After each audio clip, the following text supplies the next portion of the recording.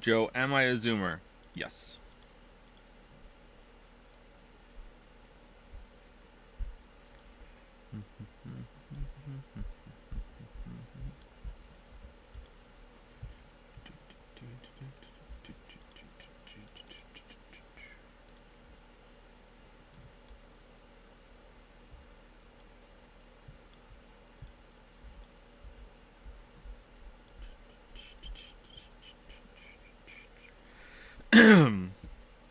Thank you for the resub, Telephone Ghost.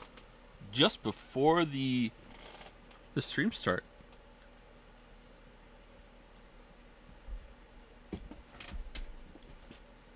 Hopefully you're still here.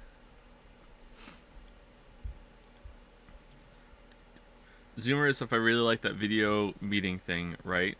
That's being Zoom pilled or a Zoom enjoyer.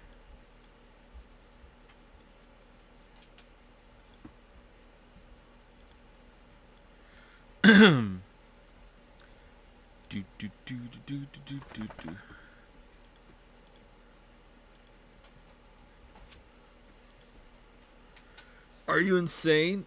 I was using those coins. Oh, apparently there is a marble.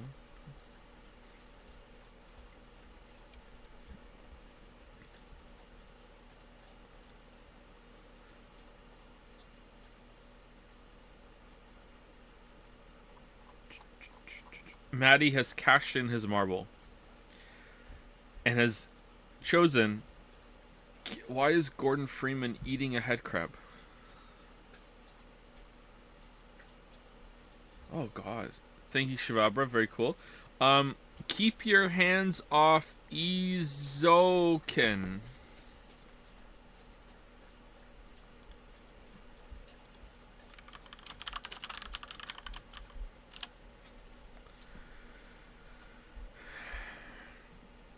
You know it's bad when the My Anime list comes up before the Wikipedia article.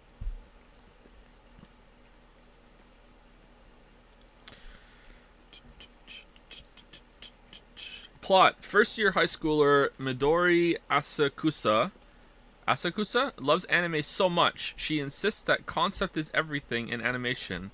While she spends her time doodling endless ideas and settings in her sketchbook, she has not taken the first step to creating anime, insisting that she cannot do it alone.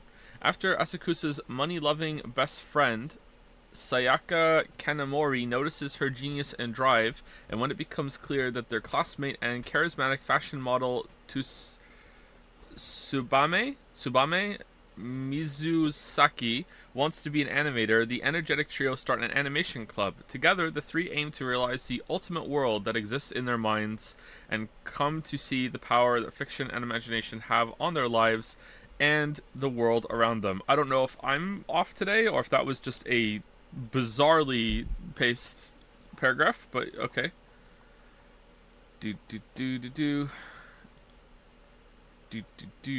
Alright, well, that sounds awful, but just looking at the images, the animation style seems different than the typical anime that we get. It looks kind of higher quality. I don't know how else to describe it. I don't really have much to go on. Maybe it's not. The three of them side by side kind of look like Ed, and Eddie. Is it that kind of dynamic? Yeah, it looks like it.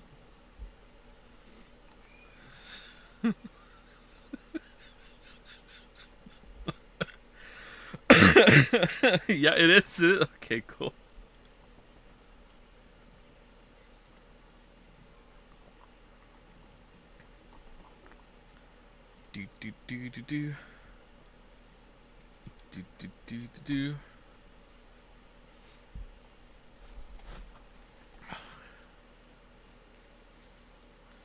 Yo, Choice, by the way, I made an out of context account for you, and how much P word do you want in there?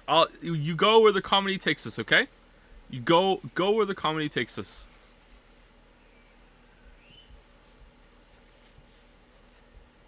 I'm a comedian. It's part of my job. Don't like it? Don't go to my shows. What's the matter? Too challenging for you? If they can't take the out of context jokes, then that's it.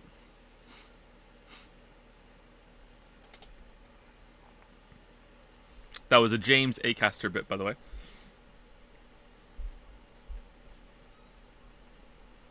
Alright. Are we 5 minutes in? We are 5 minutes in. We can start. Alright, let's go. Let's go. Quick.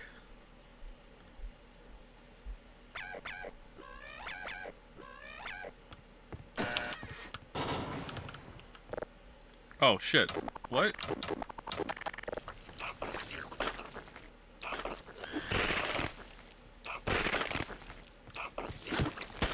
Alright, we're not very good, are we, head crab?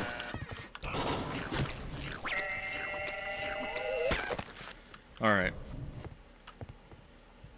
Knife versus bat versus crowbar. What wins? Alright, so...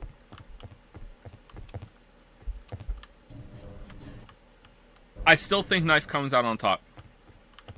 But I think crowbar beats bat. You know, I'm not sure. That's really tough. Crowbar is like bat plus... Yeah, but it's a little harder to wield. Because, like, everyone knows how to, like, wield a baseball bat. And if you don't, you find out, like, 3 seconds in. Whereas holding a crowbar... Like, holding a crowbar with both hands and swinging it is awkward compared to swinging a bat with both hands. So, I don't know. Excuse me. Have you seen the APM on that crowbar? Number 1 easy. Okay, Gordon Freeman with the crowbar. Yeah, obviously. Obviously. Thank you, Rintizuka, for the resub. Sorry if I'm saying your name wrong. Maybe it's Zuka. Same lethality, harder to swing. I think that a crowbar hit would be a little more damaging than a baseball bat hit. Am I wrong?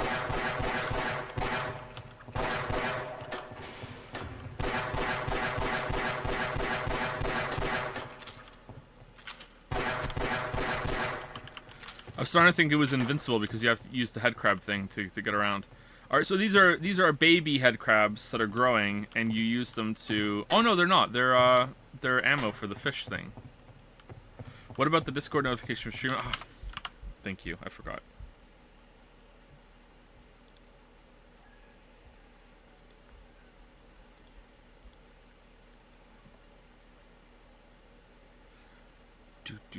Do.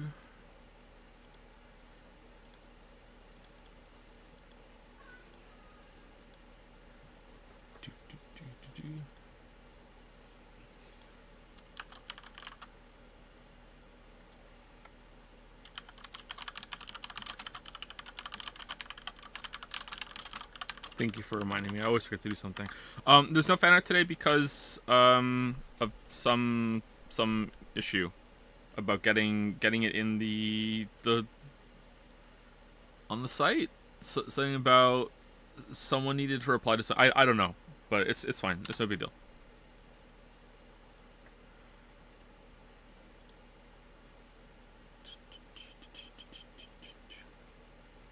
What is this bet? Joe beats opposing force before blue shift. Basically, am I going to give up on opposing force, I guess? And then still go through.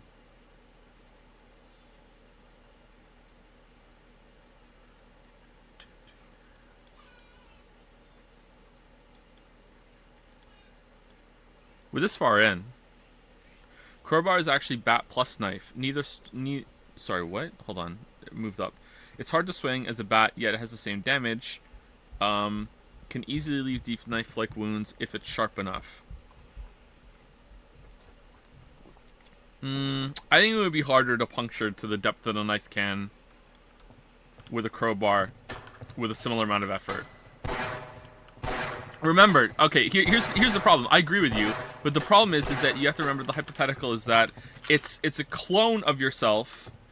Like, you and your clone are fighting, or there's two... Okay, let's make it more even. There's 2 clones of you fighting, and you get to watch with some popcorn, okay? So there's 2 clones of yourself fighting, and they are both, equally unskilled with a knife and a crowbar and a bat, wielding those, and they're equally unskilled in combat or whatever. Who's winning? And it's like, all right, I say knife, because all it takes is like one lunge of a knife and that's it. It's over.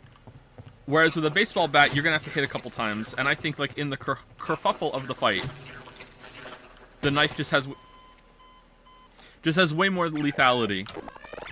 Now a crowbar into the mix, I don't know. I think a crowbar would be harder to land a killing blow than it would be with a knife.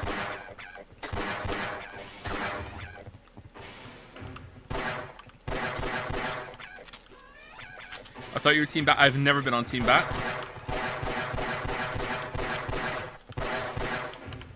That is propaganda of the highest order. Never in my life have I been on Team Bat.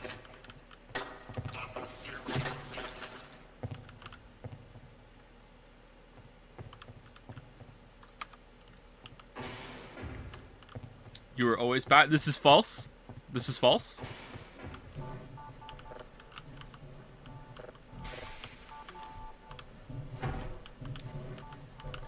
You can go on Twitter if you would like and see me interacting with the hit YouTuber Internet Historian, where he says and agrees that knife would win, and I say based and knife killed. I don't say that actually. I say something to that extent. I have receipts. Do you?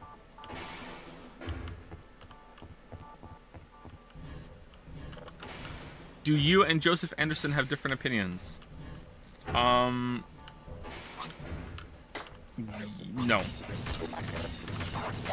I have to check with him.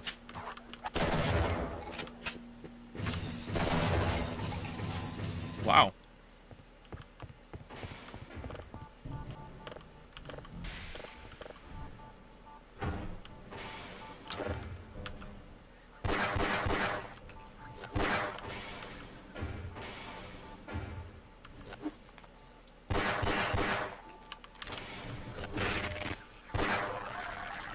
Internet Historian also mentioned that the Witcher video is coming very soon in his Metal Gear Solid explainer. Did he really?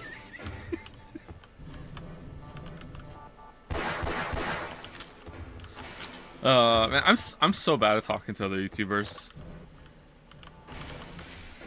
I wish there was two of me.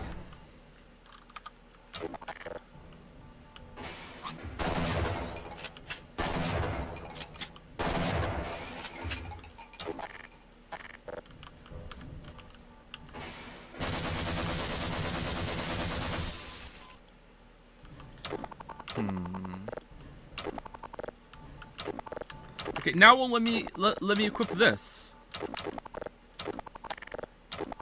Why won't it let me equip the heavy weapons?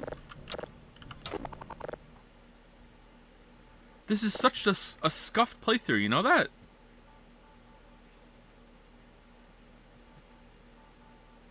Out of ammo? No, I have ammo. Look, it's green.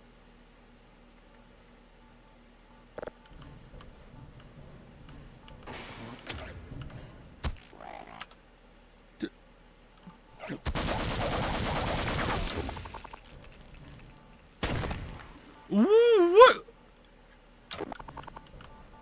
Oh yeah, there isn't any grenade up there. Okay.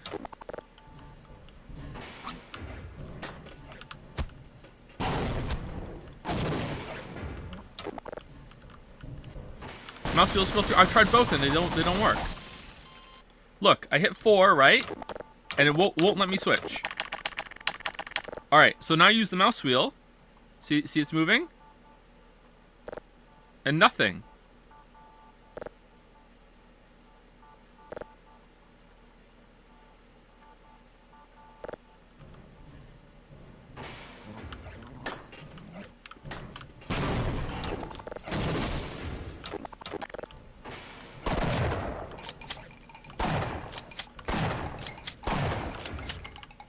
Oh shit.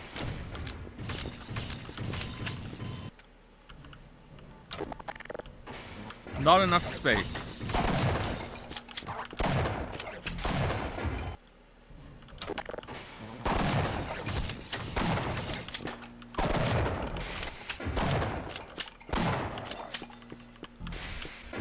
Alright, save it at 1 health. Nice. Okay, don't think we're killing this.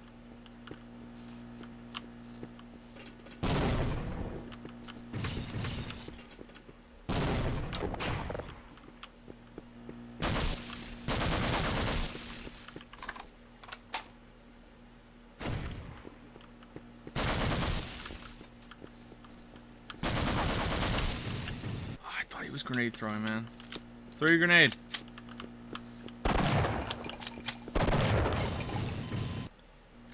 Throw your grenade.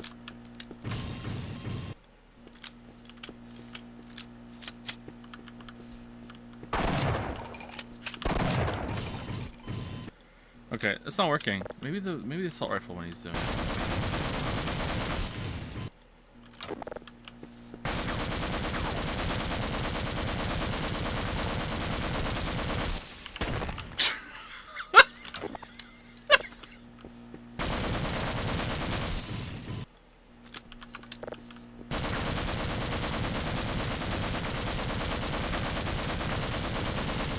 How are you not dead?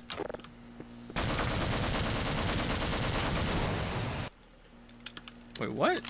Did he shoot the fire extinguisher?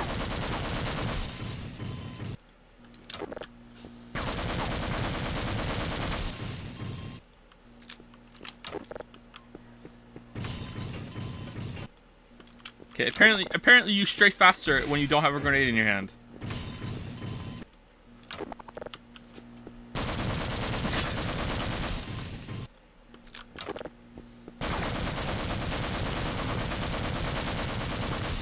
Alright. Quick save.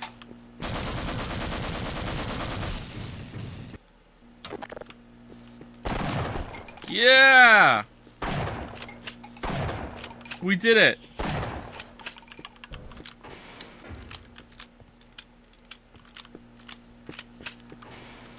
Oons.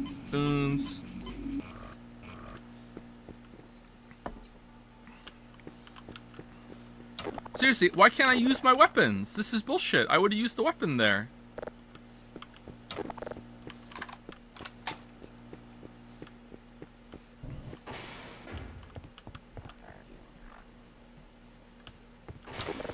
I'm not gonna cheat.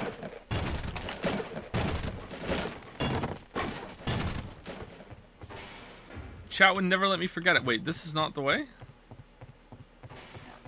What's the way?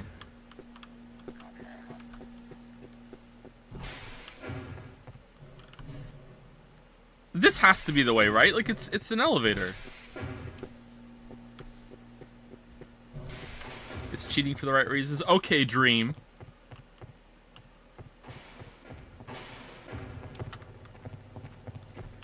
Oh, crap. Maybe this is the way.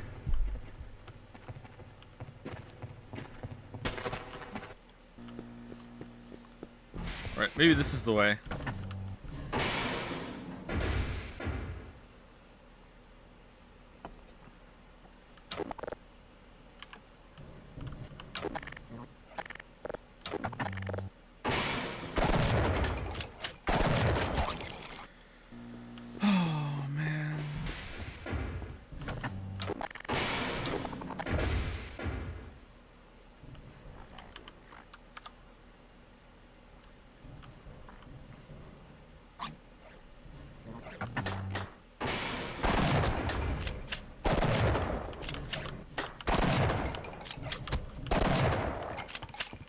Terrible. Oh, for fuck's...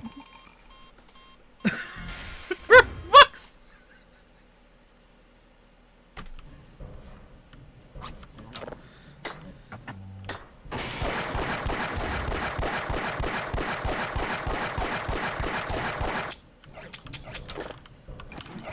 For Birger! For Jeff! Alright, you know what? You know what? Here we go. I don't know what to do. We hold it. Hold on. We hold it. We cook. Well, you went in the elevator. I'm sorry. Were you? Is that where you were going?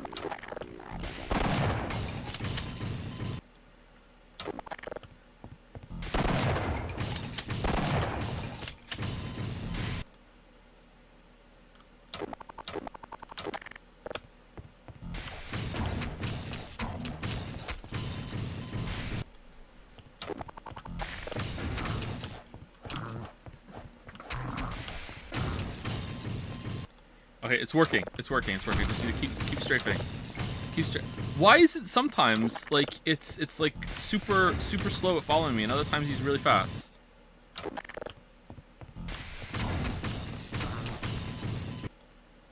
Huh. All right. I don't know what to do. I don't know what to do. I don't know what to do. Maybe we fill the room up with these things, and then we. Yeah. Okay. Yeah. Got him.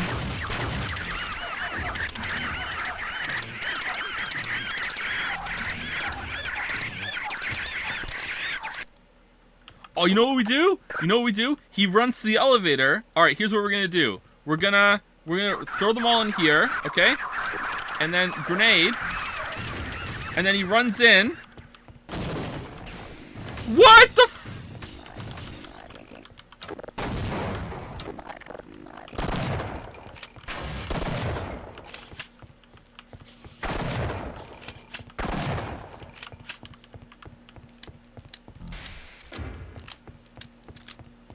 Okay, we did it.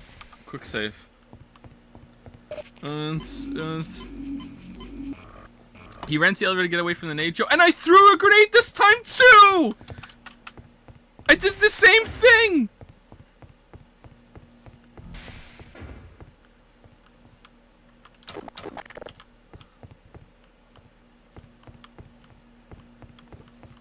He must have known that the guys were in there.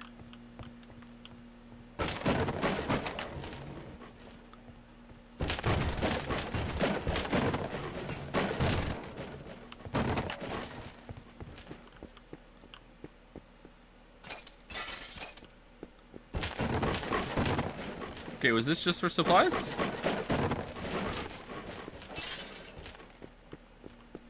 Look at all this ammo we're getting for a gun that we can't fucking use. It's just so great. So this was it. This was it. Cool. All right. Thank you, Half-Life. Very cool.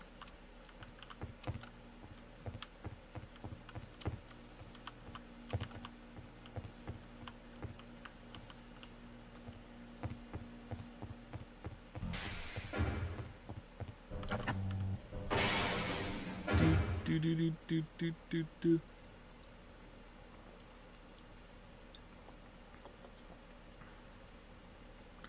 Are you able to turn on fast weapon switch so you don't have to confirm weapon choice? Does opposing force have that? Turn on fast.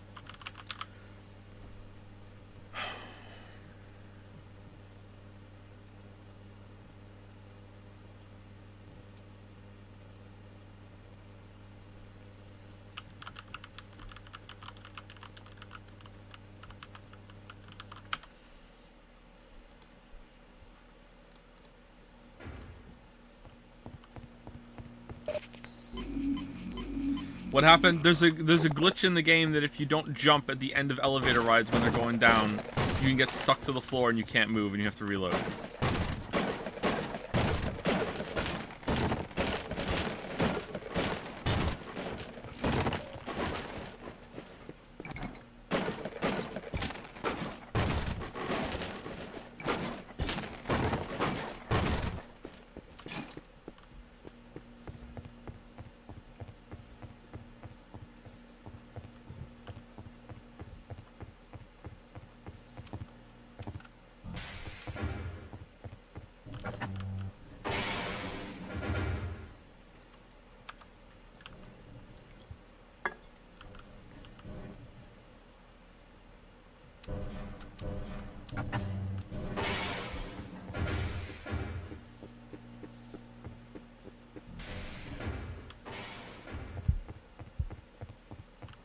This game was a mod for Half-Life. It was a DLC expansion thing. I don't know what exactly they would have called it back then. Maybe they would have called it a mod, but right now, if it was released today, it would be like DLC expansion. Made by Gearbox, not Valve. It was not a fan campaign, as some people think, for this or Blue Shift, because that's what I thought too. So that must have just been a rumor that spread a lot back in the day. Because I until yesterday, I thought Blue Shift was a fan-made thing that that Valve allowed to exist in the series, but no.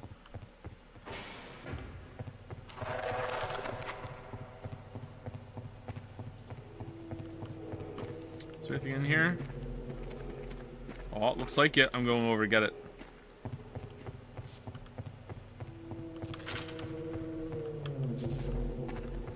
What's in here? Oh, another wrench! Oh, I can fix it.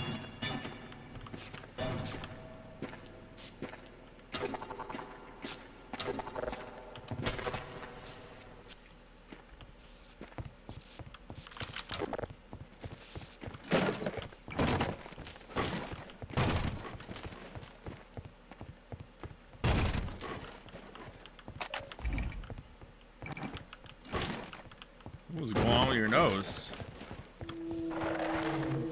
Excuse me.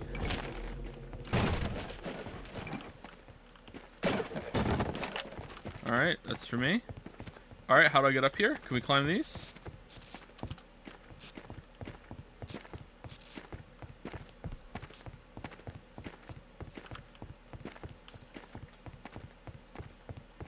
Alright, I'm stuck.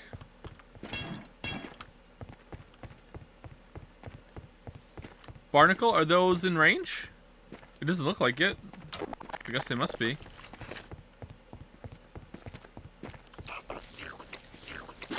Oh, it goes forever. Okay, I didn't realize that. Alright. Oh, crap. You're still here.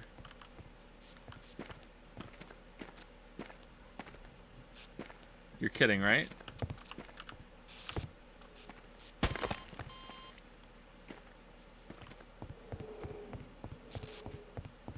Alright, this is a blocked door, okay.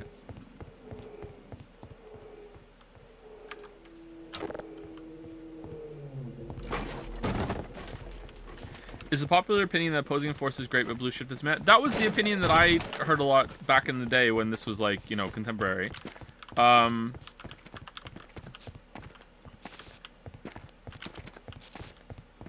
People didn't really like blue shift, but they really liked opposing force. Most people who recommended Half-Life back to me back then said, you know, opposing force is good. It's not as good, but they were like, it's pretty good. I find opposing force better, but it's debated. Better than Half-Life 1 or better than better than blue shift?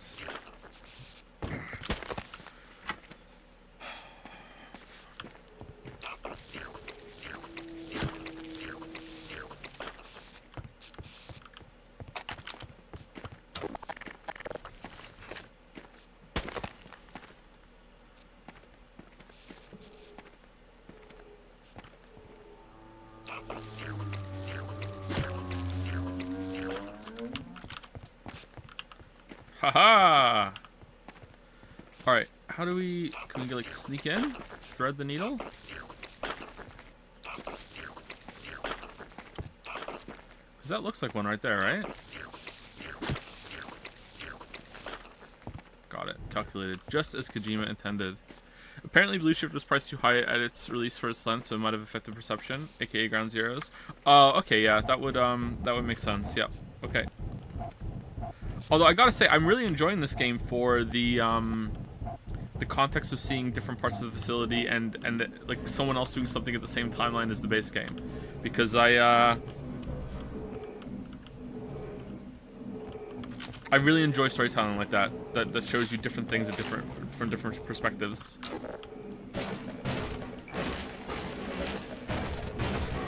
It's also making all of the deaths in Zan canon, because it's taking forever for Gordon to sort this all out. Like, he's been in there for a while and we're still fighting enemies here. X-ray zone, are you there? We need backup in the waste sector. Some sort of worm creature. Tower and Eddie are down and I've lost contact with the rest of the squad. We need backup now! Now, damn it, now! You must really like The Last of Us 2 then? In theory, yes. But it just didn't tell an interesting story, unfortunately. Okay, I want to see... Someone said I just got ammo. I got pistol ammo.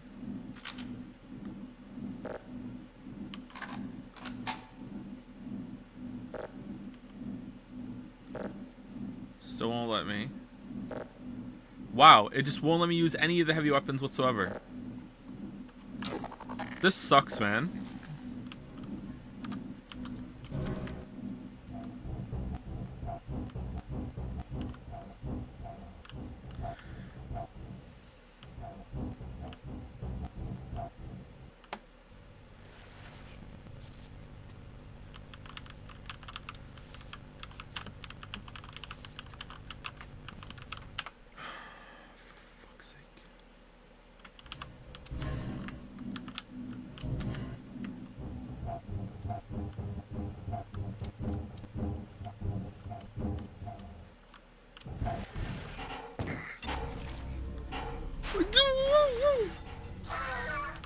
the damage?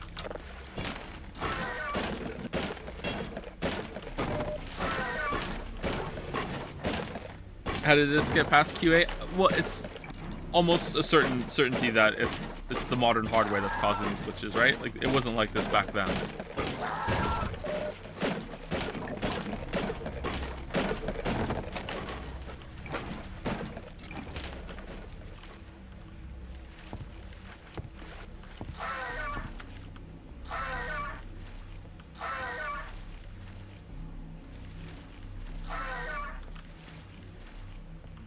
Jeff?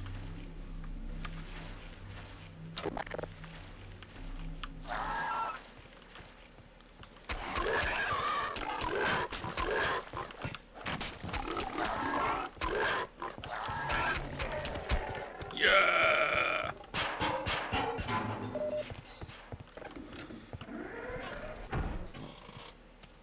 What's your take on the moving portal debate, Joe? Does the cube fall out slowly, or does it shoot out super fast?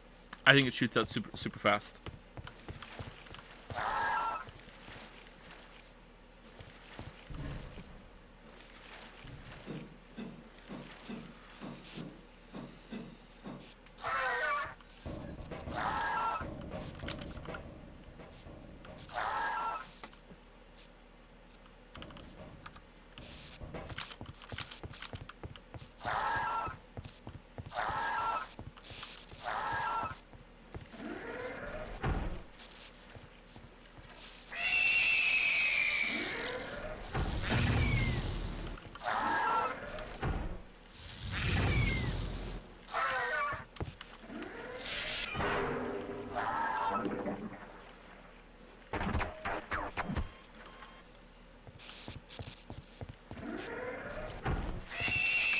Oh, there's a thing in the way. Okay, that way makes sense. All right, can I? There's no way I can kill this thing, right?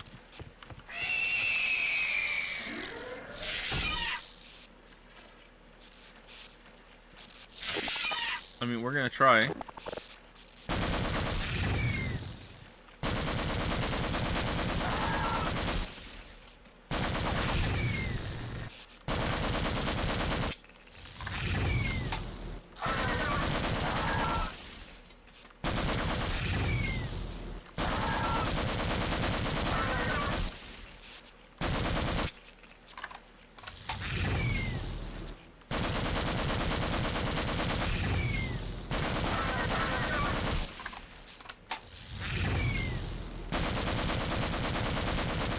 Yeah, it doesn't look like we can kill it with gunfire.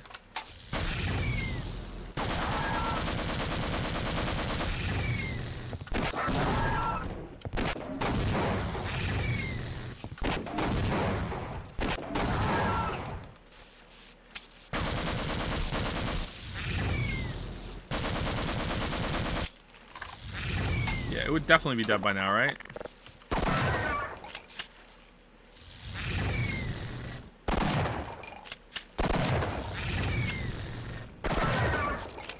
Yeah, it would definitely be dead by now. Okay, let's...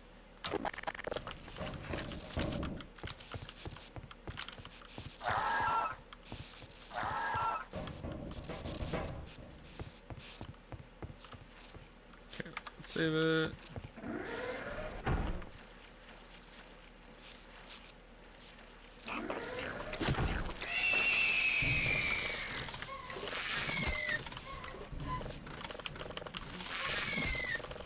Did I turn it? Oh, you're hitting me now. That's not fair.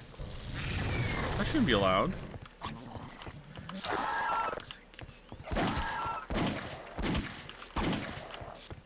Remember yesterday when like the laser would make it less accurate and now it's like super accurate with the laser on? What was that all about?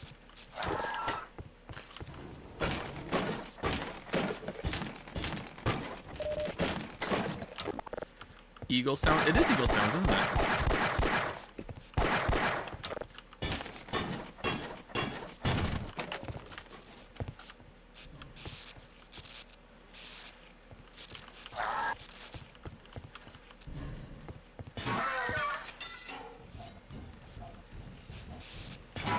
It's only accurate when fired at an enemy with a laser. It's got the tracking. It's like the rocket launcher, only for bullets. All right.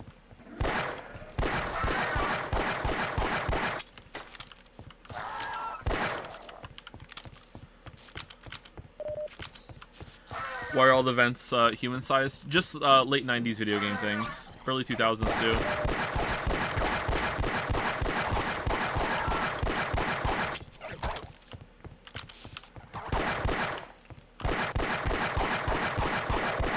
It's just the worst enemies.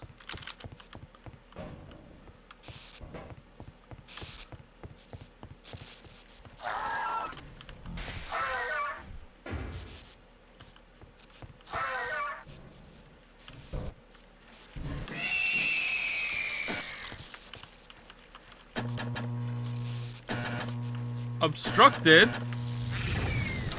What do you mean?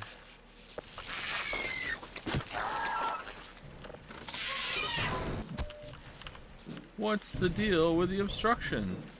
Alright, how about now?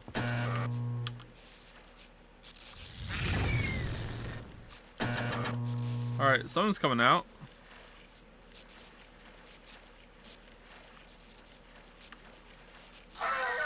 How's the game so far? It's okay. It's not awful, but it's, you know, it's not great. But I'm one of those people that doesn't even think the original Half-Life is great. Oh.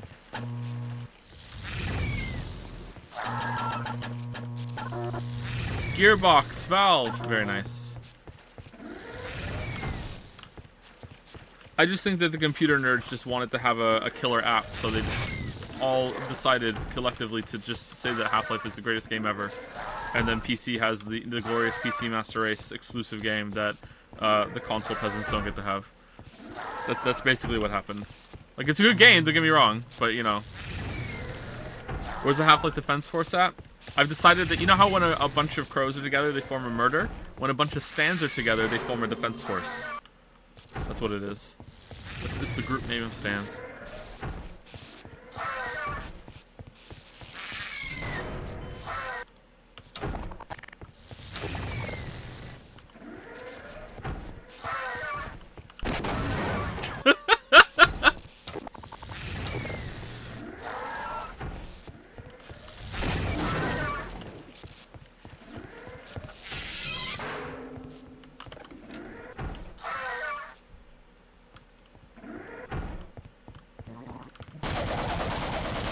Did we just say no and left?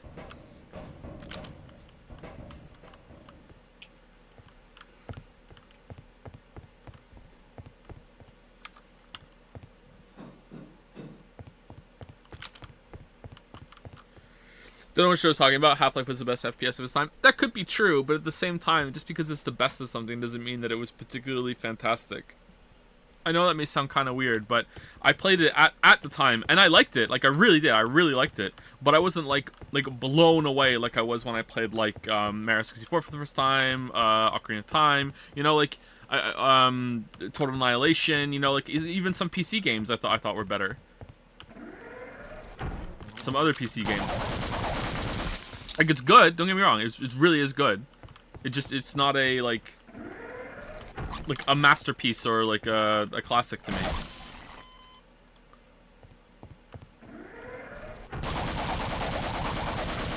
Mario 64 was dog shit even when it came out. I always hated it. Wow. Really? Deus Ex is a better PC game anyway. Well, Deus Ex came out 2 years later? I agree. Deus Ex is the better game. 2 years later? Yeah, 2 years later.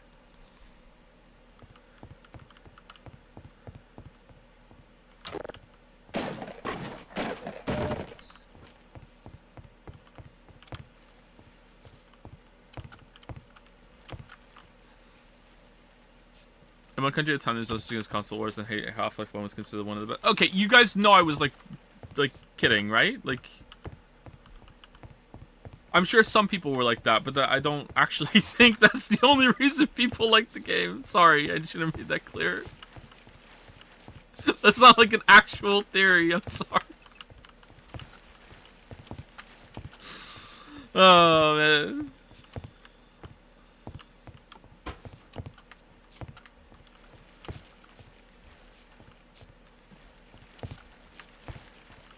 A game theory? Yeah. Rope. Out of order.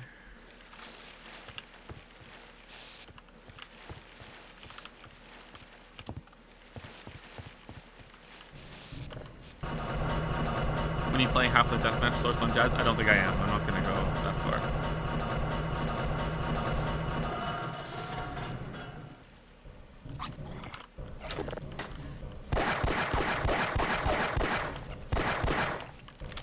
One HP, gang. Excuse me.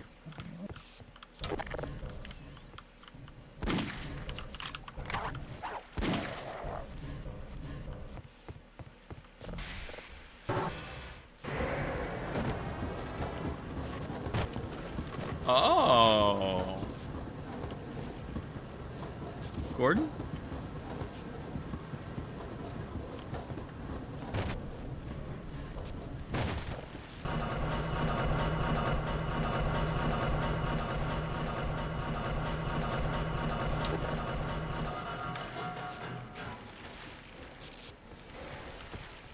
Joe, can you test the pistol's alt fire just to prove you know about it?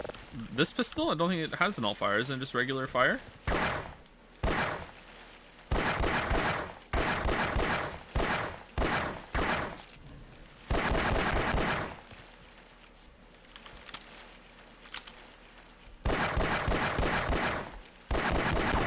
Oh, alt fire fires a bit faster if you hold it down. Okay. Let's see. Is this still accurate? All right, so let's see. If you fire without the red light on, right on.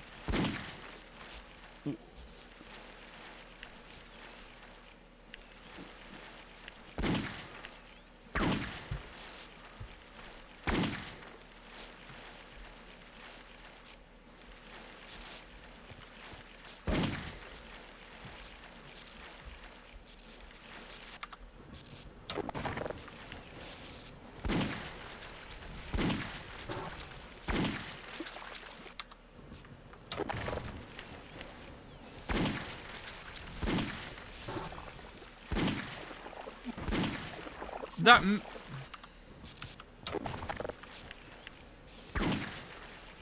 excuse me?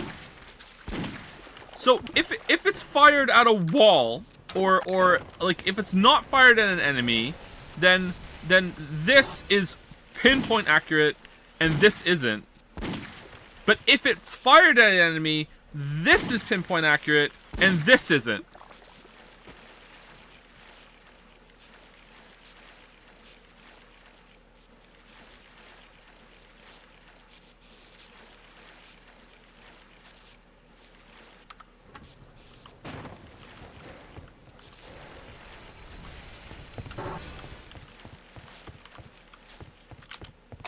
Critic mode activated. You have no idea how true that is.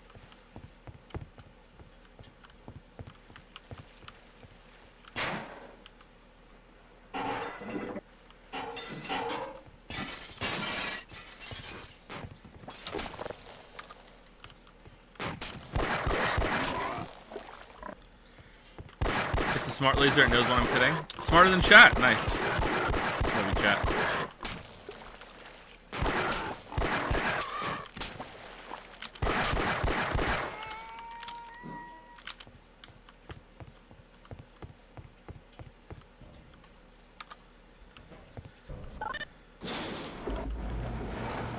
Oh, it's a gearbox.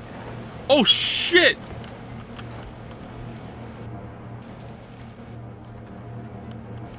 All right. Distracted.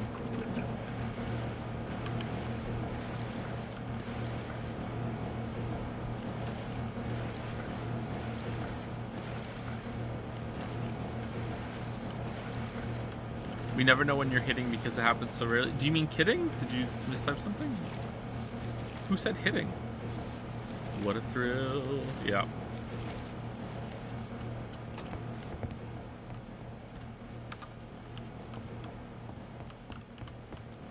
Merrick, I have a something I would like you to do for Metal Gear Solid.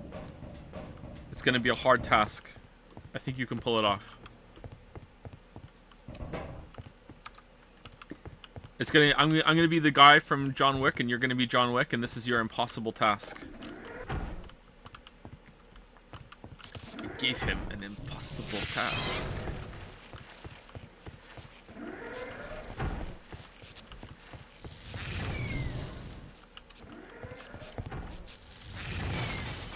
Isn't John Wick the guy from John Wick? No, the bad guy who's the one who says Baba Yaga.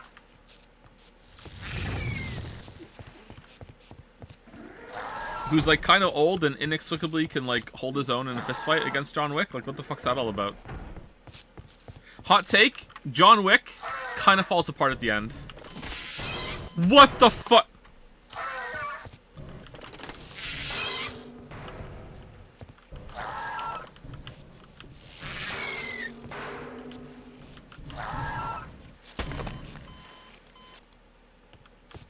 Alright, it's on. That's tepid at best? What do you mean it's tepid at best? There's people disagreeing with it right now in the chat.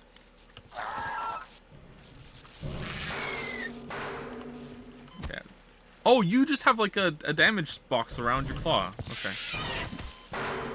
God damn it, man. Alright, let's shoot him.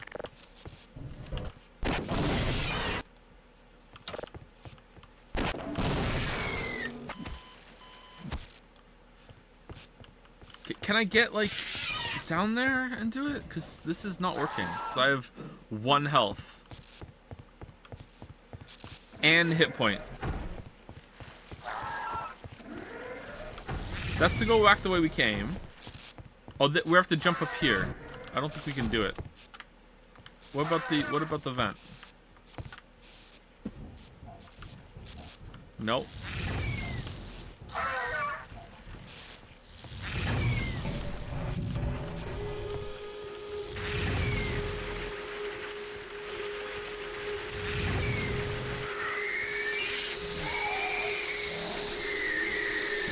Oh.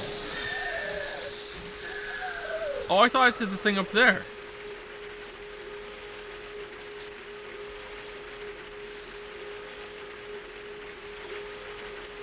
Okay.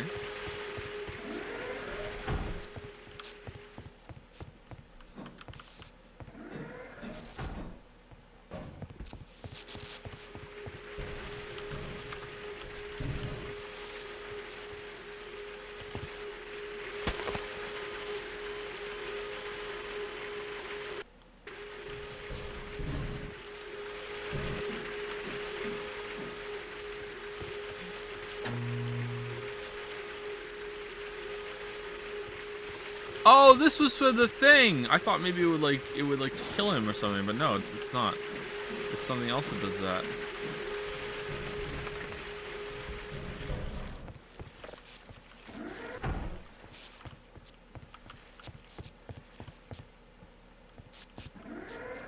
Foxtrot uniform. Fuck up.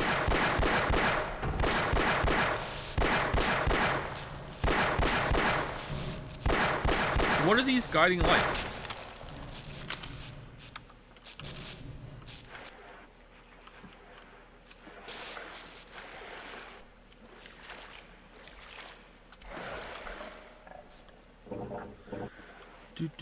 Is this opposing force or blue shift now? We're still in opposing force right now.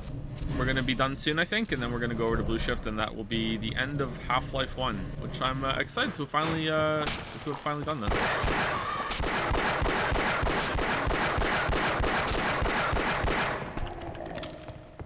I've wanted to play this game for years and years and years, and for some reason I just couldn't be bothered. So I guess I didn't really want to play it. But here we are. Through the power of voted games. I mean, I guess I added this on myself, so it was my decision, ultimately. So, yeah.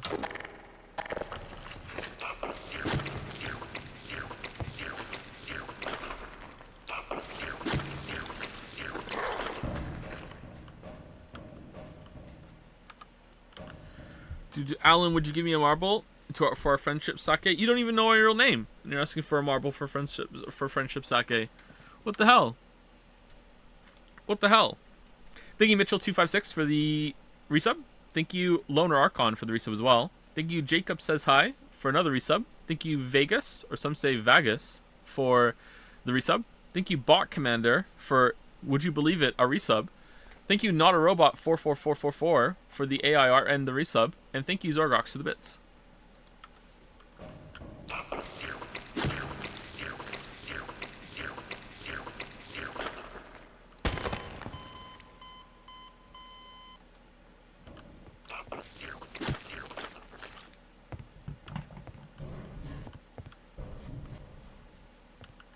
Would it be more concerning if they did not? Yeah, probably.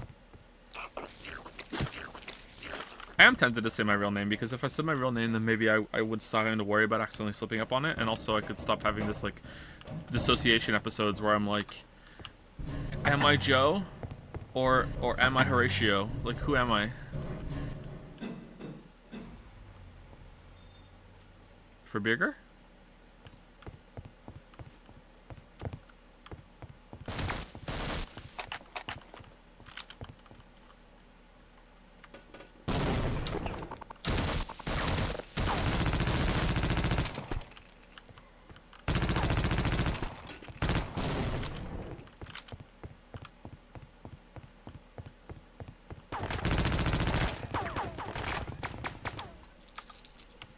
Just change your name to Joseph Anderson? Yeah, that could work.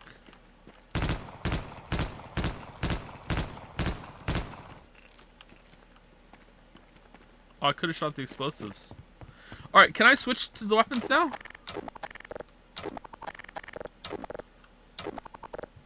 Oh, I can shoot this one. So I just need to collect them again. And what do you mean? I landed every shot on him. He just, like, took a lot of shots. For some reason. Okay. Why won't you move? Fuck this spot specifically.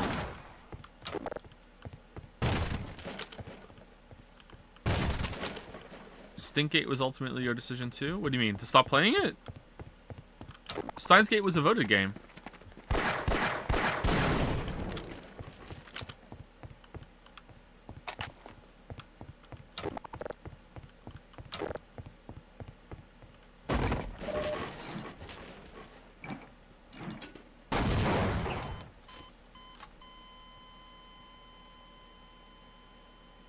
Quoi?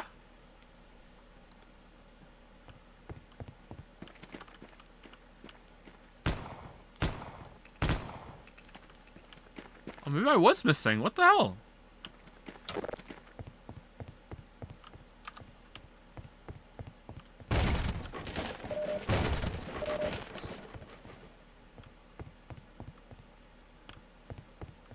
What killed me?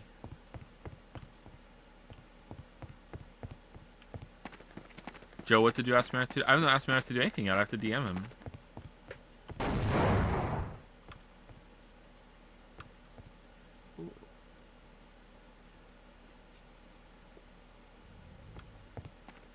Matt?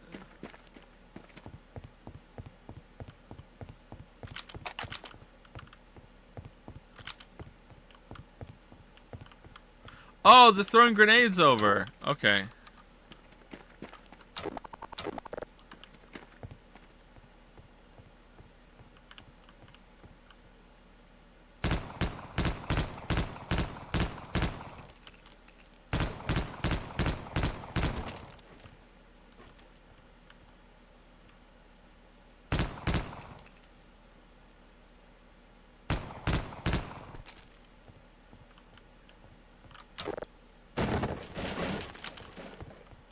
Well, I'm having fun.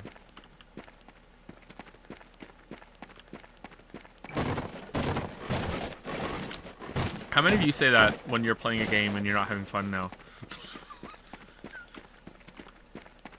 Because I say that even when I'm not streaming.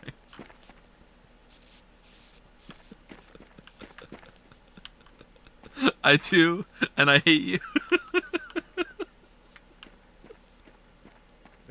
Good to see you.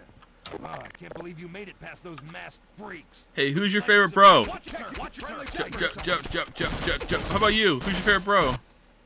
Okay, we're gonna kick your ass. Okay, all right, you scouted it. We're gonna kick your...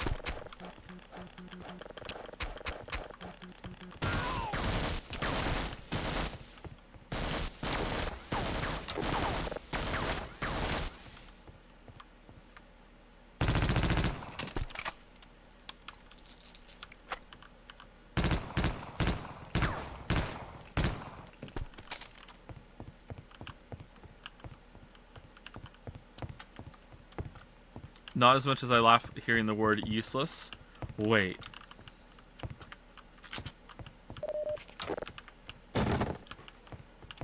Thank you, Persona 5.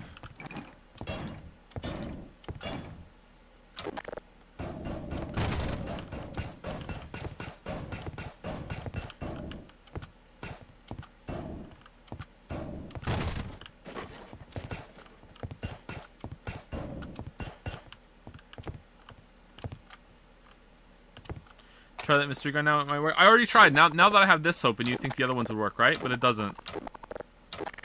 It's like they forgot I have it. And I have to get it again. I have to pick it up again somewhere. It's lame. Is it an OP gun? It probably is an OP gun. It's probably the beam, like the equivalent of the beam cannon that we used all the time in Half-Life 1. That was the best gun.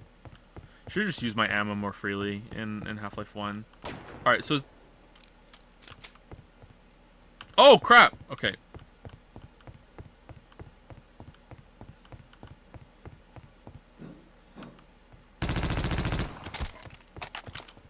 Ooh.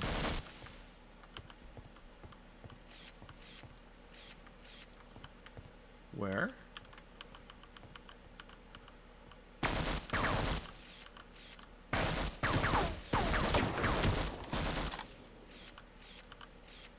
How come this guy's a god?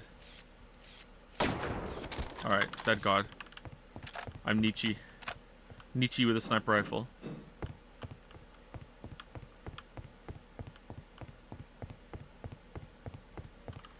Alright, is this the equivalent part of the game where if I blow up one of these, it's just game over?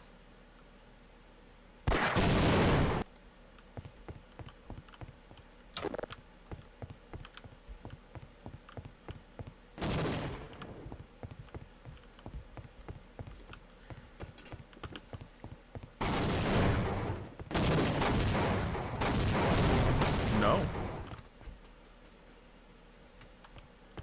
Alright, thread the needle. Thread the needle. Thread the needle. Yes! Yeah! Oh, crap!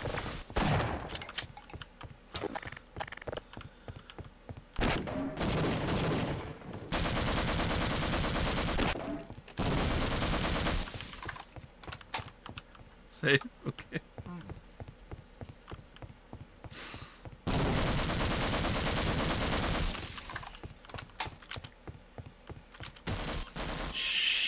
Sugar.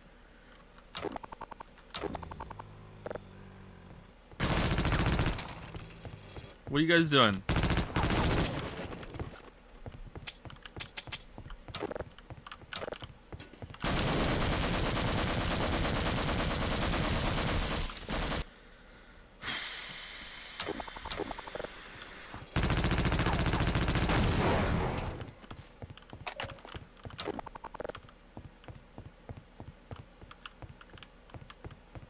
Where are you? Family-friendly stream? Oh yeah, for sure. Did the explosion kill that guy? I guess so.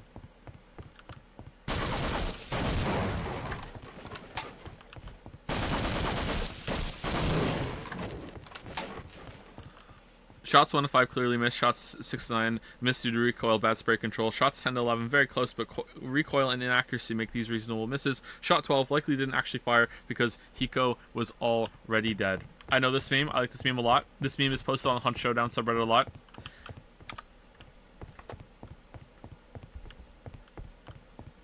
People who play Hunt Showdown on the subreddit are like just convinced that cheats do just not exist for their game, that only uses easy anti-cheat. Like there have been like clips posted to that subreddit of as close as you can possibly get of like objectively verifiable proof of cheating when it comes to just impossible shots that aren't just like actual like wall hacks, like someone shot you from 1,000 meters away when you weren't even loaded in.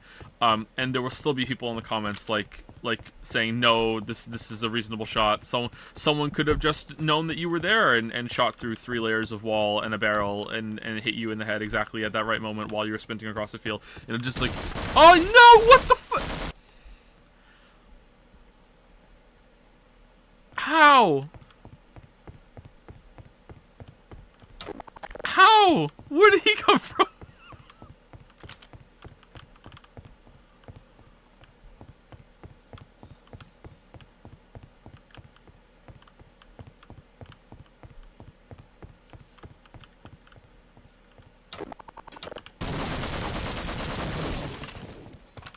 Just been biding this time. Oh, there's another one! What?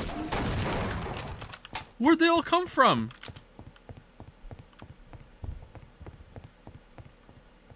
Okay, these ones we can shoot without blowing up the whole facility.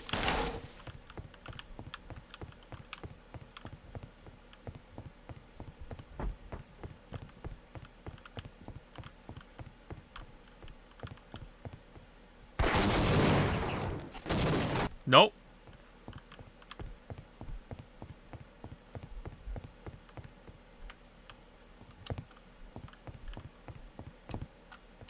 Professor Helper?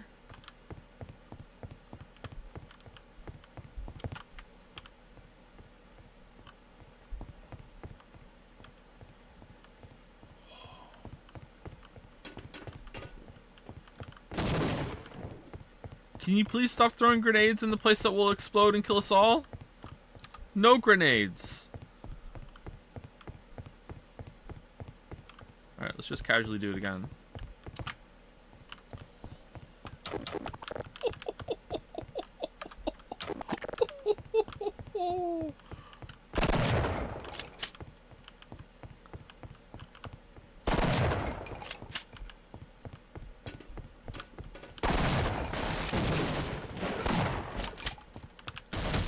What is your health, my dude? That was 5 shotgun blasts you just tanked.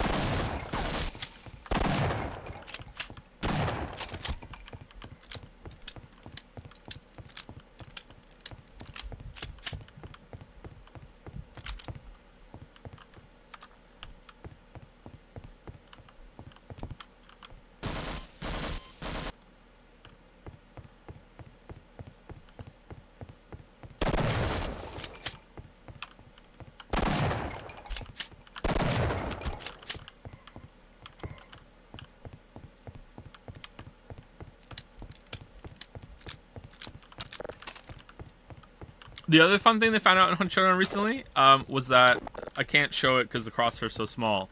But imagine a typical crosshair, right? That is like, you know, make I don't know, like 4 inches between your thumb and your middle finger on the screen right now. That's like a vertical, and then like 4 inches on a horizontal axis, right, in the center of your screen.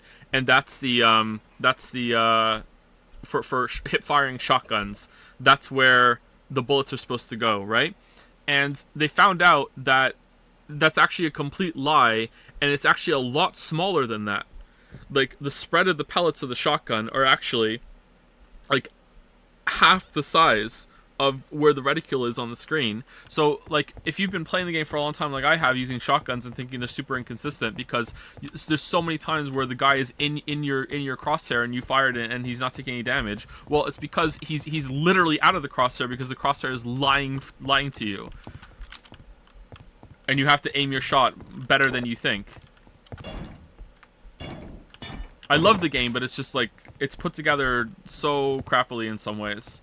There's also the I don't know if I think this is in quite a lot of games. There's like, so there's Peeker's Advantage in multiplayer, where Peeker's Advantage is because you can peek out. Say like you're firing a shot and you peek out and you fire. Well, because the other person has to get the update that you moved from the server, you could get your shot off before the guy really knows that you're out. You know, when you get shot in a multiplayer game, like it's kind of like, you know, looking at the sunset. The sun is already set. It's just the light is finally getting to you. When you get shot in a multiplayer game, you know, like, because of latency and everything, you actually got shot, you know, a moment before and you don't know it. Well, it's a little bit different than that in Hunt Showdown, because not only is there Peeker's Advantage because it's a multiplayer game, but the camera in the character's head is not in their head. The camera that you so right now you're viewing the character's eyes, right, and it's just miming that there's an arm and a gun in the bottom of the screen, right? And where the character's like camera might be in their chest for all we know, right? Like, who knows where the camera is in this game? People probably know. So in Hunt Showdown, the camera, like your head, is actually in the right shoulder of the character model, okay? In the right shoulder. So you think it's in your head, but it's not. It's in the right shoulder. So you can poke out like this, right? And so it's right peek advantage, right side advantage. So you could peek out like this, right? And I could see, but on the other like say there was an enemy player in front of me right now, the other player is only seeing like a tiny little sliver of the right side of my head and my shoulder. And that's it. Whereas I can see them completely. And the same thing is true on the other side. So if I went on the left side here, right, and I went out like this, by the time my head is poking out, not only is my head out, my whole entire body is out to get my right shoulder to be out to be able to see. So like way more of my body is being stuck out in order to be able to see and shoot than if I went from the right hand side. So if you know this, you should always approach. I think it's either right or left. I think it's definitely one of the shoulders. So if you know this, whenever you're fighting someone or you're moving around cover in the game, you should always move from left to right when it comes out of cover to have like a absolutely gigantic advantage when it comes to to shooting people. There have been like clips of this where like the other person like can has full visibility, like they can see the other person, and the other person on the other side can't even see them at all. So as much as I love the game, it's full of like little shit like that. I'm also convinced, and this is probably not true, I'm also convinced that if you ever were using dual-wield pistols and you fire at anyone at all, it just rolls the dice to see if you get a headshot.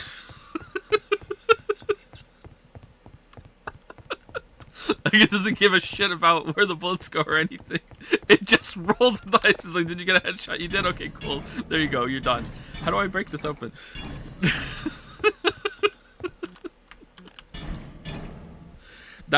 That fight peak advantage is also true in games like CS:GO. Okay, so, but in my understanding of in games like that, that is for just peeker's advantage, because the first person to peek out gets to move first, basically. In terms of chest, they're white and the other person is black. Is that you get to jump out and you get to have your first move because you are the one that's communicating to the server that, here you go, I get to go first, right? Because they have to catch up from the information come from the server. This is also true in Hunt Showdown, but on top of that, it's you can peek out and have less of your body visible. I guess we can't get down there, or is there another way down there? Sorry, we've been in this area for a while.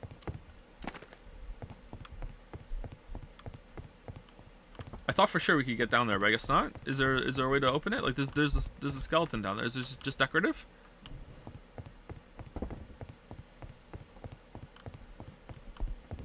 There's also one that I've never seen anyone talk about that I found this out, and I was using it to my advantage in Hunt Showdown as well. If you're sprinting and you're dual wielding pistols, and so sprinting is like left shift, if you double tap fire coming out of sprint while you're using dual pistols, you will fire both of your pistols at the same time for double damage. And in all of my like tips videos that I've watched on YouTube and all the discussions I've read, I have never seen anyone talk about this. And like I kill people like that all the time.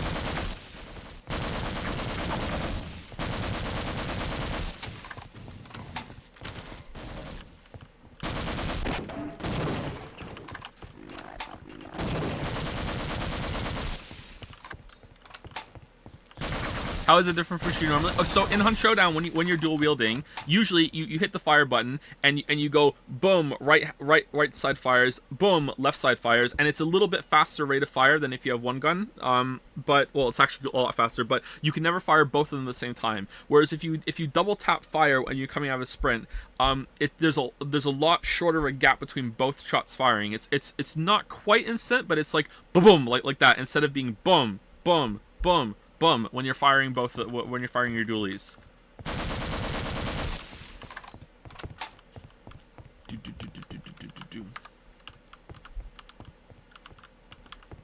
Just straight up stream Hunt sounds fun. Yeah, but I saw.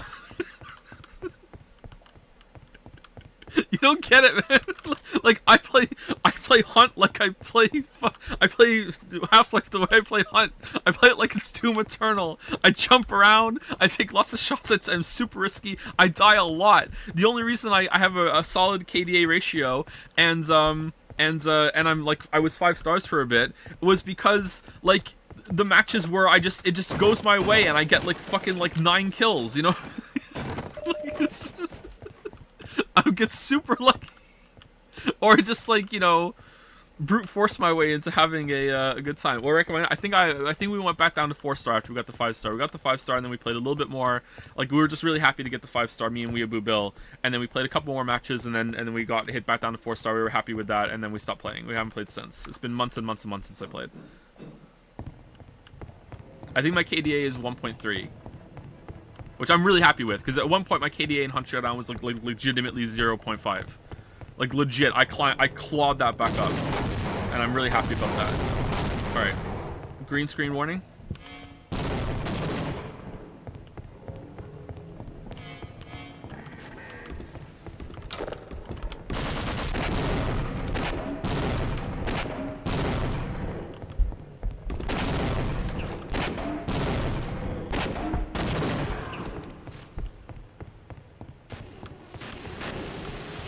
How many are there? Alright, I'm just going.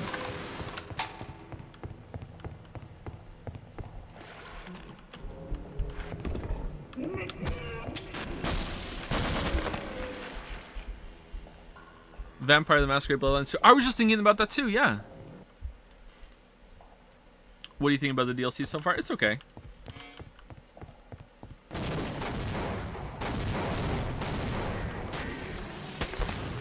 Nice.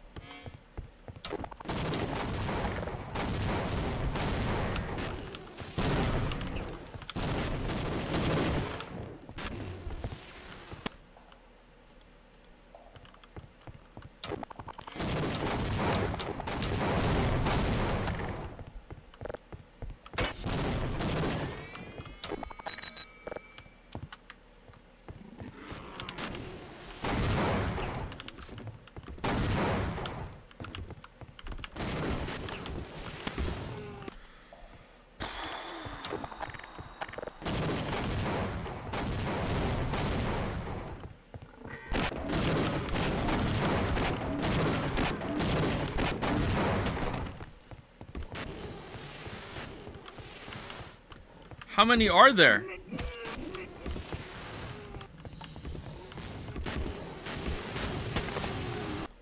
Oh my god, what the hell? There's no way you're meant to kill all these, right?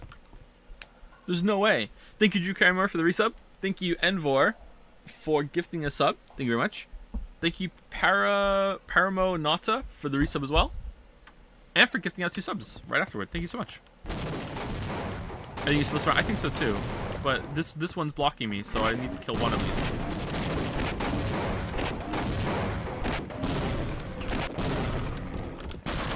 Oh man. It's getting out of hand.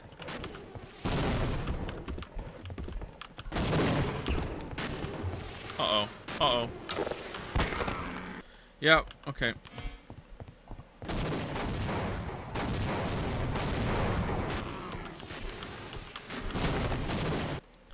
Why am I, like, going up the wall? What happened there? Is it curved?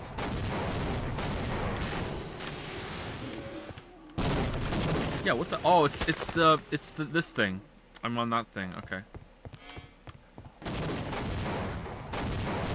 Maybe I need to lure them, like, down here.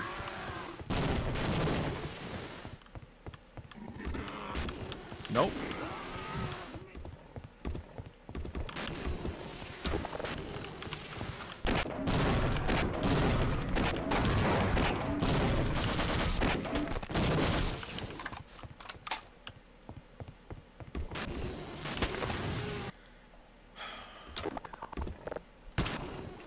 Yeah!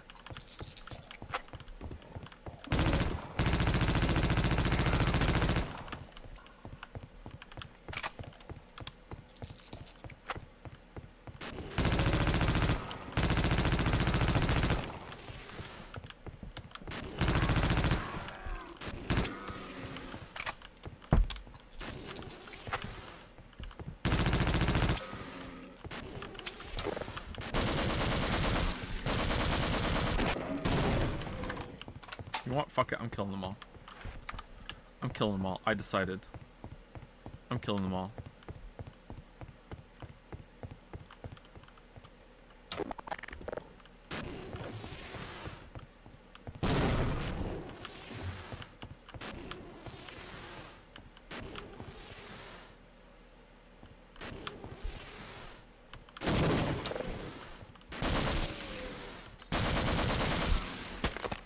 Whoa, you cheeky.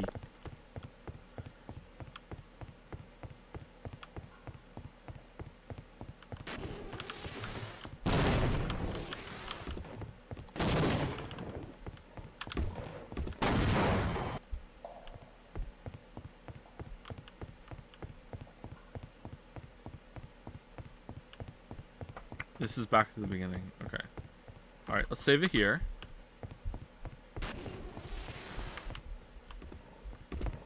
Oh, this is the way. Alright. I've decided I'm not killing them all. You guys aren't allowed in here.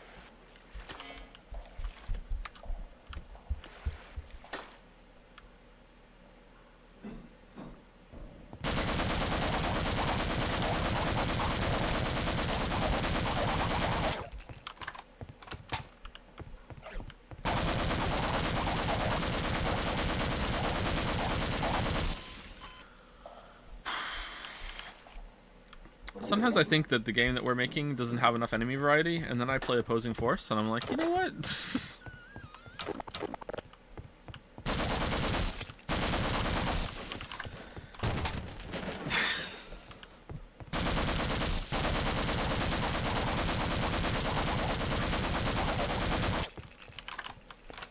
You are a stickler for enemy variety? That is true, yeah, I am.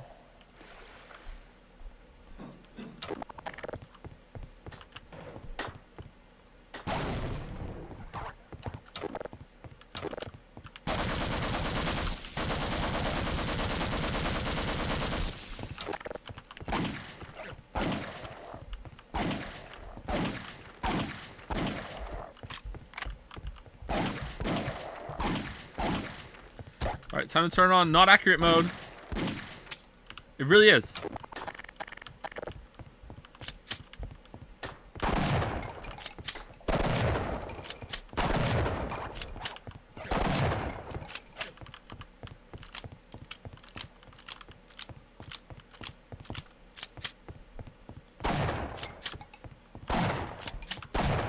Okay, are they just spawning forever?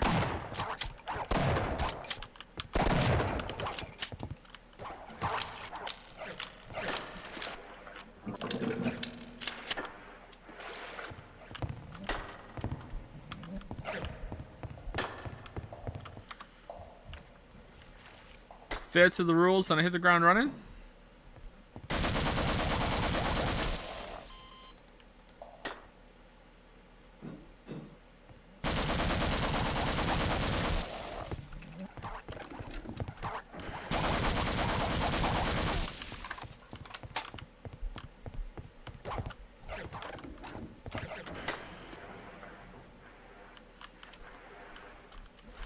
Alright, and now the genius move that they'll never expect. Getting stuck in the water. Go! Okay. Quick save.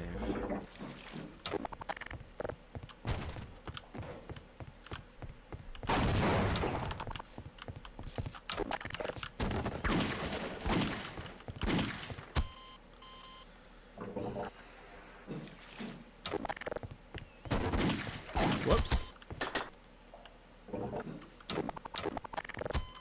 What the you guys just waiting? Yo, all of you at the same time! Coordinated! What the fuck?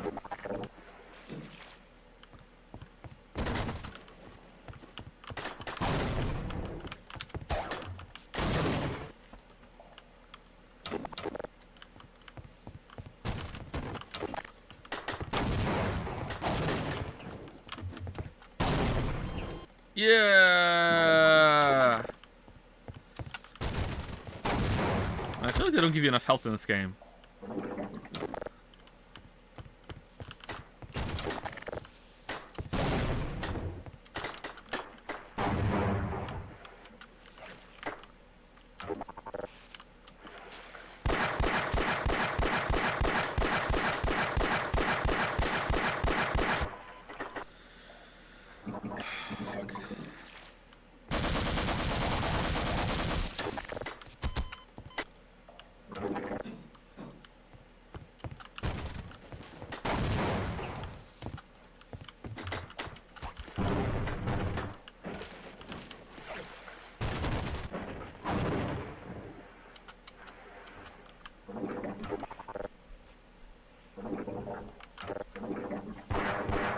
Haha!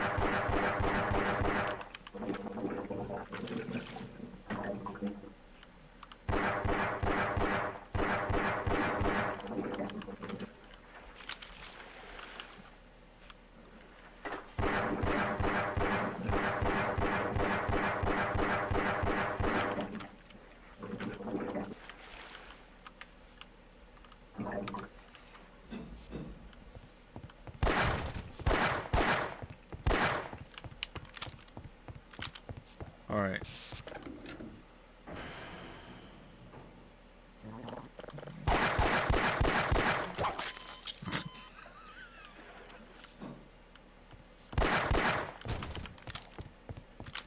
All right, now what? Oh, there was health over there the whole time? Oh, you guys blew it up with all the spinning you were doing.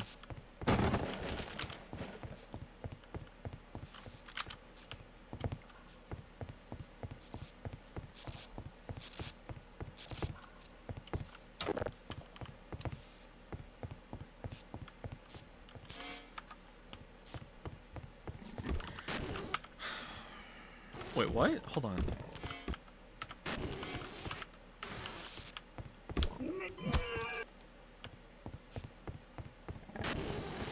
One section like this wasn't enough?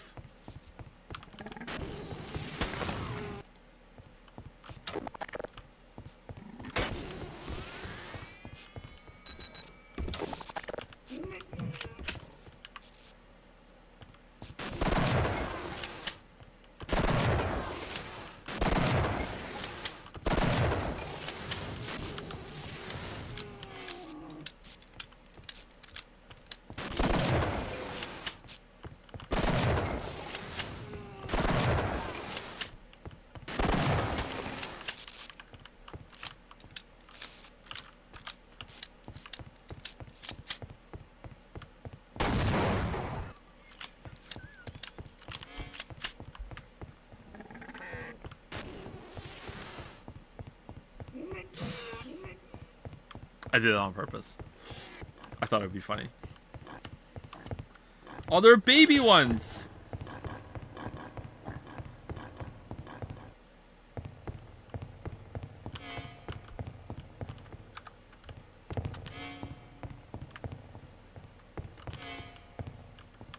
Wait, hold on. Wait. No. It's Shepard. Hey, stand back and I'll cut it. We're gonna need your help.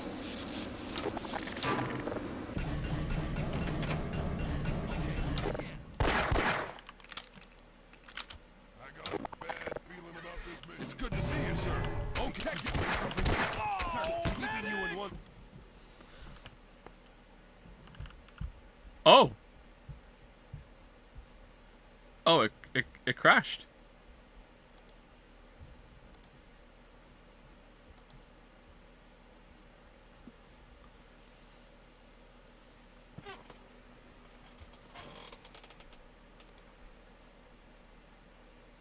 it crashed. All right. I found the thing left peak shoulder camera position and peak for in showdown is pretty big too. Yeah, there you go. It's on Jed's. There you go. Did I get the directions right? I couldn't remember if it was right or left.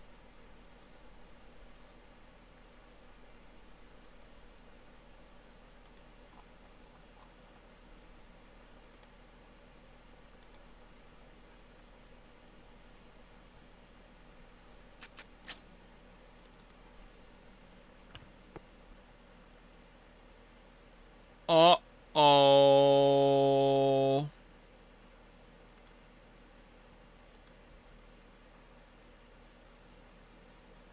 It crashed again instantly at the same spot.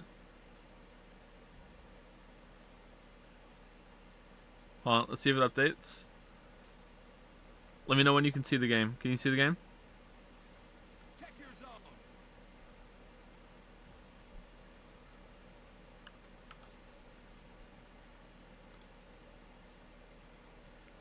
You can see it now, right?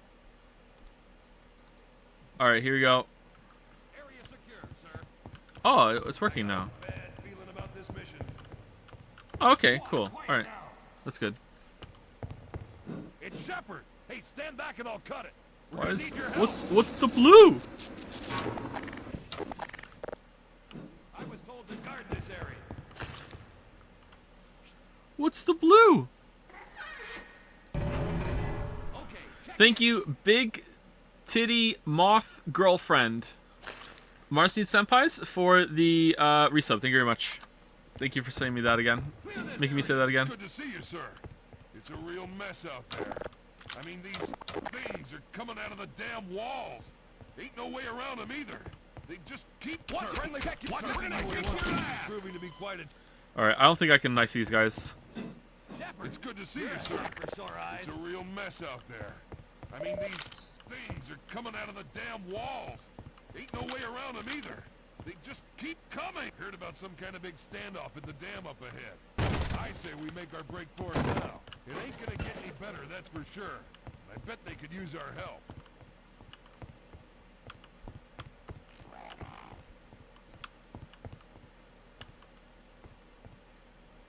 Okay, I got your six.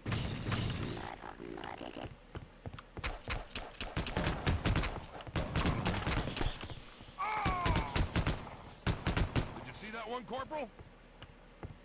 Let's get the hell out of here! Guard duty, huh? Okay, I'll secure this area. Yes, sir! Alright, you scout ahead. Sure, we can do more damage that way. Okay, you want some of me? Affirmative, sir. Watch your fires. Okay, watch friendly. Watch it, Corporal. Right on. Keeping you in one piece is proving to be quite a challenge. Oh, you were right, Chatter. Friendly. Okay.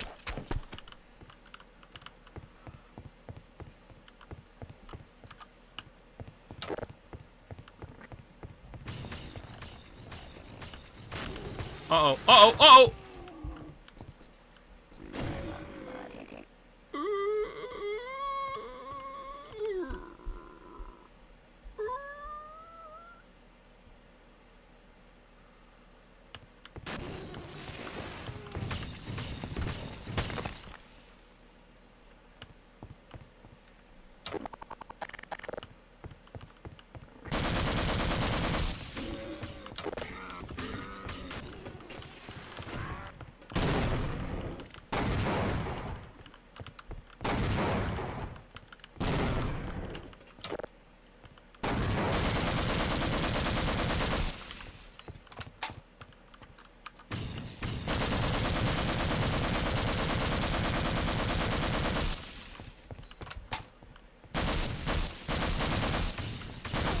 Wait, what?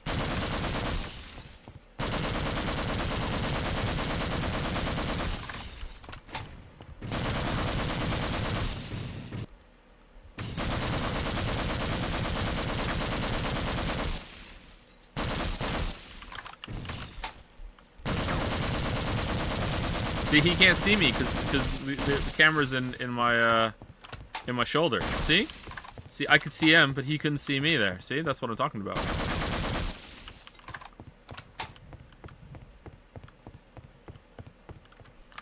Really? So this doesn't explode.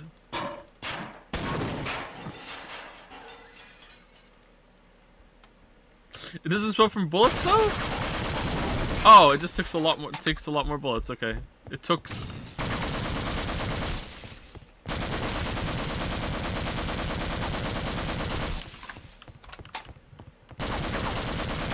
How is this still funny to you all? I don't get it.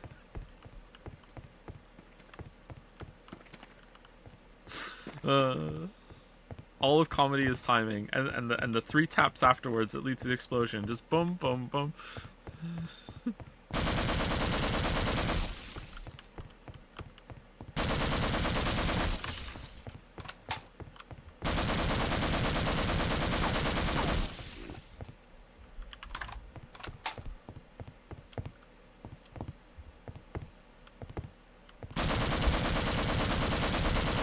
We love you just goofing around. Ah, man, I should have streamed Cyberpunk then. Cyberpunk was just peak me on my bullshit. No! Yes.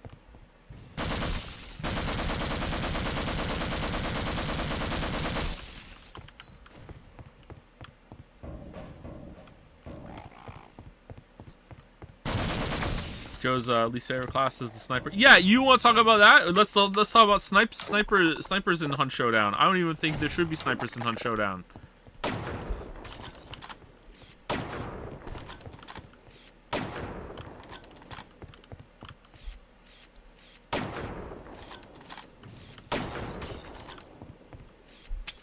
Oh crap.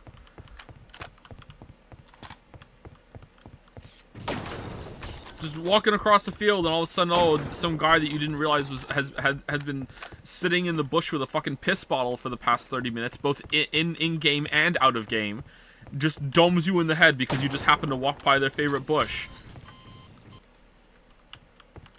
Bushwookies just ruined that game, man. You mad? Yeah, I'm so mad. Domes you is it when they hit you in the head.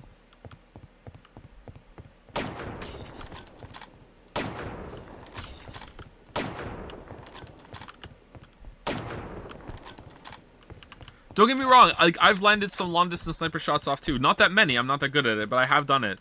And it's satisfying, but like in a multiplayer game, I feel like there should be more of a incentive for both sides of the equation to be having fun instead of just one person having a good time. And in this time it's the sniper, you know? Especially with how easy it is to just pop a stam shot and just fuck off to the extract if someone finds out where your bush is.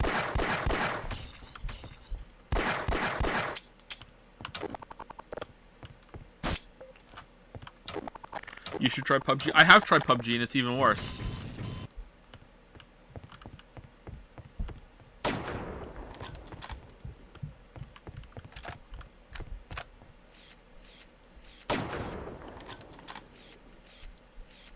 Why'd you only get a second of scope time?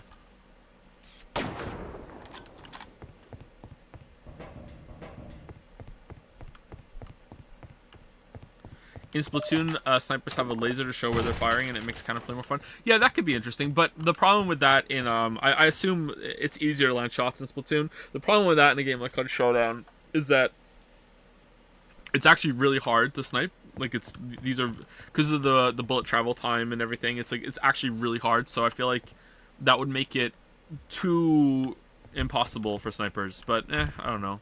I'm okay with that, actually, because fuck them.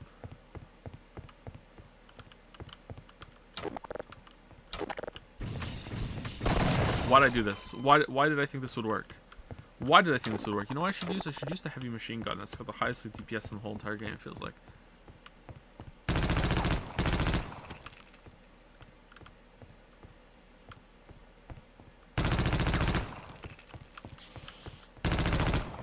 Did you see Dan Olson's video on why it's rude to be bad at Warcraft? I've tried to watch his videos before and I don't really like it. So, you know, like,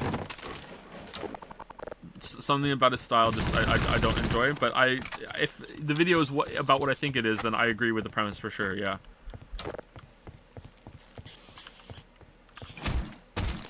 Like you think I'm a psychopath now? when I played World of Warcraft and I was a tank. I don't know if I've said this on stream before. Maybe I have.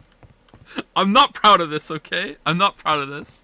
But when I was playing World of Warcraft and I was a tank and I queued into a 5-man, I would inspect everyone's gear, and if it wasn't gemmed and enchanted, I wouldn't pull until they harped out and got gems and enchants.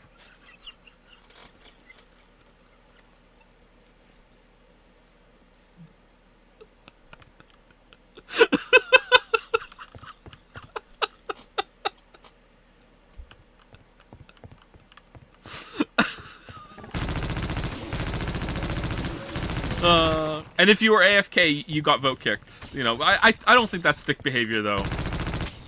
Go get gems and enchants is dick behavior. I'm not proud of it. I mean, it's funny, but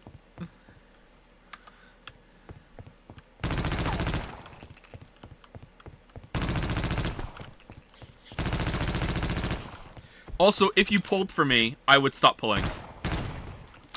Like, I'm the tank, I get to dictate the pace of the run, which would be like blazing fast. I would pull the run like a maniac if the healer had mana. So it's like you're not waiting for me. But if you start pulling mobs, I stop pulling. Like that's the end of that.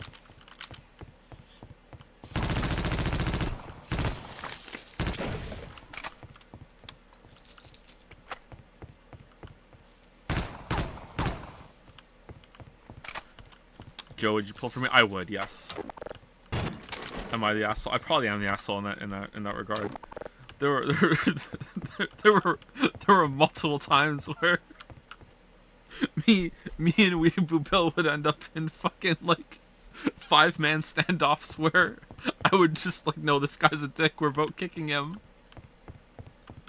He's doing like 2k DPS. Everyone else is in like fucking like 15k. Like, no, we're vote kicking him. And then the other DPS would form a union, and because Weeaboo Bill was the healer, so like the DPS would form a union, and they'd be like, no, we're not voting the low DPS.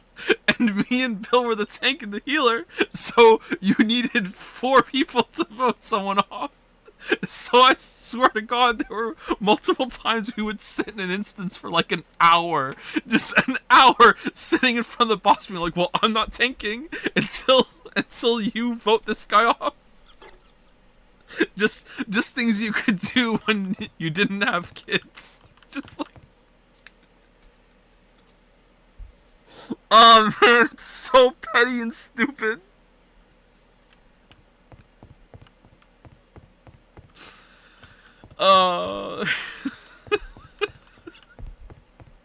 That's what MMOs are about, I guess so, yeah.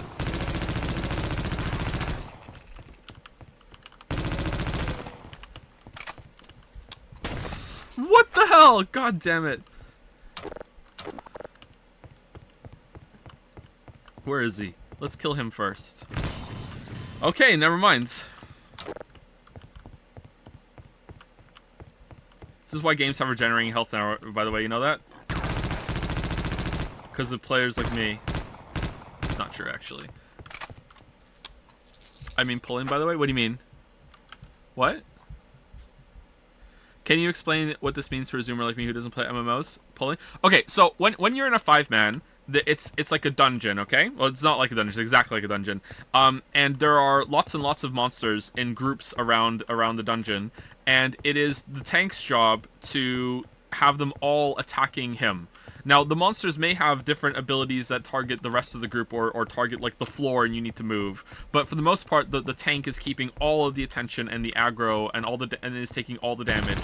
while the healer heals the tank, and if there's any like residual damage from the DPS that are dealing the damage, the healer will top them up. But most of the time, it's the tank that's taking all the damage. So since it's the job of the tank to keep all the monsters on him, usually physically on him too, like actually around him in a circle, it is also the job of the tank to pull the monsters, which means engaging with the monsters and positioning them in a good way. So let's say that the monsters have some sort of frontal conal AoE that will damage themselves and all the rest of the DPS. Well, it's a really good policy for the tank to pull the monster like into a corner somewhere, so or facing away from the rest of the group, so the conal AoE will only hit the tank, that sort of thing. Or if there's a knockback effect that the monster has, well, it's a good policy to not have the knockback knock you back into like down a pit and you die. So put your back against the wall, so when you get knocked back, you just like get hit back against the wall. That's the end of it. So pulling in this context means that you are going to be engaging with the mobs and starting the fight while they stand there waiting for you to come. So if DPS does that, what happens is sometimes DPS will run ahead, hit the monster, and then run back to the tank and be like, oh, tank here, I bought the monsters from you, get aggro on them. And it's really, really annoying as a tank for that to happen unless the DPS knows what they're doing, or if they're a hunter that can misdirect. So if a DPS ever did that, I would just shut the whole thing fucking down. Like if usually I would give them like multiple chances. My policy was if you pulled it, you tank it. So, and I would type that out while tanking because I was amazing at World of Warcraft, so I was able to multitask a lot. Okay, I don't brag often when it comes to gameplay skills, but I was amazing at World of Warcraft. So like I would just type you pull it, you tank it, and I would just sit there and I would purposefully not tank the monster that they had pulled, and they would just die. Especially considering I usually queued in with the healer too, and the healer wouldn't even heal them. So. Yeah, and if they did it multiple times and they didn't learn that lesson, then I would just like, you know, I'm gonna pull this car around. I would be funny about it, like I would make jokes. I would be kind of jovial at first. I wasn't like an asshole right off the bat. You know, like if someone, usually I would inspect someone if their DPS was low, and if I saw they didn't have gems and enchants, then I would say go fucking gem and enchant your gear. But like if their DPS was high enough that it never occurred to me to even check, then you know, why would I?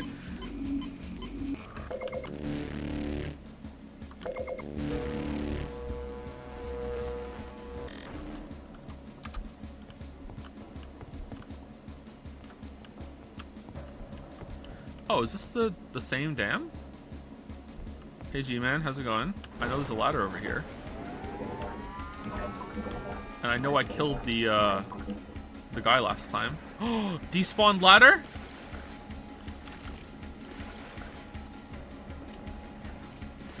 Did I bubble hearth though? No, I didn't bubble hearth, no.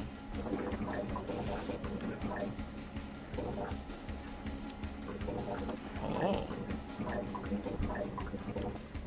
No, Joe, you are the one guy. How am I the one guy? Just instituting standards for DPS and tanks. The tank is the glue that holds the whole group together. That's true for raids for the most part too. Almost everyone who raided in World of Warcraft like knew a tank that was like the backbone of the whole entire group, and if they didn't show up, that's it. You're not raiding that night.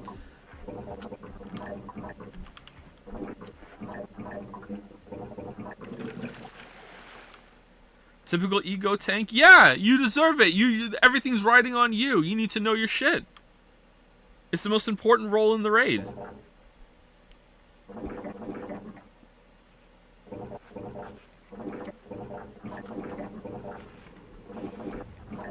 Maybe it's not anymore. Okay, am I stuck? Am I soft locked?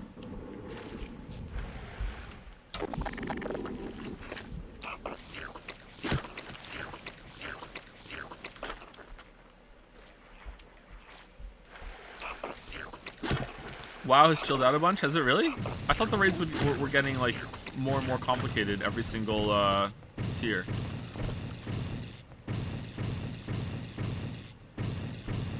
Are we friends? No, we're not. We're not friends.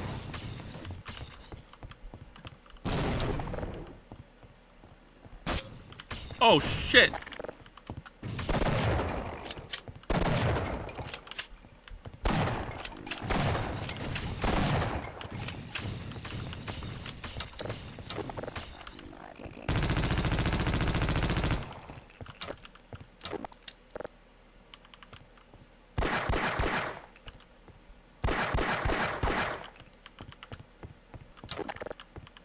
I agree you're conceited because you earned the right to be. Kinda, yeah.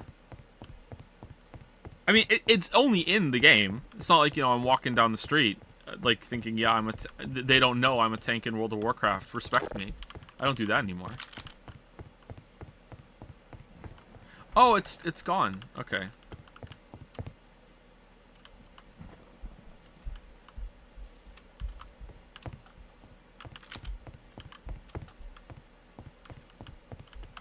Arguably, I don't know, like, it's difficult to nail down which is the most vital role in that kind of dynamic, because so many of them are like kind of binary. Like, if you don't have a tank that can tank the boss, then you can't even engage the boss. But after that point, once that's a solved problem, like, DPS is by far and away the most important resource that you have. To the point that when I was raid leading, like, I would have accepted I would have accepted a mediocre tank over mediocre DPS, because with a mediocre tank, eventually you're just going to get to the point where you can get through it. As long as you can pull the boss and get through it, it's fine. Whereas with, like, amazing DPS, you can just blast through phases. It just makes everything so much easier.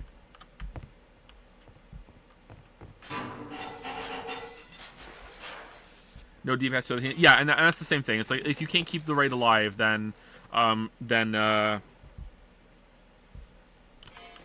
you can't fight. However, in larger groups, that becomes less important. Whereas in a 10-man group, if you have two incredible, amazing healers, then that counts for so much, because you can 2-heal fights. And if you can 2-heal a fight, that means you can bring another DPS. Just like there were some fights where you could solo tank it if the tank was really, really, really, really good.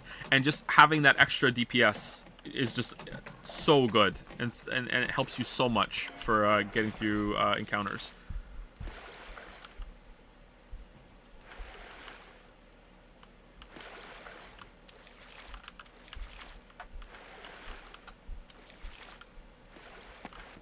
As time went on, though, tanks became DPS as well, which was a really cool change, I thought. Like, there were some fights where the tank could be number 1 on the damage charts, because of how was it Vengeance worked? Like, the more damage you take, the more damage you deal, and also just a lot of DPS gear could go over to tanks as well. Excuse me. Yeah, that's gone.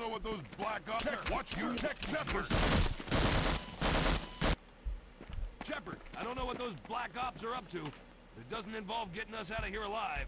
Watch it, sir! Watch it, Shepard! I'm one of them. I'm a scientist.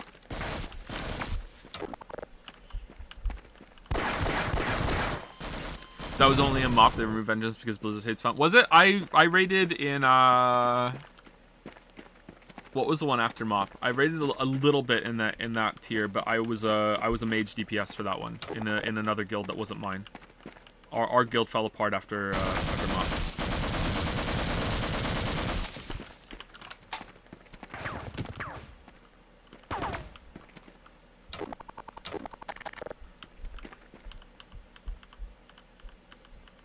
But I only did the first tier in Warlords of Draenor.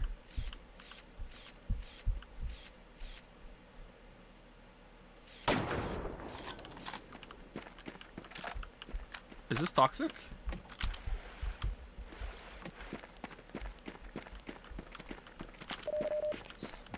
Guild fell apart after Joe kept banning people. I didn't ban people in my own group. What are you talking about? No one in my group was like that. Okay, line it up. Line it up. Yes.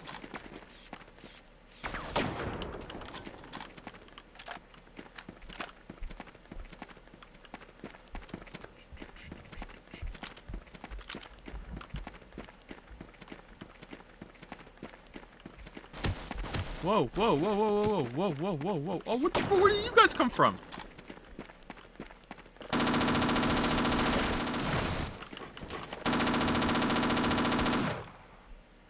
There's one more, isn't there?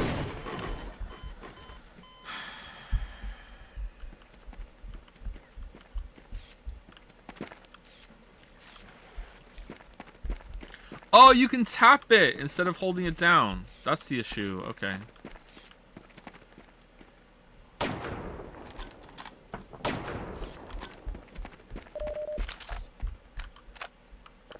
Joe, do we have to play Lucian? We don't have to, but I want to because I want to see what it's all about. It's really short, apparently. It's only 3 hours. What do you want to do instead? Play Half-Life 2?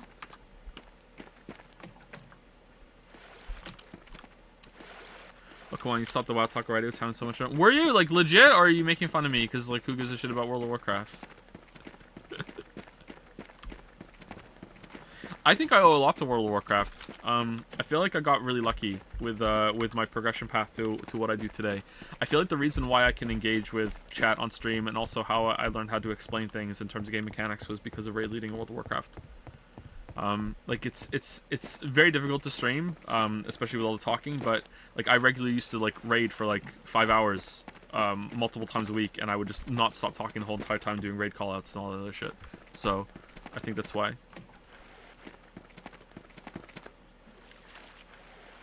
The only thing I got from WoW was some personal management skills and a wife. Nice. Nice. Where am I going? Does this have to explode? There were a lot of couples that met on World of Warcraft. We had some couples in the guild for a while. Some of them were really bad.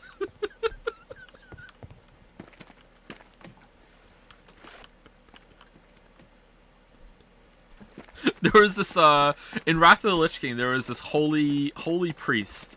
Holy was the spec. This holy priest. And I don't know how she possibly did this, but, like, I don't know if like, she just would like to go AFK sometimes during fights, and she had, like, a suicide command or whatever, but I swear to God, there were some fights where it'd be, like the boss has been, I pull the boss, and the boss has been on me for, like, I don't know, like, less than a second, and I look up, and when Holy Priest died, they would turn into a huge angel, and they would have like 10-15 seconds of grace period where they could still do healing before they were dead for sure. And for some reason, like, sometimes in the fight, there's no damage mechanics. They're going to go out. Like, the boss has been on for a second, and I look up, and there's the angel standing in the rain, like, how did you die? How did you die? Like, it's 1 second. My health is full. I haven't been healed once. How did you die? Just like, what the fuck? Just had so many horrible people in the guild.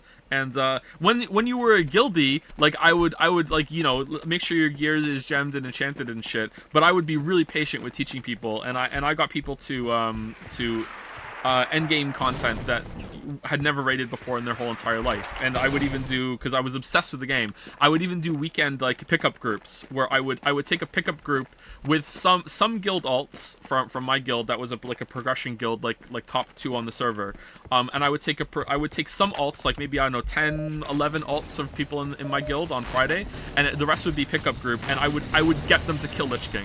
Like, in Wrath of the Lich King, and some of them had never raided before, and they were like, oh my god, I can't believe I got to kill the Lich King. Like, I would do that every weekend. It was one of my favorite things to do. You know, you have to have gems and enchants, though.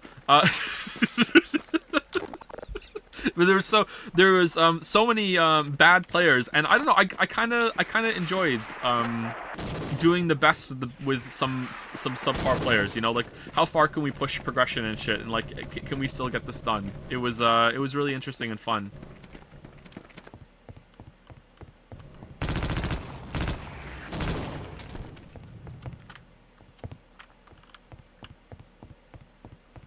Would you consider streaming an MMO? Is that something you quit forever? I didn't quit them forever. I just don't have time, and like it wouldn't be fun to stream an MMO like for progression or rating or anything like that, because that's a huge long-term commitment. But if we ever do all the Final Fantasy games, I will stream through the story mode of or see all the story of Final Fantasy 14. Because I hear the story and that's really good, and that would be part of the Final Fantasy experience.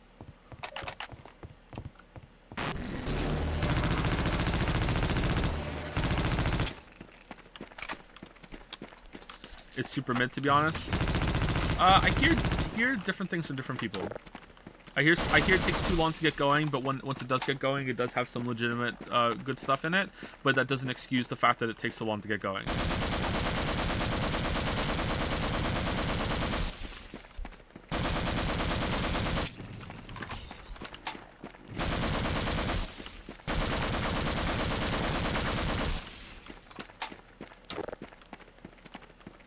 It's good for an MMO story. See, I hear that it's good even for a Final Fantasy story, which honestly, admittedly, isn't really saying all that much, is it? You know, like some of the Final Fantasy stories are pretty good, but some of them are kind of so. But I hear it's pretty good even amongst those. Progression rating with chat went. Should we make a guild in World of Warcraft and see if we can get to Mythic rating? That's my whole life now. Can this explode? Wonder if I can, like, use that. How do I even get up there?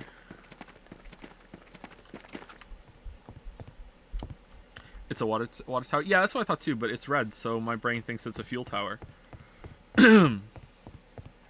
Despite not being your fave, what do you think of Final Fantasy VII? Mostly positive on it, but I've never played it by myself, so... I've told the story on stream before. Final Fantasy VII is a game that I played at different friends' houses because I didn't have a PlayStation. So I would see like the beginning of the game with one friend, and I would see the middle of the game with another friend. I would play it a little bit myself. So I never got to play it all the way through by myself at all. And then when I did get a PlayStation, I felt like I already seen that game, so I didn't ask for it. And it's also super long. So yeah, but I like it. I have some fond memories of that. Did you roll loot during raids? No, we had a... Oh, God. I can't believe you just made me remember that. We had a DKP system. In Wrath of the Lich King, we had a DKP system in whatchamacallit? In Miss Pandaria, because in Wrath of the Lich King we were 20, it's 25 men, right? Was it 20 or 25? I think it's 25. 25 men in Wrath of the Lich King, and in Miss Pandaria we were a 10-man group. Listen, we're holed up across the mortar field, but we're pinned down by a group of black ops. We'll open the bunker door, but you better get over here quick. So in Miss Pandaria, 10-man group, and we did loot council. We just like we were a small enough group that we could decide who is this the biggest upgrade for, and in the case where there wasn't like a clear upgrade or a clear winner, we would just roll for it, or someone would be like, you know what, you can have it, it's fine. We were a pretty tight knit group.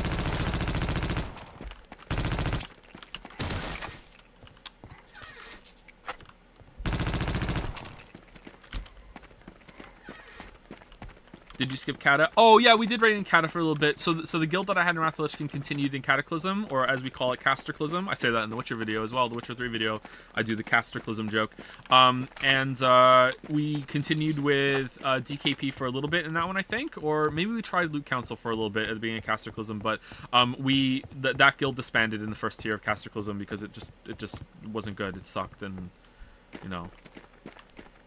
I lost my mojo for that shit. So then after that I went over for the rest of the first 2 tiers of Cataclysm.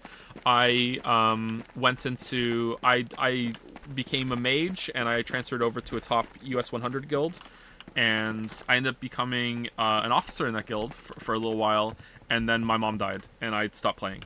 And that was around the same time that Witcher 2 came out, if I got my timelines right. I might be getting some of the expansions mixed up, but I'm pretty sure it was Cataclysm is when my mom died. So that was that. You don't have to be sad. My mom was awful. But still, it's still your mom. So and that was it. And I didn't play again until Warlords, I think, and I did a little bit of raiding in the first year.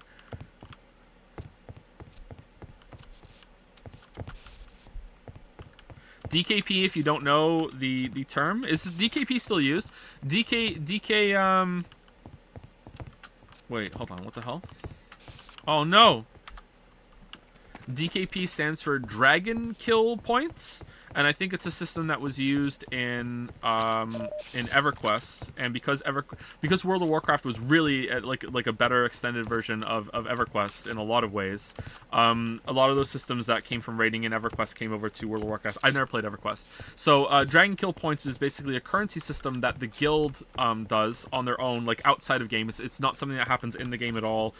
You don't have it in your inventory. It's not in your UI, anything like that. It's kept by the guild management, and basically if you show up to a raid, you get some DKP. If you're there for a boss kill, you get some DKP. If you're there for the first time you kill a boss, you get a bonus DKP. You know, like, and it's basically just a reward system that promotes engagement. That's actually kind of manipulative and toxic when you really get down to it, but a lot of guilds used it back then.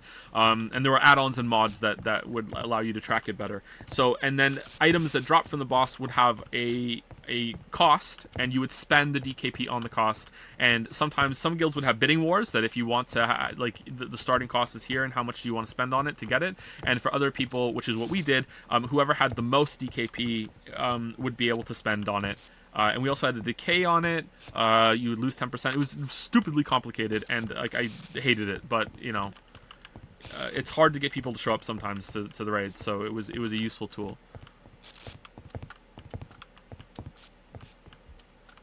Whoops.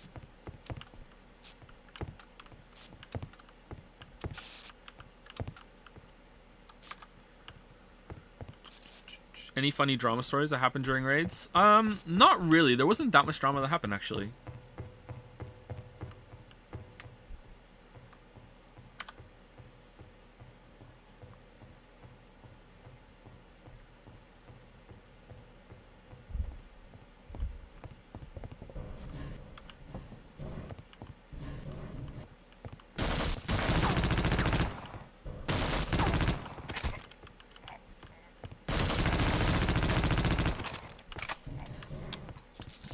Our healing officer made one of the girls in the guild cry once. And I'm still not sure if I handled that right or not. So what happened was we were doing Ulduar in Wrath of the Lich King, all right? So Ulduar was raid tier 3. It was Naxxramas rerun for tier 1, then Ulduar, then the Colosseum, and then Icecrown Citadel. So we were in Icecrown Citadel tier, right? And that we were in the last tier of the expansion. And for whatever reason, we decided that we wanted to go back to see Ulduar. I think maybe we were getting fragments for the healing legendary, something like that. So we went back to Ulduar for the night, and we were just like blazing through it because it's such easy content. And there was an optional boss in Ulduar called Algalon. So this was the hardest boss in the raid, and you have to get a special item and do a bunch of different things and do the rest of the bosses on hard mode to unlock it. It's actually really fucking cool. I loved Ulduar. Ulduar is probably my favorite raid instance in the whole entire game. So we were going through the raid, and a lot of people really did not want to be there, okay? And this mage was one of them. So she kept saying, you know, we're not gonna do all the optional fights, right? And we're not gonna do Algalon, right? We're just gonna be in and out, right? So, and we're like, yeah, that's what we're gonna do. So then we went over and we beat the Council of Iron or whatever. I can't remember exactly what boss dropped it, but the quest item for Algalon dropped. So now, and she won the role for it, so she got it. And all of a sudden, she now was like, maybe we should kill Algalon. And the healing officer piped up on vent and said, oh, so now you want to full clear the instance and kill that boss. And she burst into tears.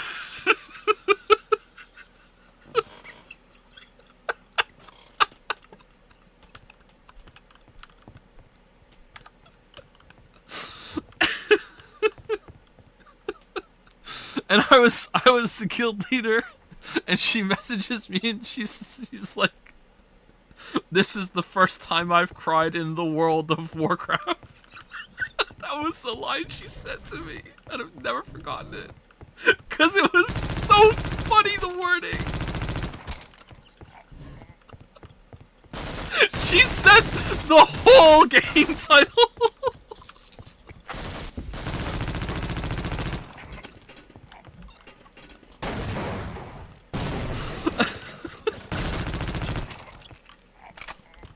Anyway, so that's like the first thing that came to mind when you said drama. There's lots of shit that happen. You spend enough time with people, and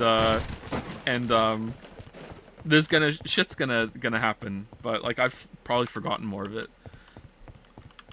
How did you handle it? I was like, yeah, we're gonna do it. Don't worry, it's fine. Like, it's like I didn't. I feel like the healing officer. He didn't say it like with acid. He just said it like kind of like he thought it was funny. So I have to like de-escalate and be like, it's okay. Don't worry. We're gonna. And we did kill the boss. So it's fine. And it was all smoothed out. She was also the player.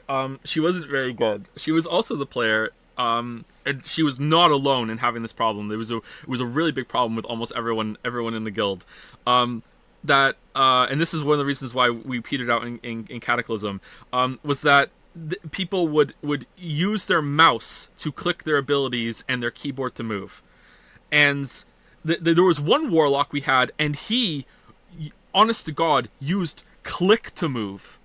He used click to move, and it was a really awkward like crickets chirping moment one night when he was like, yeah, but I know it's using click to move is like it's not efficient, but like I'm constantly doing more damage than most people in here, so like it's fine. And this was clearly a player that does not run parsing meters and everything, and just assumed that he was really good at the game because he was constantly hitting buttons when he was one of our worst DPSers in the whole entire guild. Okay, like, and he's just like, okay, I wonder why, because he used fucking click to move. Like, no fucking wonder. Anyway, so if you haven't played World of Warcraft, it is very much you have to use hotkeys. So all of your abilities have to be bound around WASD, or if you're really really pro, and even I wasn't this pro, you move over to ESDF. And you use those as your movement keys, and then you have Q, W, RT, and then all the rest of the keys around that as your movement keys, right? And you're supposed to use your mouse, because you can hold down right and left mouse button to move forward, and you use your mouse to turn, and that's really, really important. And then you use your ESDF or WASD keys for precise movement for when you've gotten to where you want to be and you just need to tweak a little bit. And then you're constantly like hitting the rest of the keys as you're playing to use all your abilities. Some classes could get away with only having a couple of hotkeys, and some classes that were pure DPS classes had to have a lot of them. And this was really important to have like your interrupts on hotkeys as well. So we were fighting the last boss in Blackwing Descent.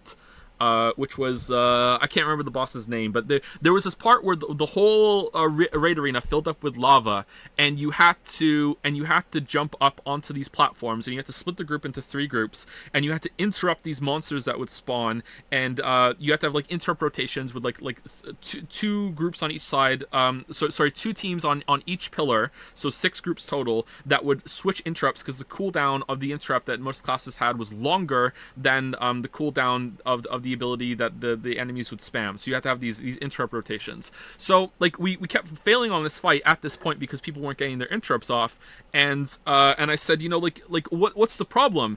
And this mage popped up on Vent and said, like I don't have enough hotkeys to put my interrupt on a hotkey. And I was like, okay. And there's like this weird pause, and I'm like, how many hotkeys do you have? And she's like, 6. And I'm like,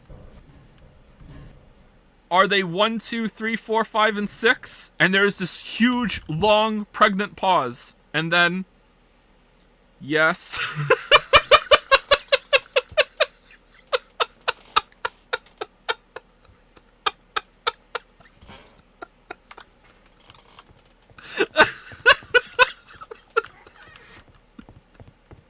And then I spent the rest of the night teaching her, like, map a hotkey to Q, and to F, and to E, and to Z, and to X, and to C. Like,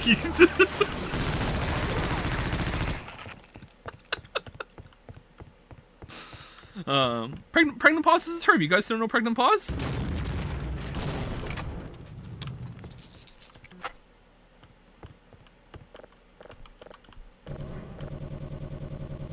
Never heard that in my life? Really?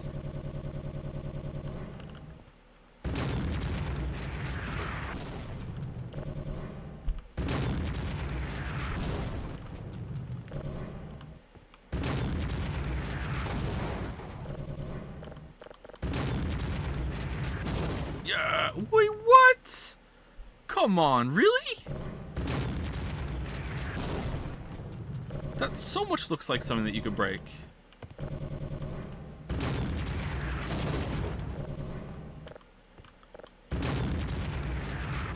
Did she learn and improve after? A little bit, yeah. But the guild didn't make it to the next raid tier of that expansion. For shit like that, I was getting pretty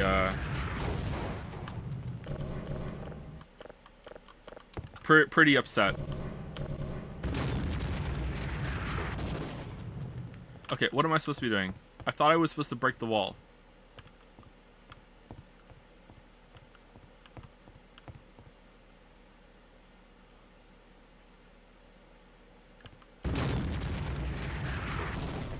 Really?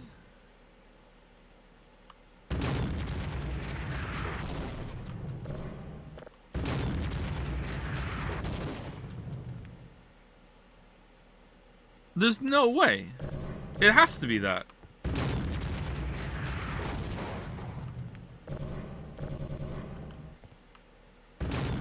I thought it was the water tower. I hit the water tower and it didn't do anything. It didn't fall over. It looks like it's ready to break. See the texture on it? It looks like it. The bigger tower. I hit it already and it didn't work. Maybe I didn't hit it from the right angle?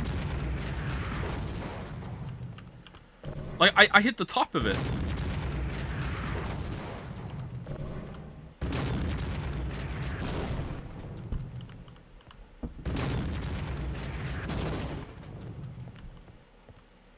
Try hitting the door?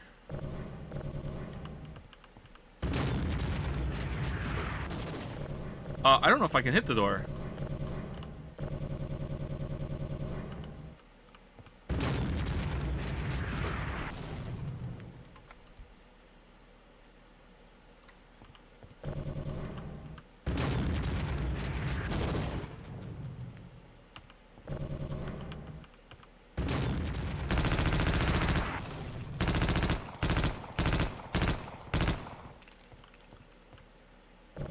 Why was that so hard? I don't know.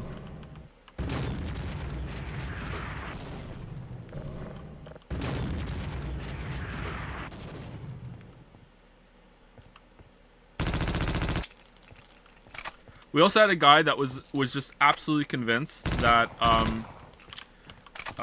so in the early game in World of Warcraft, you had hit ratings. And the hit rating was like you have to manage this in order to not miss the target if you were a damage dealer, and it was based on level. So the higher level the monster was from you, the more hit rating you needed to be able to do damage to them, and also like there was different resistances and shit that would calculate. I can't remember exactly if that's the right terminology, but it was something along those lines. Okay, so the higher the monster level was from you, the more hit rating you needed, the more stats you needed to be able to do damage to them to actually like land your hits.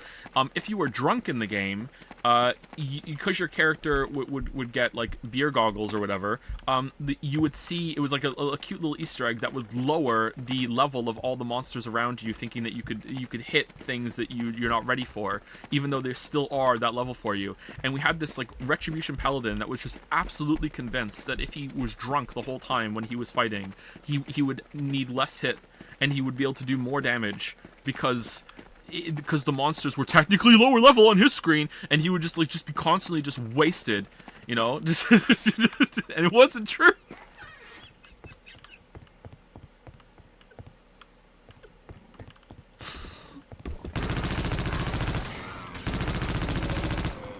Cutting edge tech that even the world leader raids haven't caught on to yet. Oh man, that hurt.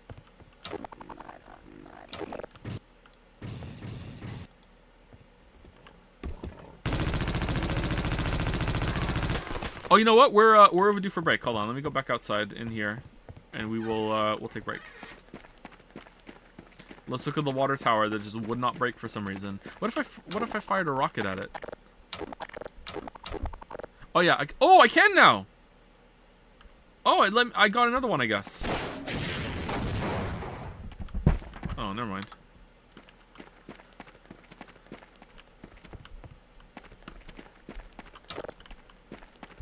Overdue for a pregnant. You guys have never heard Pregnant Pause?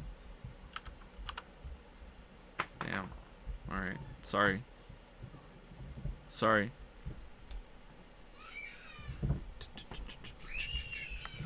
This reminds me of some guy who's absolutely convinced you can fire dual pistols faster if you come out of sprint and hunt shot out. If only that guy also had video editing software and like timed them and put them next to each other and confirmed it for himself. Ooh. Uh-oh, someone's upset. Alright, be right back.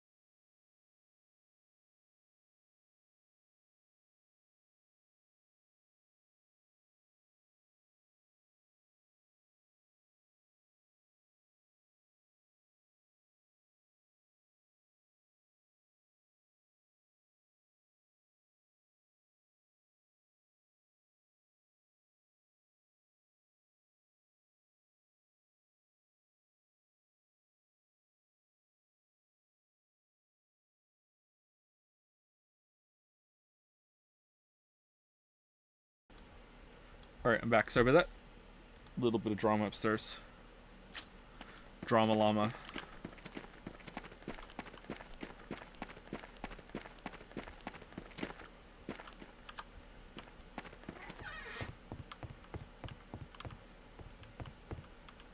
How many coins for a growl? What do you mean?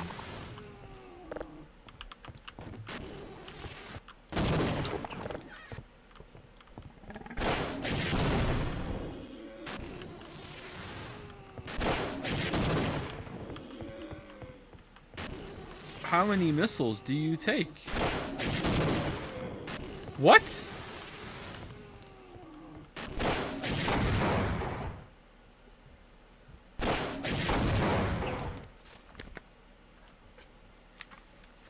That was not worth it at all. 1 second. Sorry, Yoshi. Here you go. Eat your food, buddy. Why aren't you eating your food? Come on.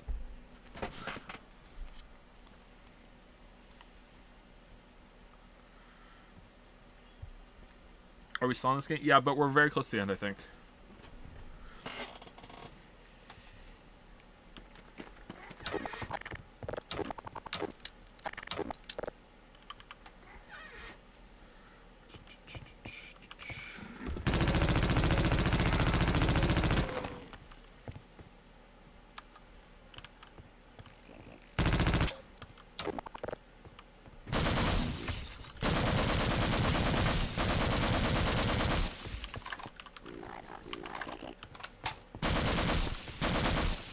Shoot through a loading screen? How does that work?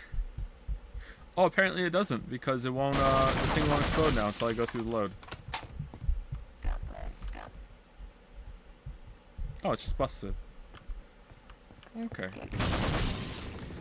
God damn it.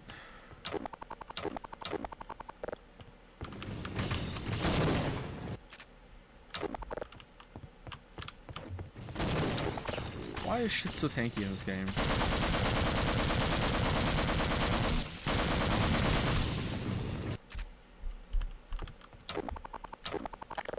This now.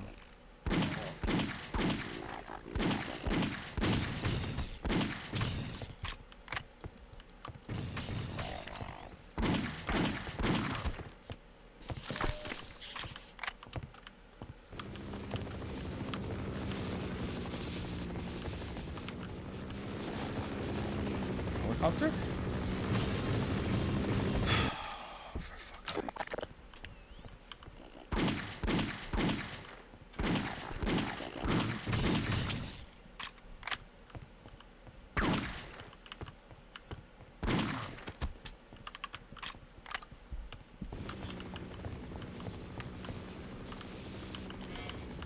Where is he?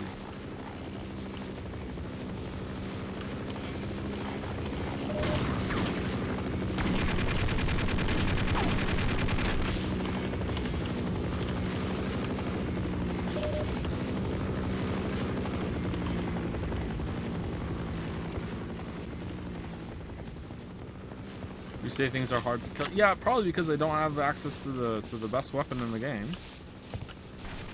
Kind of sucks, to be honest. If only there was some sort of console code I could enter to fix it. Alas.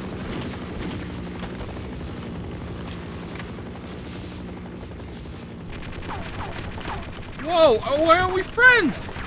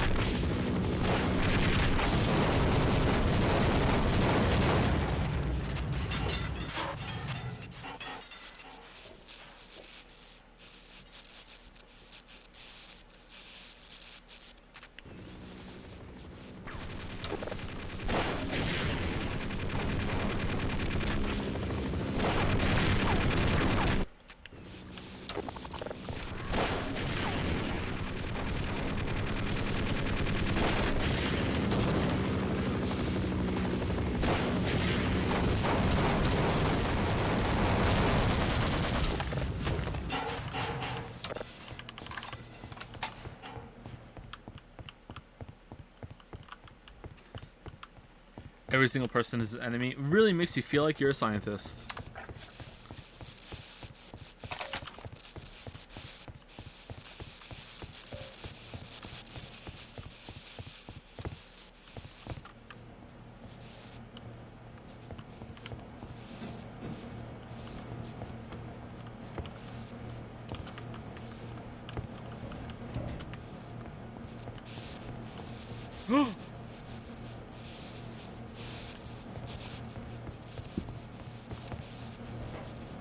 There was a ladder the whole time. Oh, is that where we go? Yeah, that's the way.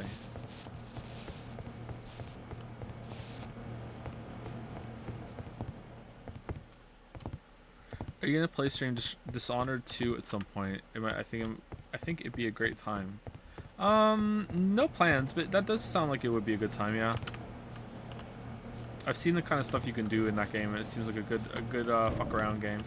Alright, I guess I can't get over there. How was I supposed to get over there? Jumping through there, maybe?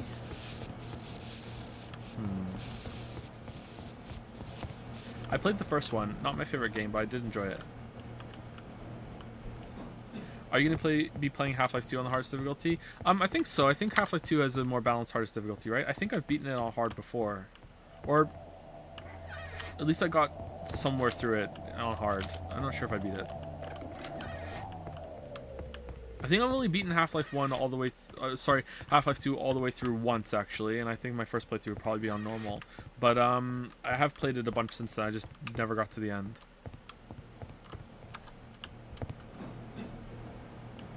Okay, what did that do? Oh, okay.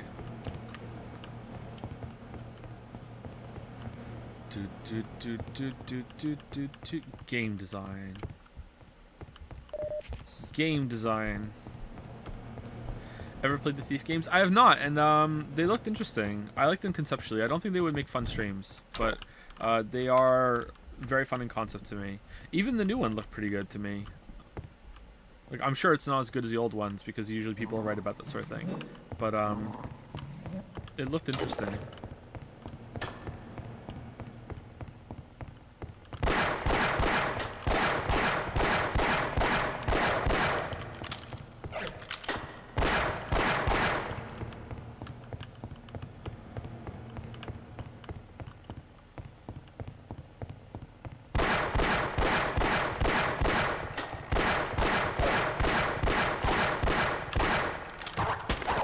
And I aim.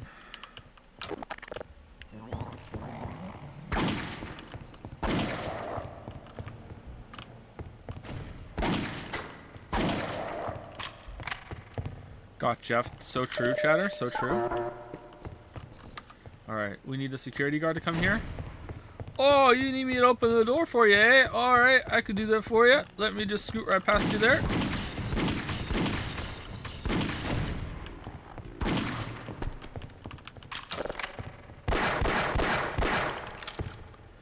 Will you ever stream the Metal Gear Solid games? Not only am I going to stream it, it was voted on and it's on the list. I think the current schedule, I'm going to guess we're going to be streaming them in April? April?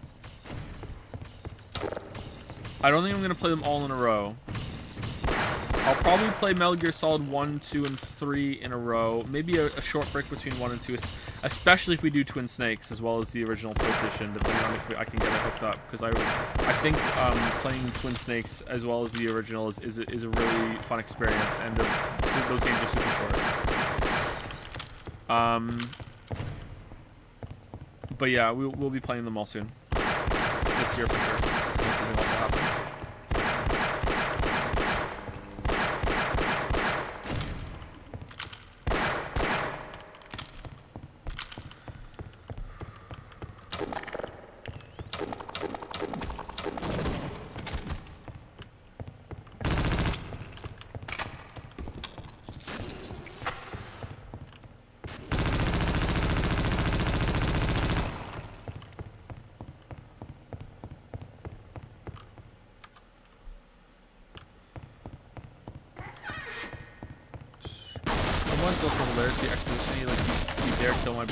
I hate you now, if that was not clear.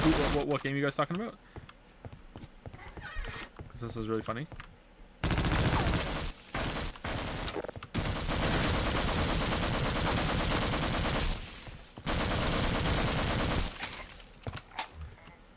Dishonored 2? Oh, okay.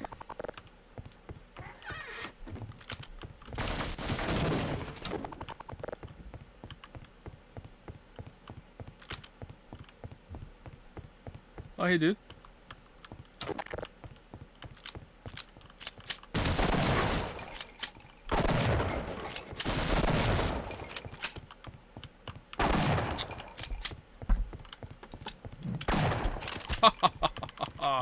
Nice kick, loser. Hope Fire Emblem Three Houses comes after Metal Gear. It does, yes. Fire Emblem Three Houses, I think, is last on the list. When Lily put together the order, that was my only suggestion.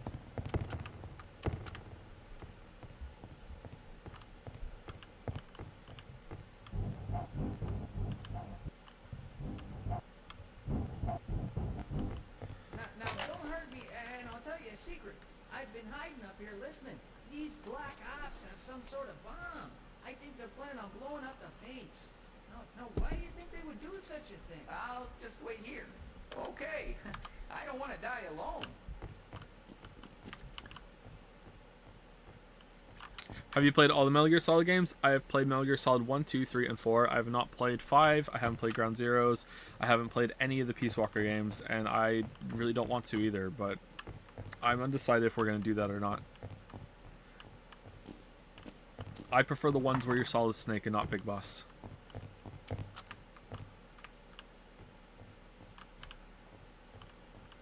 Also, sorry if this spoils anything for you, but like I know the twist of Metal Gear Solid 5.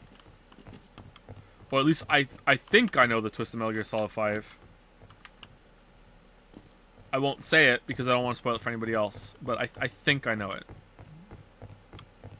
When it happens in the game, I will say this is what I knew. Okay, what? I can't get him down to open this door? I thought for sure that that's what we're going to be doing. Oh well, okay.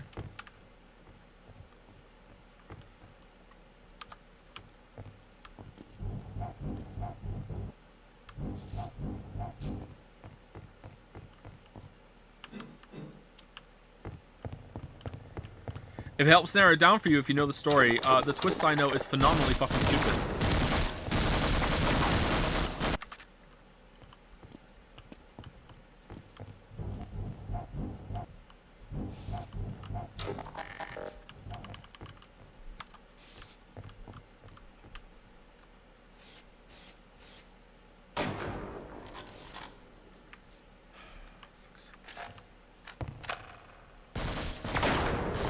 What? Oh, you're in the way.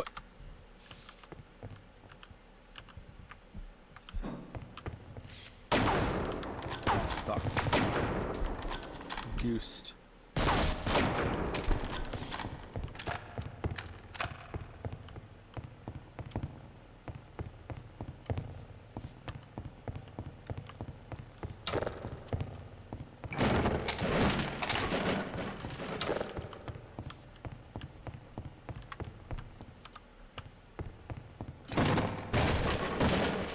When you found out, were you ashamed of your words and deeds? Do you think he was being legit when he did that tweet? Or was that a joke?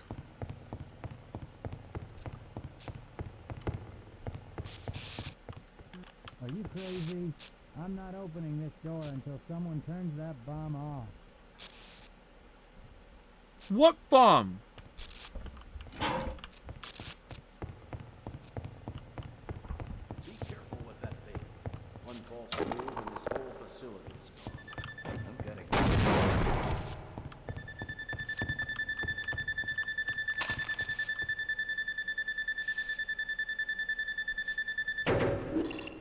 All right.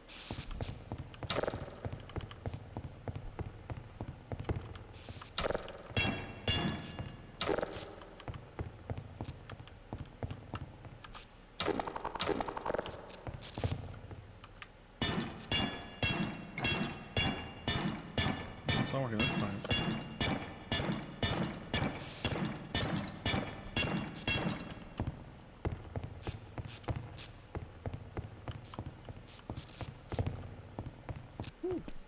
That was a close one. How do you know? Get in here. It's not going.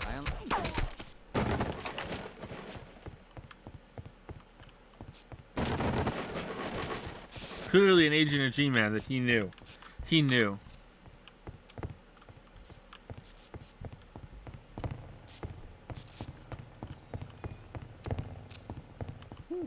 That was a close one. You better get in here. It's not going to be easy from here on out. The only way out is through the level 4 storage unit, but it's a mess down there. Why are your The teeth Black moving like Ops that? were using it as a staging point until the aliens came in. If you do make it through, make sure you have them come back for us. Yeah, we might stand you right. Oh, yeah. Oh, yeah, yeah. Oh, yeah, right. Oh, yeah. Oh, right. Oh, yeah. Oh, yeah. Yeah. Let's get the hell out of here.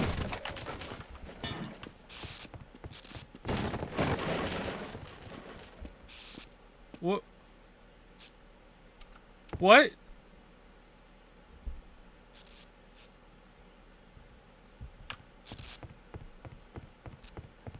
Jeff, no! Jeff, no! J-Man, no!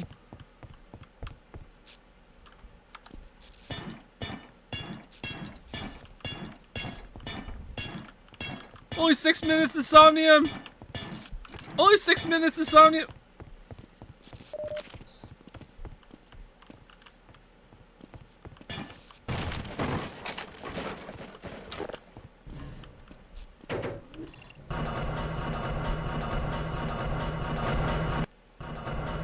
Kaboom. Worlds collide.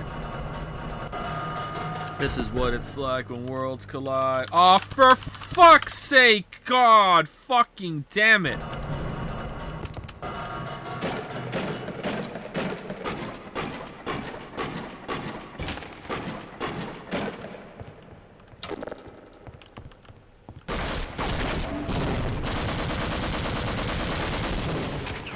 Oh, he cooked that grenade.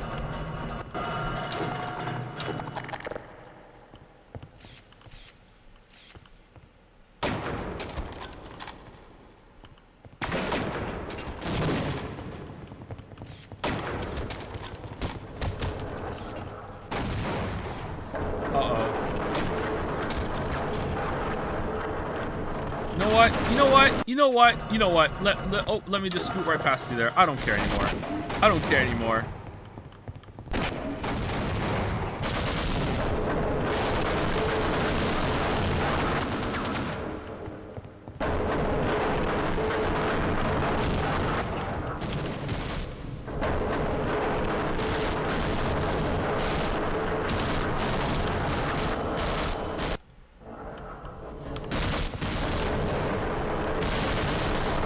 You I will have to kill.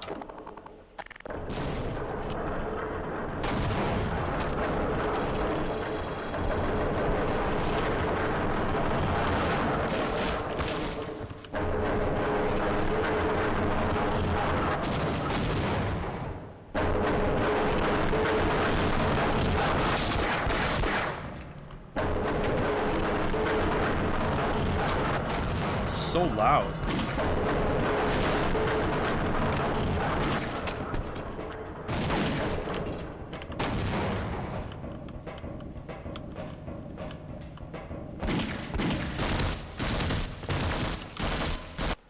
You guys all will have to kill it. Oh, god damn it.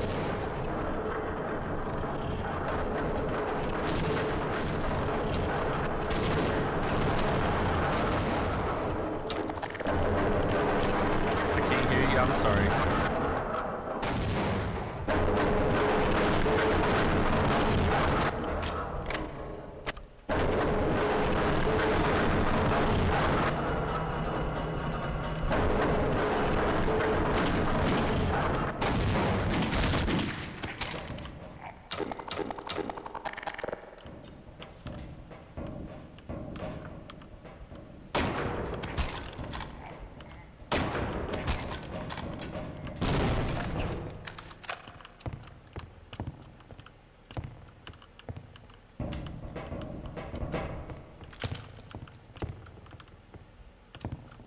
Sounded like a Metal Gear Solid sound effect there, didn't it?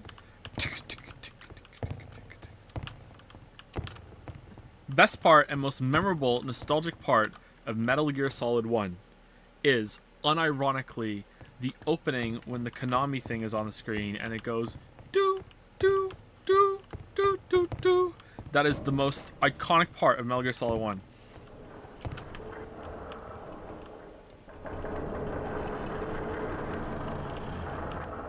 Alright, where are we going?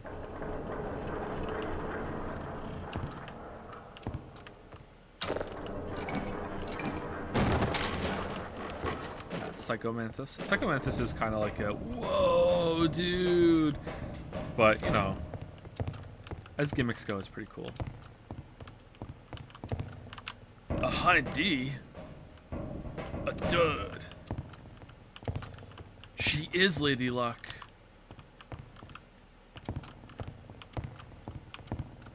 Jack, would you like to save?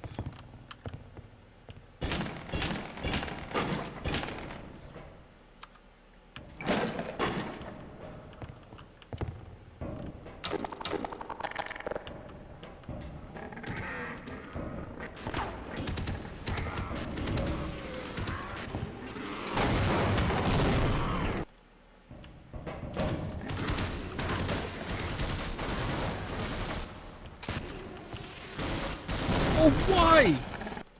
Why wouldn't you let me move?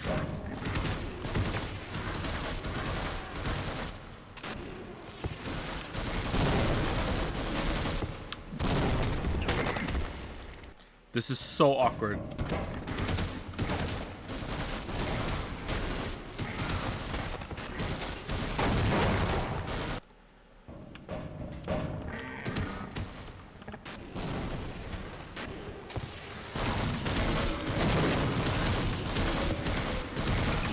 Oh, we did it. Okay, cool. Save. I'm not hitting the lamp. I was hitting the part of the box that the metal frame part, and it was fucking up my momentum when I was trying to jump.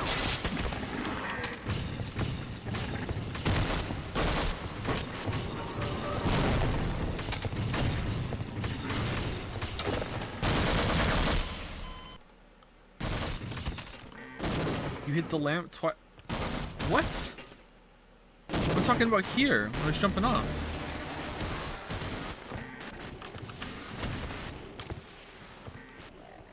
Twice as I was jumping, it would fuck up my movement because my feet were clipping the metal frame part of the box. Maybe I hit the lamp after that, but like to me the jump was already botched at that point.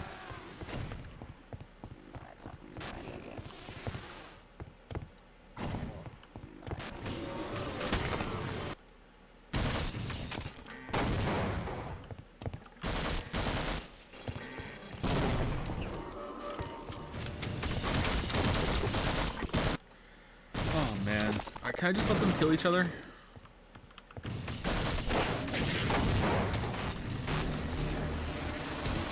Seems like they're gonna just be spawning forever, actually.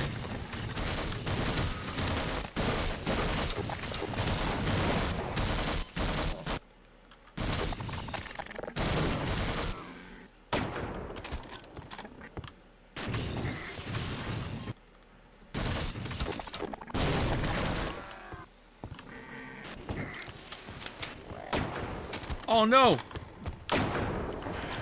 Let me out! Let me out! Let me out! Let me out! Let me out! Let me out! Let me out! Let me out! I guess you're a good guy, Corporal. Listen, you've got to get down below. There's something coming through, and it's the nastiest looking thing yet. Some of your buddies went down there a while ago, and I haven't seen them since. I've got some weapons I've piled up in here. You better take as much as you can carry.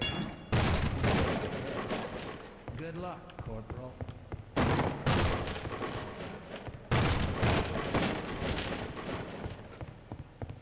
Just let them kill each other. My read on this was that they're just spawning endlessly and they're fighting in this room, but maybe I was wrong.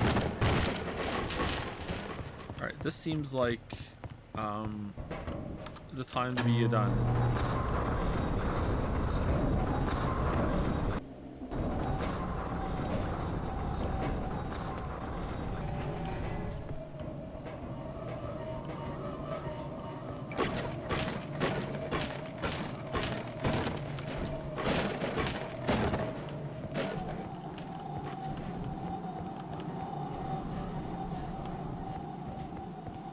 Joe, you shouldn't play Blue Shift? You'd rather I just didn't stream at all? Because that's what's going to happen if we don't play Blue Shift. I'll just sit here and put you all through more World of Warcraft war stories on a black screen.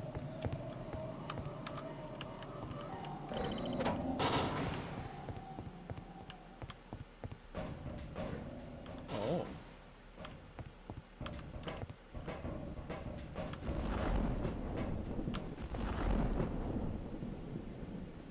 Burning Crusade? Where'd this come from? How do they just have a whole other portal that they're getting the samples from?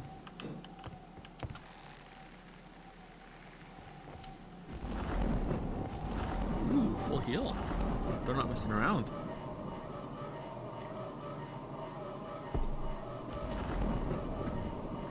Oh, it heals faster this time. That's nice.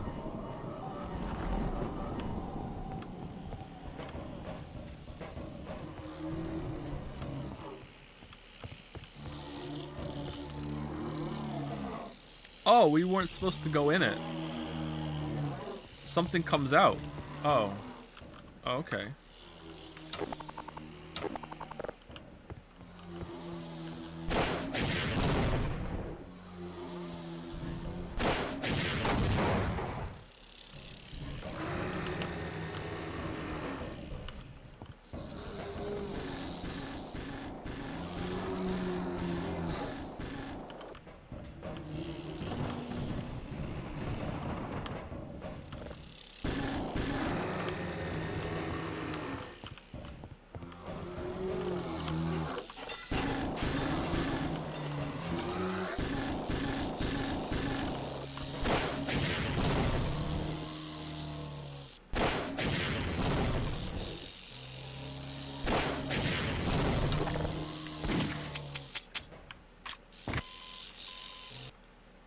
Okay, so we don't go in it.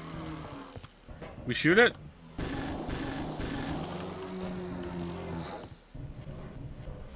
It doesn't feel like it's taking any damage to me is the problem.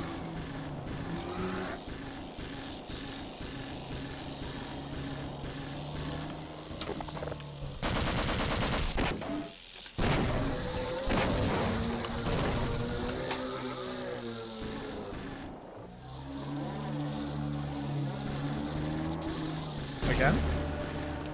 No, no, not teleporter.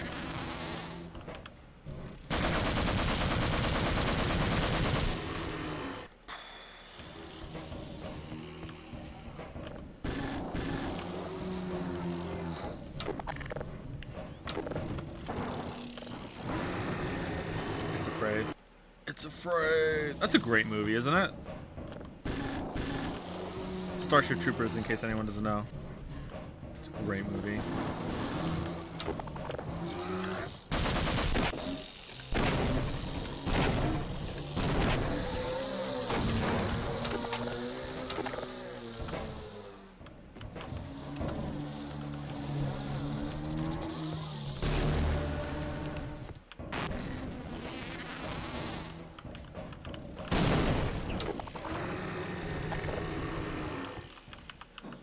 Whoops.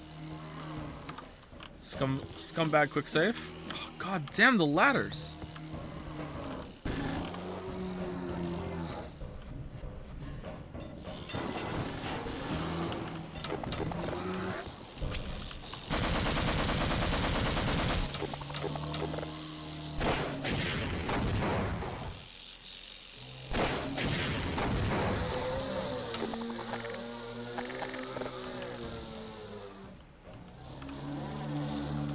How do I get back over there to shoot the other one?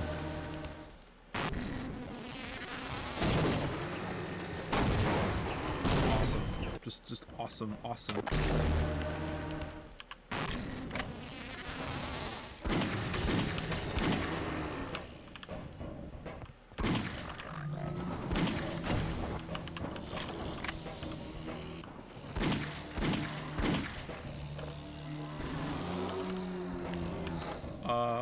Ladder's broken, right?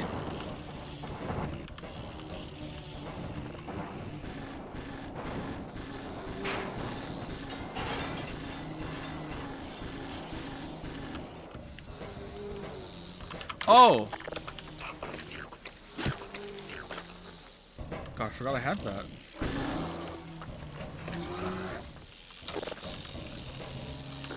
Oh shit! Well.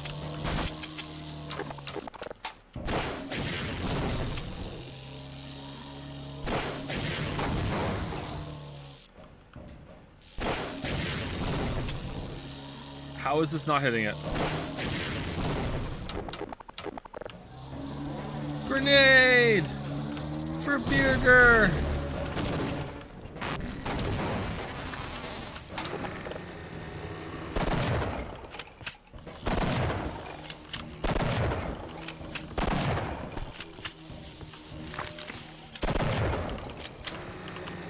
Okay, I didn't do damage that cycle? Fuck that then. Fuck that then.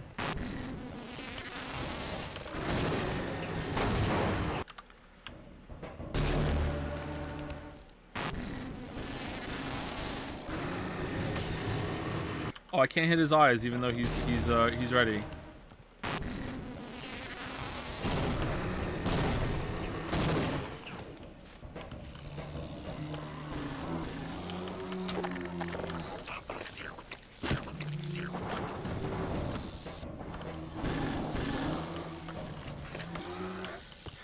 Oh, I didn't get him.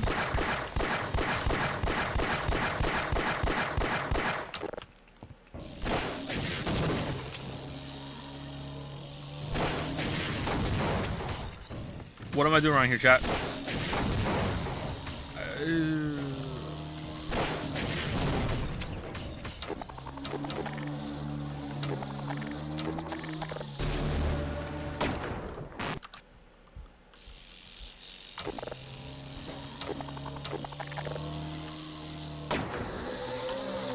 There we go, got him.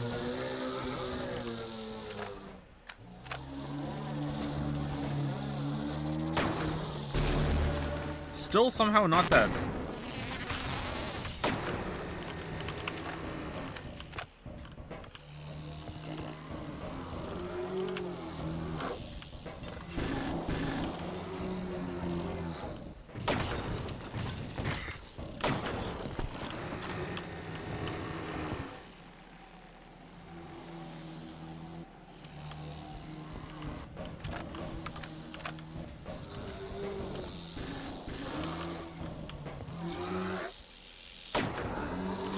Now you're dead.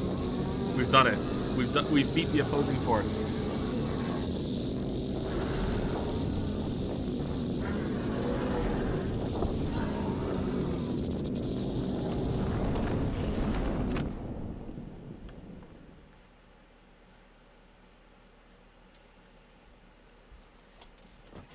Better or worse than Half-Life 1 boss?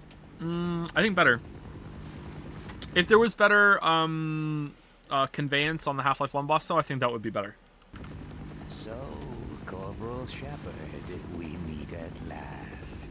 Please don't think that I've been avoiding you. A great many matters require my attention in these troubled times. I do hope you understand. And now I require a further indulgence on your part. I cannot close my report until every loose end has been tied up.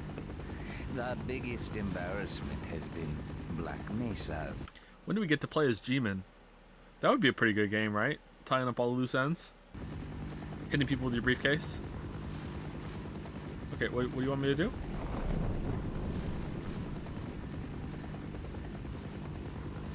Quite so.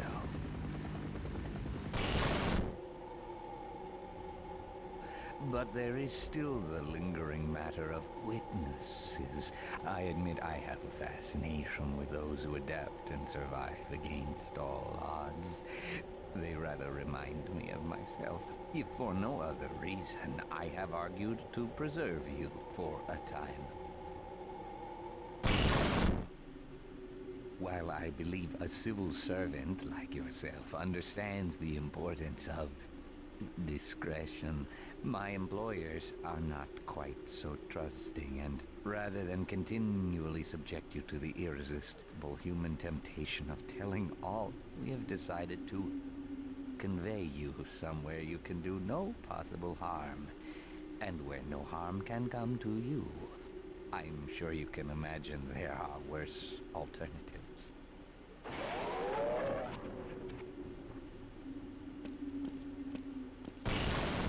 Curfew approaches. Oh, we don't get a choice on this one. Okay, that tracks. Shepard detained. Further evaluation pending.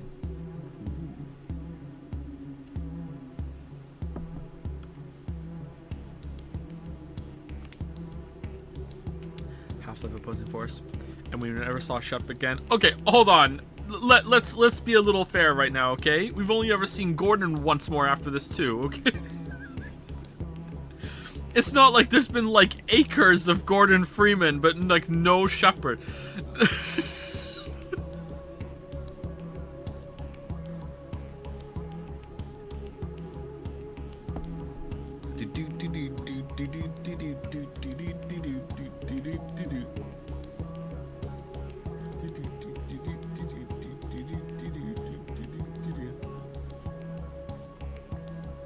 We've seen Gordon 4 times since this. What do you mean? It's Half-Life 1 and then Half-Life 2, and that's it. The Gordon's only had 2 games. Unless you're counting the episodes separately.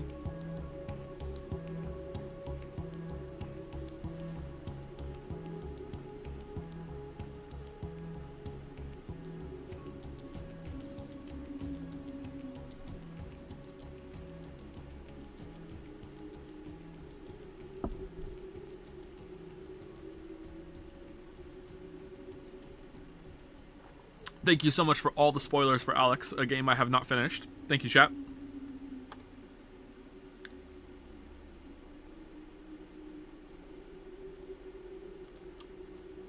Or is chat confused? You don't play as Gordon Freeman in Half-Life Alex. You play as Alex. That's why it's called Half-Life Alex. Alright, I think we've, I think it crashed again. Yep. Okay. That's what happens. Alright, cool. Alright, so that was, Half-Life Opposing Force. Honestly, I gotta say, not bad. It was alright. It was definitely more Half-Life. I'll give it that. Judging it from modern standards is not really fair, just like judging Half-Life 1 from modern standards isn't fair. Like, it was still a pretty okay time. Like, it was good. When it came out, it was probably pretty great. Excuse me.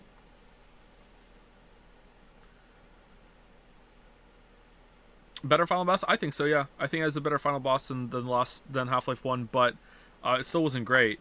But if like it doesn't need to be like as blatant as like a health bar, but if there was just better ways to know if you're even doing the right thing on the last boss in Half-Life 1, that would definitely be the better boss.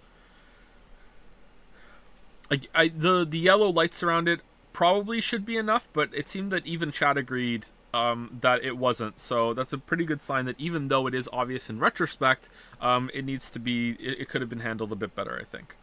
Thoughts on the weapons? It's the only Half-Life where wacky alien weapons fall out. I like it. Well, I barely used them because they didn't feel all that fun to use for me.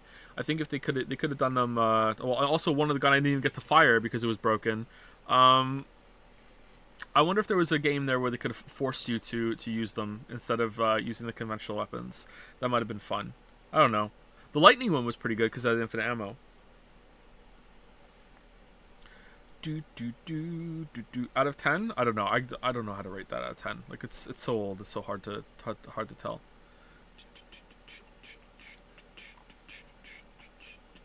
Thank you, Jonathan Peary, for the 18-month resub. Thank you, Cahill555, for the 51-month resub. Holy shit.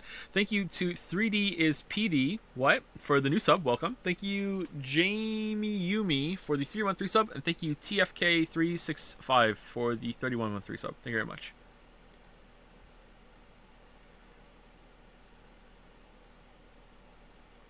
Let us move over to Blue Shift, which I hear is pretty short. Have you played Giant Citizen Kabuto? I'm playing this little gem from 2001 again. I think you mentioned it some streams ago. Yeah, I played that quite a bit when I was a teenager. I don't think I ever finished it, though. I think some part of it was bugged and I couldn't do the giant phase. My favorite part of that game is when you're playing as the mercenary group and you're like building your base and stuff. It was pretty fun. Really funny too, but like I don't know if the humor holds up. Like it was funny as a kid, you know, fart joke funny.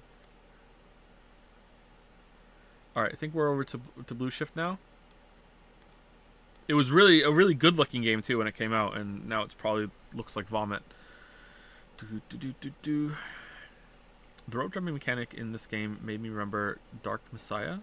Are there any plans on playing it on stream? I think it would be an extremely fun game on stream. I've never played Dark Messiah. Is that the kicking game? The melee first person combat game? Excuse me. Are you gonna try Half-Life Decay at some point? There's mods to make it online co-op. Probably not. I've never heard of that game before. Well, I heard it yesterday, and that was the first time I heard it. Has the best combat next to Sekiro. Ooh. What about Elden Ring, chatter? Did you forget about Elden Ring? All right, this time, we are using enable HD models. This time we're doing that. All right. This is the one. This is the one. All right, that's there. Let me switch the game. Oh, you guys can already see it. Oh wow, it just automatically updated it. All right, you can see the mouse right now, right? Mouse is moving. We're here. Half-Life.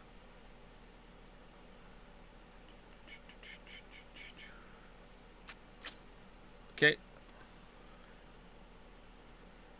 Oh. Good morning, and this doesn't welcome bode to well. the Black Mesa Transit System. Fucking. Auto aim? What? Well, that hasn't been working. This automated train This automated train? Matt Armstrong. The time is 8:42 a.m. Current topside temperature is 91 degrees, with an estimated altitude of 120 Mesa combat is maintained at 68 degrees at all times. This train is inbound from the Area 8 topside dormitories to the Central Transit Hub in Area 9. Please keep your limbs inside the train at all times. G-Man? Do not G-Man, the lab coats can come off? You don't wear them at home? What? complete halt at the station platform. There's laundry here? In the event of an emergency, passengers are to remain seated and await further instruction. If it is necessary to exit the train, disabled passengers should be evacuated first. Please stay away from electrified rails and proceed to an emergency station until assistance arrives. If your intended destination This was, as far as I know, meant to be a Dreamcast exclusive game. What is the lore around this game? It was made by fans, made by Gearbox, maybe made by Valve, maybe adopted into the trilogy, maybe canon, maybe not, maybe DLC, maybe not, maybe a console exclusive, maybe PC, maybe not even cost too much, didn't cost anything. This game is just so much information about it. We need Professor Helper here. What the fuck is this?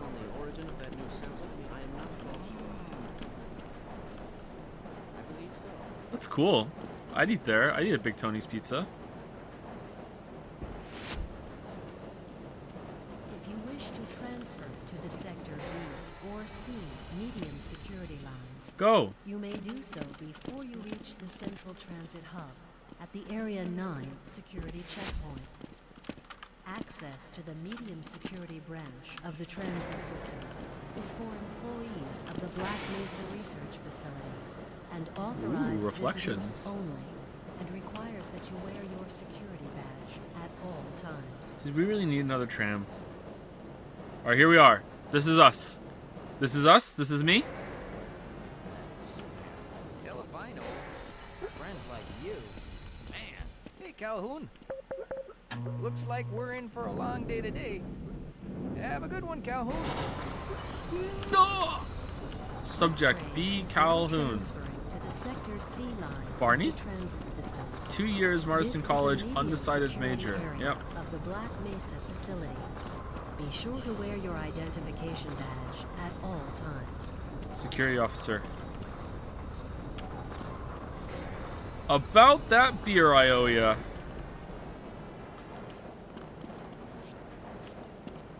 Clearance level 3. Oh, that's the same as Gordon. Disaster response priority, preservation of facility, equipment, and materials. Oh, new model just dropped. Welfare of research personnel. When do we play as one of the forklift drivers in the next game? Personal Now safety. arriving at it Area Gordon? 3 security facilities. We just missed Gordon? Gordon? There's only 3 minutes of Somnium. 6 minutes of Somnium.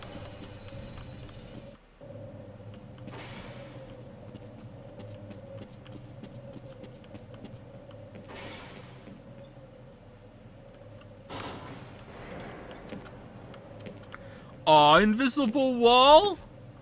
Aw, come on.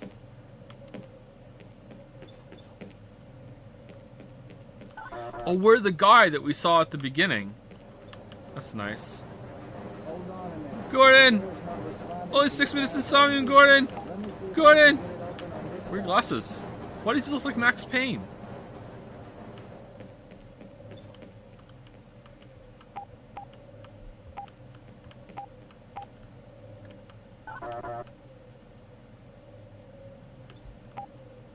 Okay, I think I got it.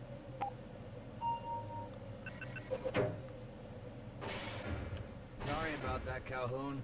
We've been having problems all over the facility this morning. Success! System crashes, Haha, security science. malfunctions. It's a wonder this whole place hasn't shut down yet. Nice foreshadowing. I get so much enjoyment out of my little head movements with the camera when we play first person game. Like, like I'm so easy to amuse, man. Whoa, here we go. Nice of you to show Hey. up this morning, Calhoun. Yeah, I know. Problems with the access system. Hope you're ready for a long shift. A blue shift. Blue with a bunch of U's. Alright, is this it? Okay. I can't access my files. I can't answer my mail. I haven't even been able to get into my office. I know, sir, I know. We're doing everything we can to get the problem under control. Just give us some time to... Time? I don't have any more time. If He's I'm old. not able to get my report to the administrator in the next hour, then my job will be in serious jeopardy, and I'll make sure that mine is not the only one. Please, it's don't,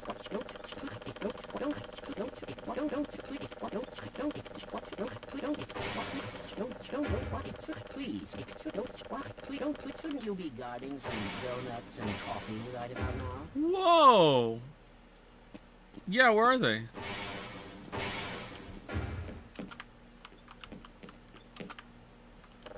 Sorry, Calhoun, I'm on duty. Counselor Ronnie reporting for duty. Did we miss something? Personnel facilities. Alright, we're not wearing the uniform already, right? We have to change into it? Hood. Lombardi. Hey, catch me later, I'll buy you a beer. Alright, I'm not Gordon, right?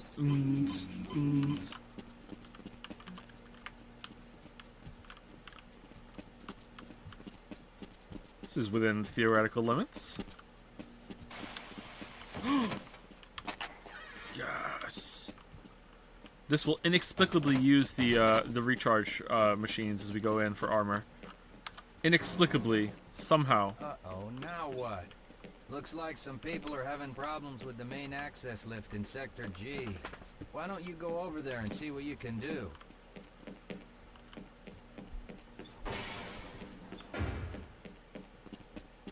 Sector G for G-Man. Why do we all have to wear these ridiculous ties? I don't.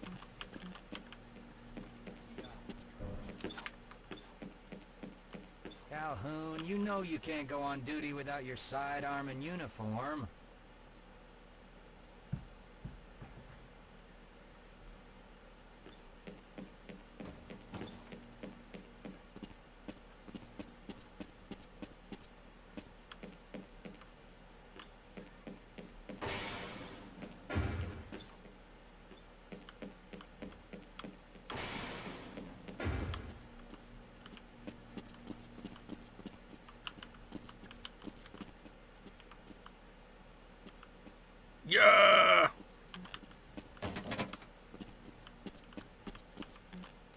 Where is it? Oh, I have to go to the armory. Okay, it's not here.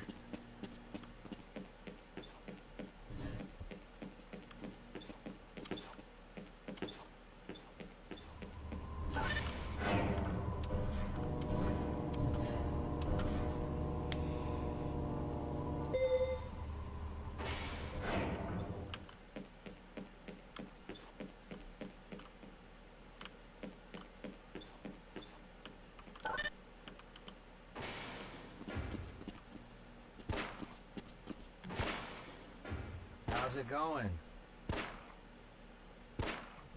Here you go, Calhoun. I know you're not on the schedule for a couple more days, but if you want to squeeze in a few shots in the range, there's plenty of room.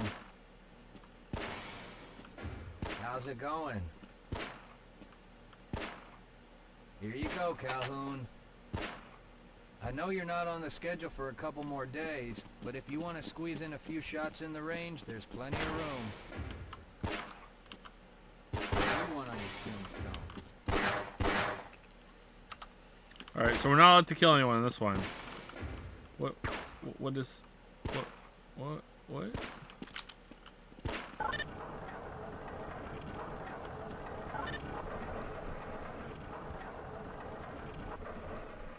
My god, what is it?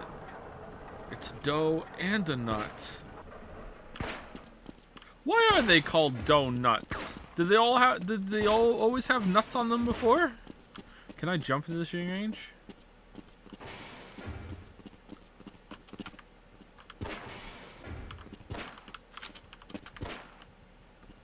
Are you crazy? Are you? Are you crazy?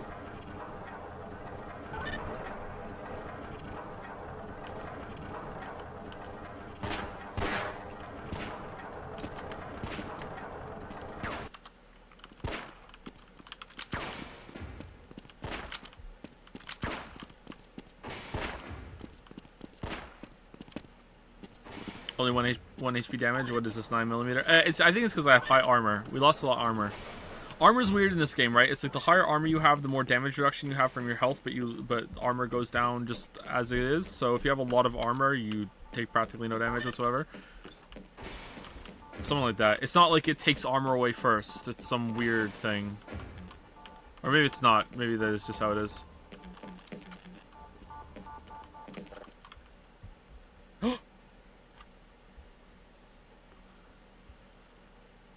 Who the hell's that?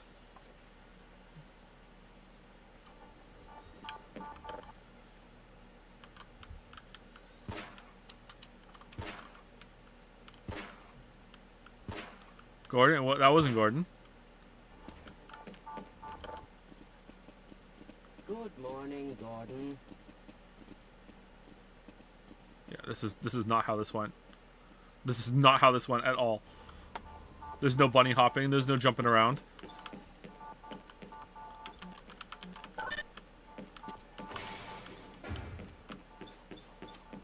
They missed a beat there. They really should have had him like, woo, woo, woo, woo, and the other guy being like, good morning, Gordon. No one's addressing it. They really missed a beat there. That would have been so funny.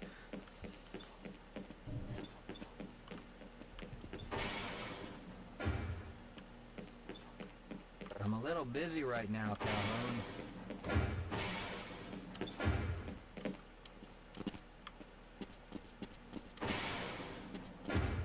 Alright, I'm ready for duty. Have a good one, Calhoun. Counselor Barney reporting for duty. Duty. Counselor reporting for duty. Duty.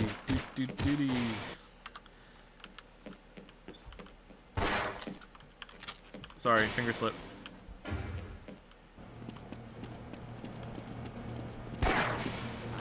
Oh, I can't kill anyone in this run. What the hell? This is so shit.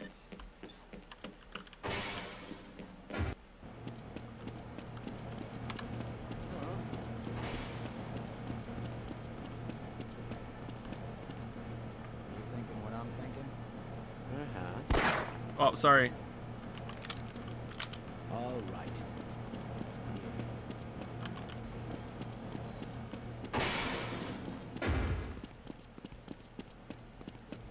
you're waiting for the tram to Sector G, then you're probably better off walking it. I overheard someone say that all the trams on this end of the facility are having problems. All the trams are wrong. Alright, I'll walk it then. I'll walk it. I don't care. I'll walk it. I can be Cotton Eye Joe.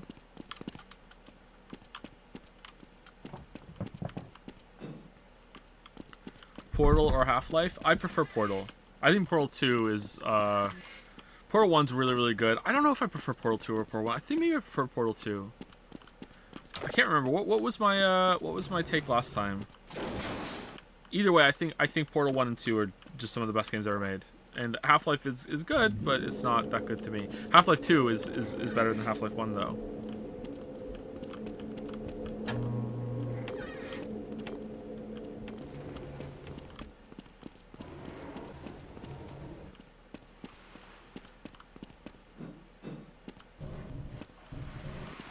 Never ever Portal 3.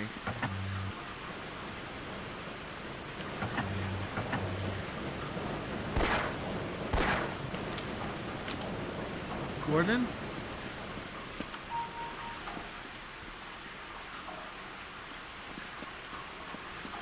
Which game would you rate 10 out of 10? Outer Wilds, probably Undertale, Chrono Trigger, Final Fantasy VI, Doom Eternal. I don't know if I would give Crosscode a 10 out of 10. Like close to it though. I love that game to death, but I don't think it's 10 out of 10. It's a little bit slow in too many parts, and it reuses a lot of assets in a way that kind of drags the variety down. But I still love the combat.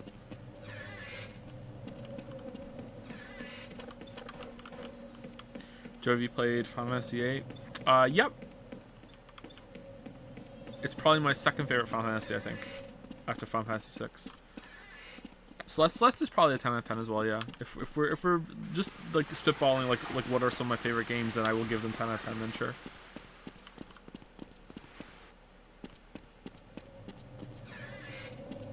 Disco Elysium is a 10 out of 10. Your mom, believe it or not, 10 out of 10. Because she could take all 10. Let's go. Pay you people to mosey around Whoa. at your own convenience. Make this thing work. Oh dear! Shit. Well, it's about time. We don't pay you people to mosey around at your own convenience. Make this thing work so we can get on with this miserable day.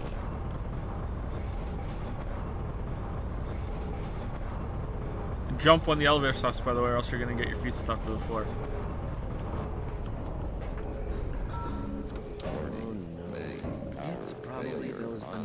Materials people again. Yeah, probably. Always pushing their equipment too hard, dabbling in who knows what. I'd be surprised. Why do we just have the gun out?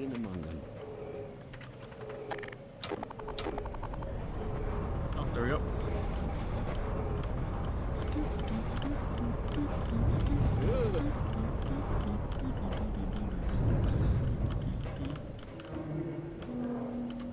Zero Time Dilemma, 10 out of 10.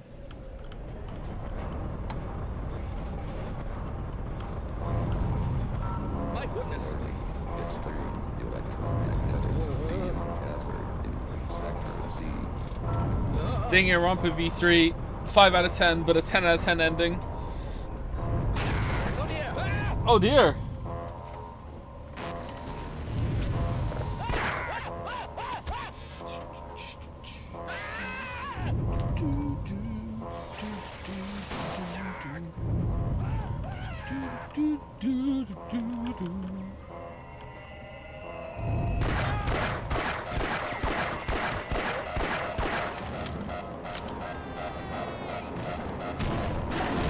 Oh no!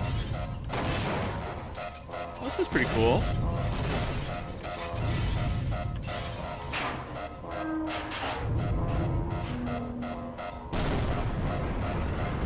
Ah, Gordon, help me! Help me, Gordon! Reporting for duty.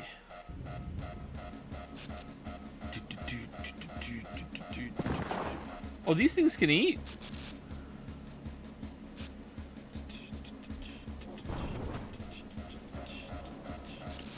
Pretty cool he had you back to profit. I don't think so. I think I saw most of that. Yes! Oh, it wasn't the suit. It wasn't the suit.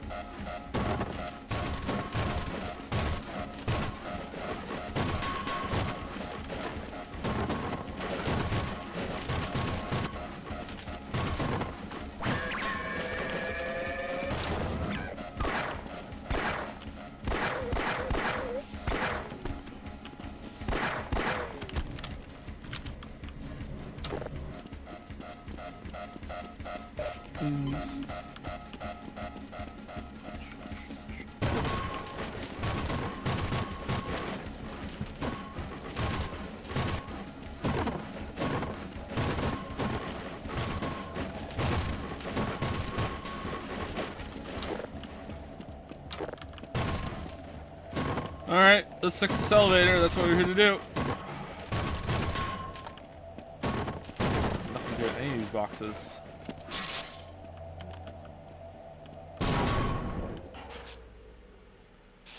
Uh-oh.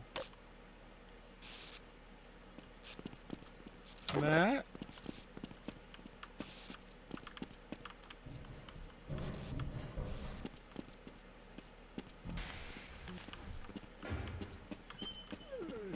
I agree. Yoshi, you gonna eat your food? What's the matter?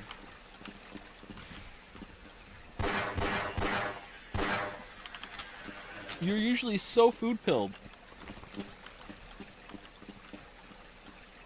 Yeah, you're a food stan, Fatsby, I know.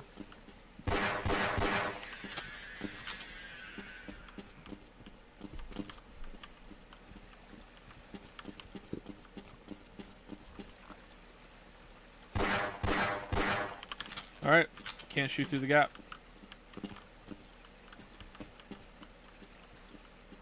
What am I supposed to do then? Can't just open it. Maybe I can shoot through the gap. No, absolutely not. Oh, the door just opens. Okay.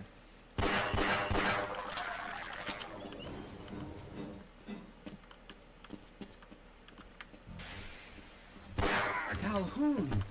How did you get through the power lock? Well, it doesn't matter. The only other way out of here is through the canal. If you do make it to the surface, don't tell anyone I'm down here. I think they're trying to kill us all. Now get out of here. The canal is where you want to be.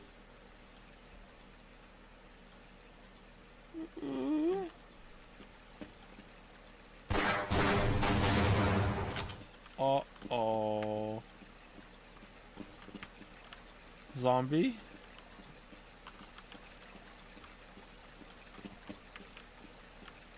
Man, if my game has any glitches, that's just fucking unacceptable, huh? Fucking hell. Do you know how much pressure that is?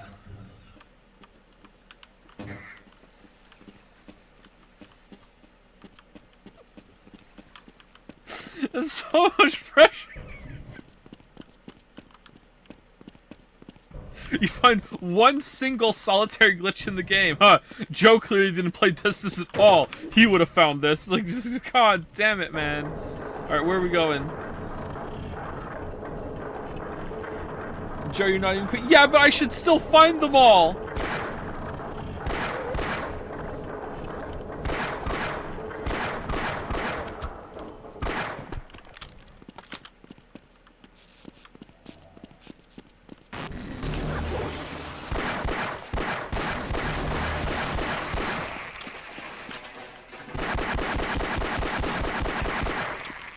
We're just eating shit here. Pistol's not very good at these guys, actually. What if I could have just like used this for cover?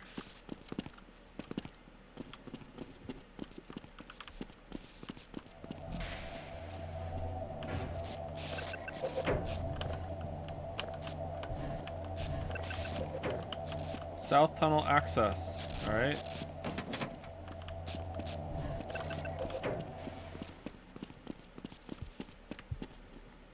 Yes.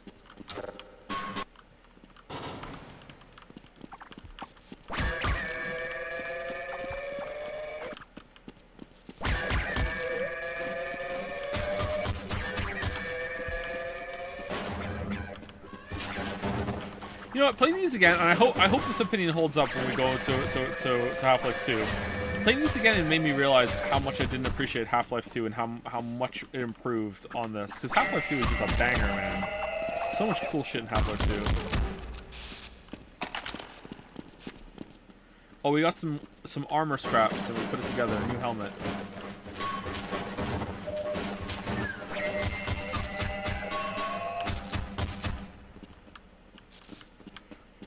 Did you know that until Half-Life 2 came out, like there were no physics? Like physics didn't exist until Half-Life 2. I'm not talking about in games. Valve made that happen. So what's this doing?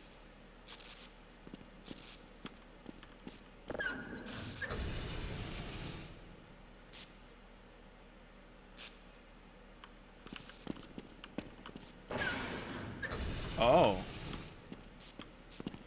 Okay. That could be a little lower then. And I jump onto it. Yeah, that's got to be it. Alright, so how do I get onto it now?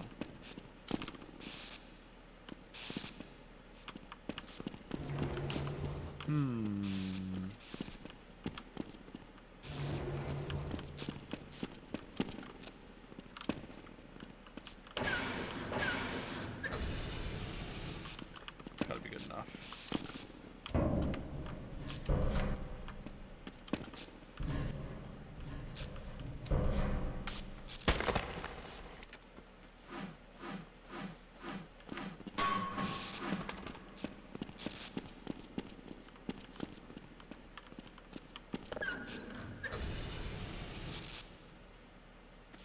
It wasn't.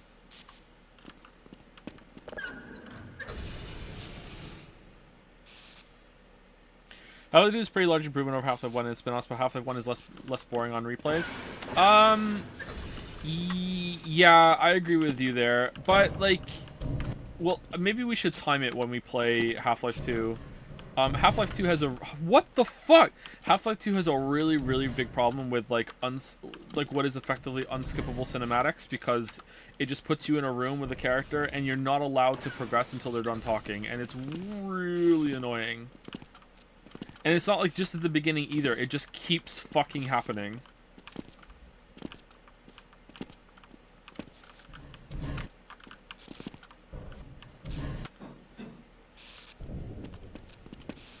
So yeah, I agree with that. It's really, really bad design there. And I should know, because I'm a game designer. So as a game designer, I'm allowed to criticize it.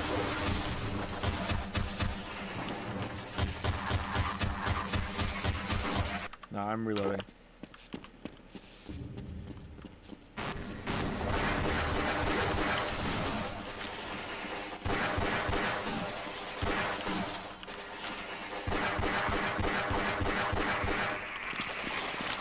I'm kidding, by the way. I don't consider myself a game designer.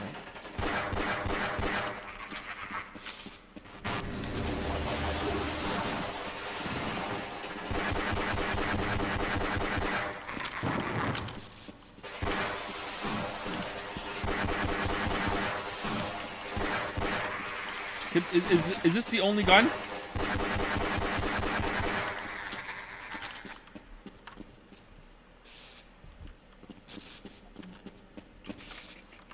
You are, though. To me, it's the difference between being a writer and an author. Like, you can be a writer if you write anything pretty much, and you're working on something, but you're not an author until you have something out there that's significant that other people are reading. It doesn't necessarily have to be traditionally published, but it does have to be out there and people can enjoy it and read it, that sort of thing. And to me, you're not a game designer until you have something out there appreciable that people can play and enjoy. And I would say that it's such a difficult field to get into that it might even be multiple things until you really consider yourself that. I don't know, maybe one thing is enough. If it's one big thing, maybe.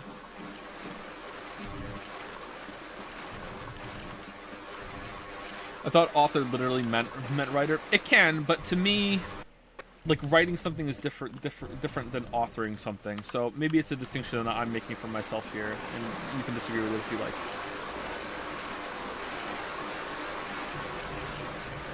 I didn't consider myself an author until I had stuff on Amazon. I was a writer until then.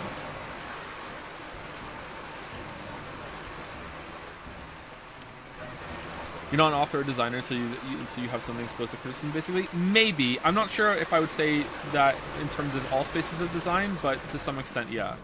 You have to have actually finished something, I think, before you can like consider yourself upgraded from like the basic, like I do some writing, to I've actually authored something, right? That's where I think the distinction lies for me, and I'm not sure if it's fair or not, but that's where I'm going with right now. There are a lot of paths here. Can we jump in here? Wow, we can. All right, where are we going? This looks disgusting.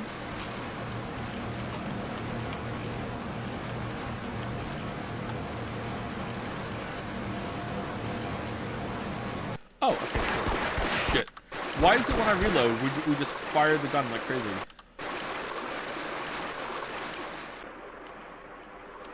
It happened with the crowbar earlier, too.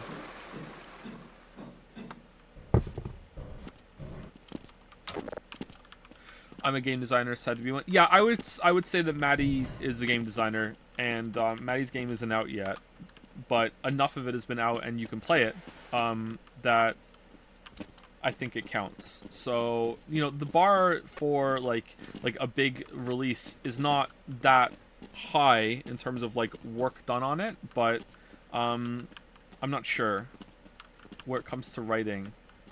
What would it be from is there a distinction between like in music? Is there one for musician, for like writer to author? I'm not sure. I don't know enough about music terminology. The ropes.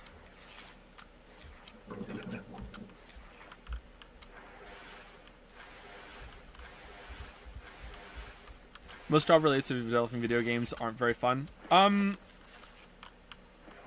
I would say that most creative jobs aren't all that fun for the most part, and you get a lot more enjoyment in creative pursuits from finishing something rather than working on it. Although that's not always the case, and sometimes you can get into periods where you find just the act of creating very enjoyable. But I think for most people, especially when they've worked on something or worked on a craft for a long time, it starts to be about getting something finished and the fulfilling product. Now, in terms of something like maybe with drawing, maybe that's not the case. I would definitely guess with music it's not the case, because there's a real amount of like pleasure and joy in actually like hearing the music like come out as you're performing. That in itself can be very, very enjoyable and a good thing. Whereas I don't feel that way for writing. Usually when I'm writing, I'm not really having a good time. Sometimes I am, but not really. And I prefer the end product. I prefer to have written than to be writing, if that makes sense. I'm not sure how it is for visual art. Ooh, the updated shotgun model is pretty good.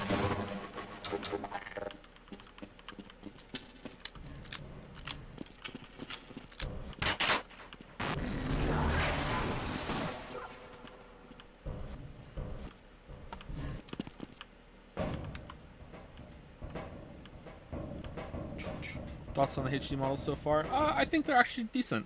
I don't have any problems with them. Chat seems to like viscerally hate them for the most part, but excuse me, I think they're all right. The shotgun is definitely pretty good. Oh no!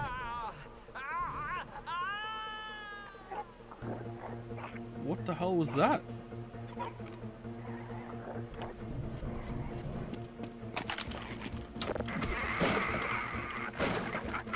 Where'd you come from?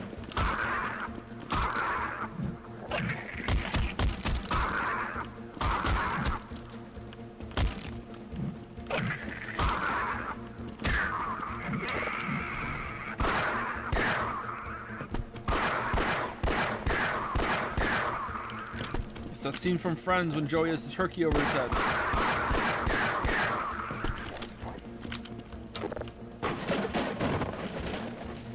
Really, I love writing, but I hate getting myself to write. If you love writing, then you are unusual among writers. Not completely like unique, but unusual. I don't think I've ever met a writer in a creative writing group that really enjoys writing and prefers to do anything other than write. What kind of writing do you do?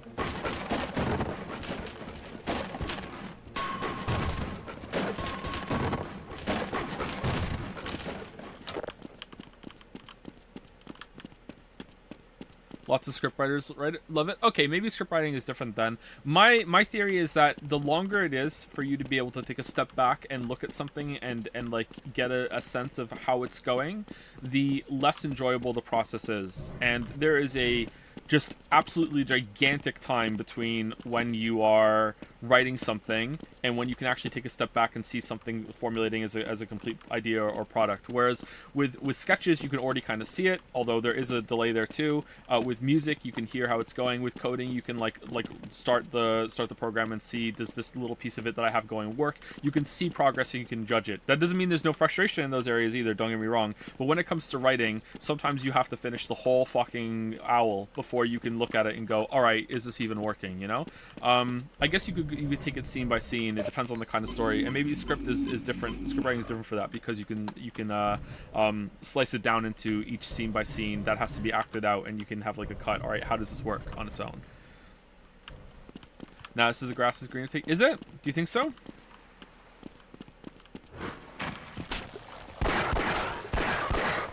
I mean, I don't just do writing, and I find writing is still way more frustrating and less enjoyable than video editing, for example, or audio editing is just tedious, and I don't really like it, but I can still see the progress is being made. Video editing is a lot more fun than writing, but I feel more accomplished from the writing at the end than I do with the video editing.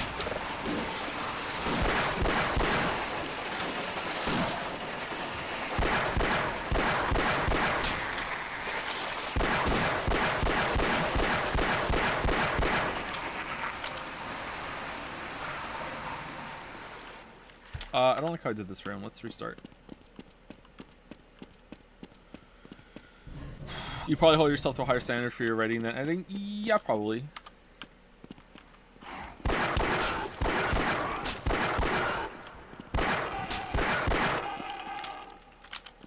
The game is a bit loud, is it? I can turn it down a little bit.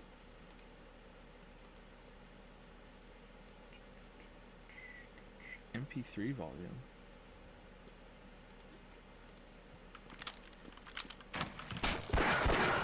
Sound better?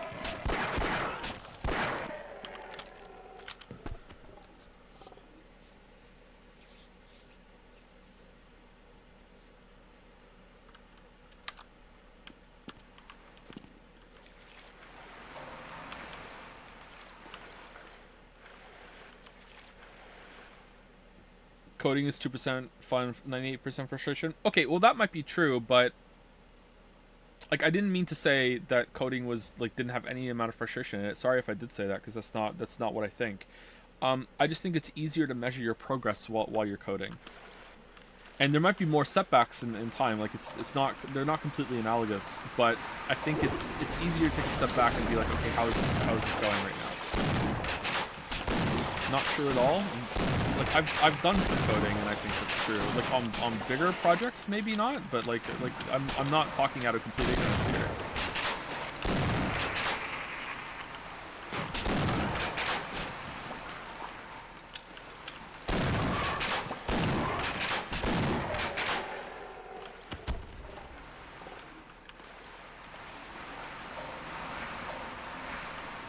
Like if you're doing if you're trying to get something to work and then you know hit play or whatever and it doesn't work, then you know it doesn't work.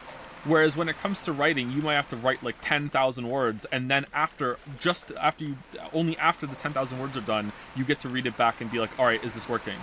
That's what I mean. Like just because saying it's easier to judge doesn't mean it's easier to get success.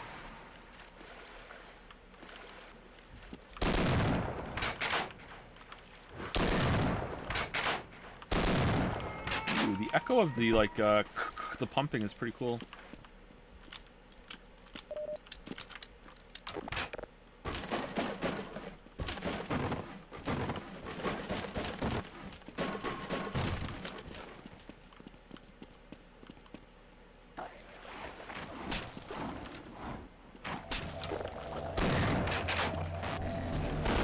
Uh-oh, he's teleporting in. This thing's do so much damage on hard mode. Are you dead? You're dead. Good. All right.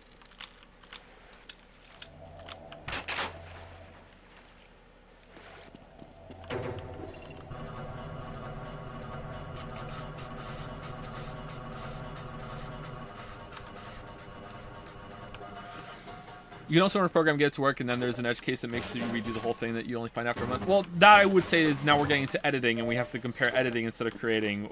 But editing is a much larger process when it comes to coding, I think, because you have to add things to it, and that can break previous things that didn't work before. Now that can happen in writing, sure, but I think that happens more often in coding, or at least coders have to fix it, whereas writers can just be like, who cares? That can just not make sense.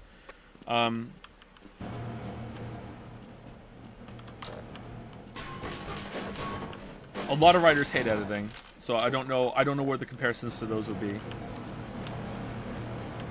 And that's where my coding experience is completely null and void, because I never got to that point when I was doing some coding.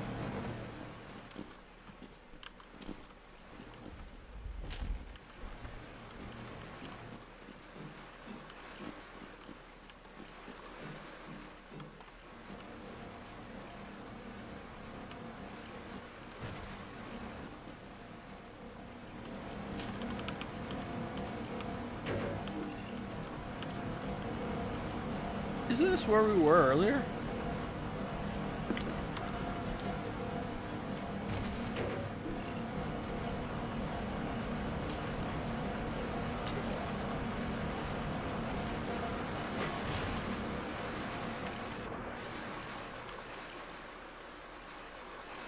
Yeah, it is. Why are we back here now? What did we do?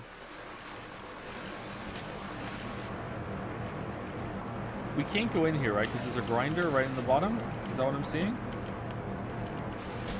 Yeah, we can't. Alright. Whoops. Stop! Stop! Stop it! No! No, no, no, no, no. Why? That's a weird bug.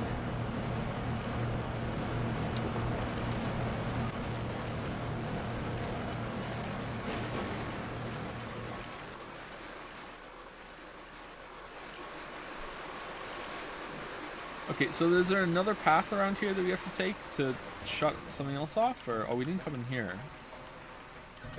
Or if we did, I don't remember.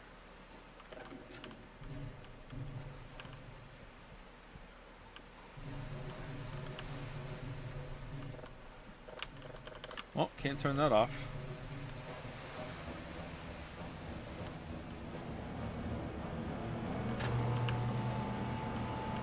Oh, okay, we just need to make a path, alright. Oh, it doesn't work! Oh, that's nice, I like that. That's really good. Well done, game. Oh, for fuck's sake.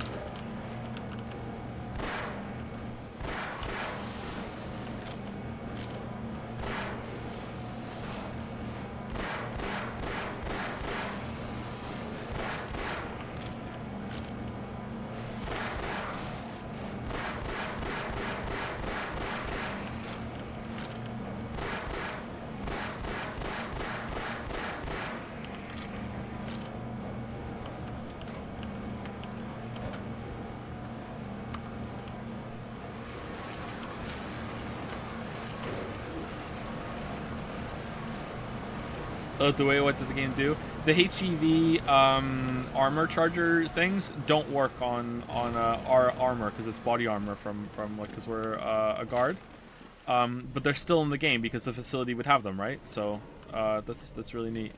All right, do I have to hit the button and then jump over here, or do I push this into the water?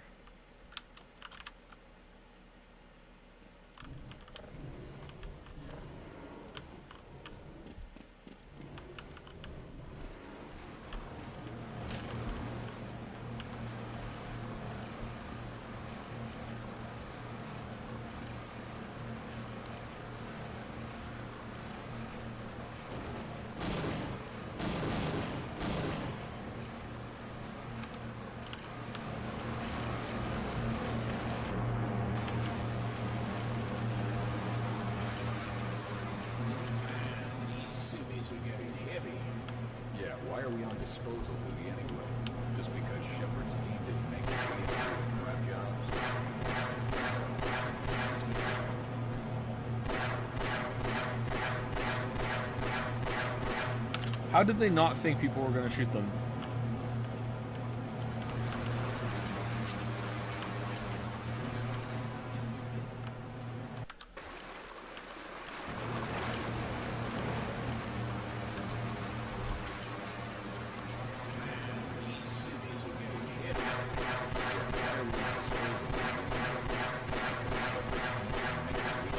Okay, you can't shoot them through the grate. These civvies are getting heavy. Yeah, why are we on disposal anyway?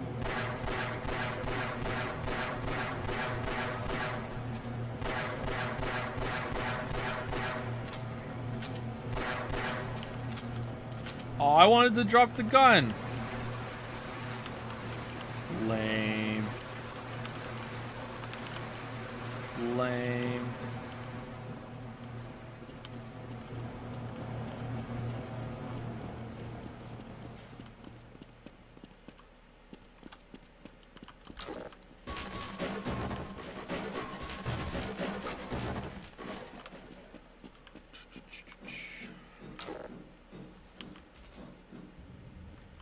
Train yard, freight warehouse, south exit.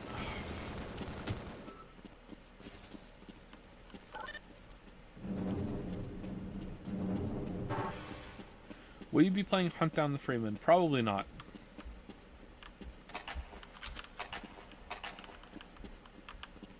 Best gun. What happened here? Steam tunnel access.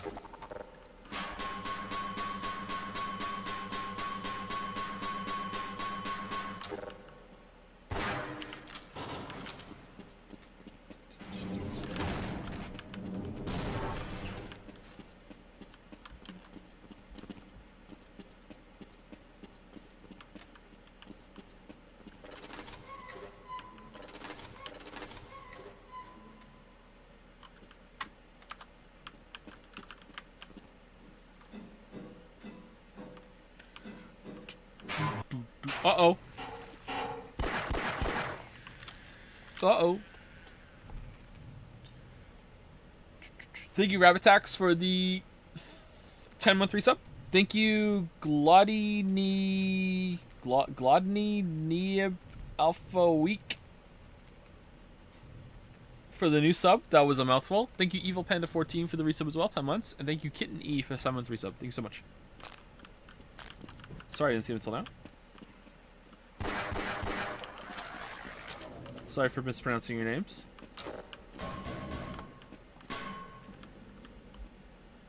Why am I taking damage? Oh, high temperature steam pipes. Alright.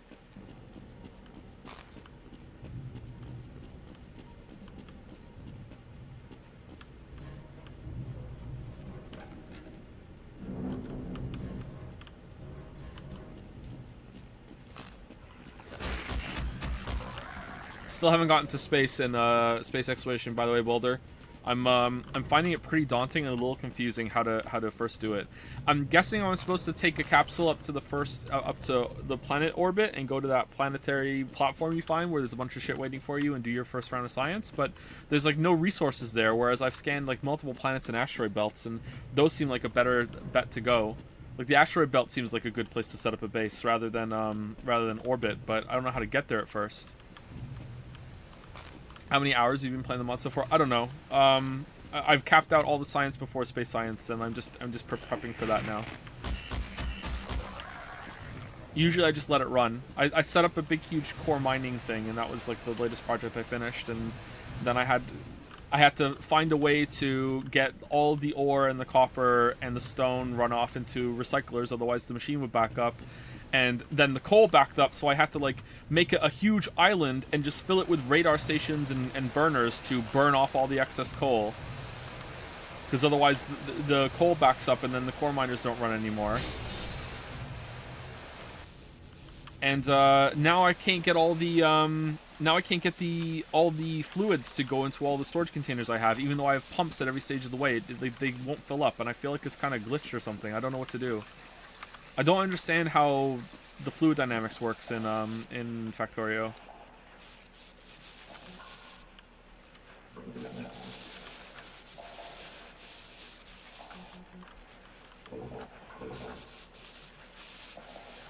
Where do I go?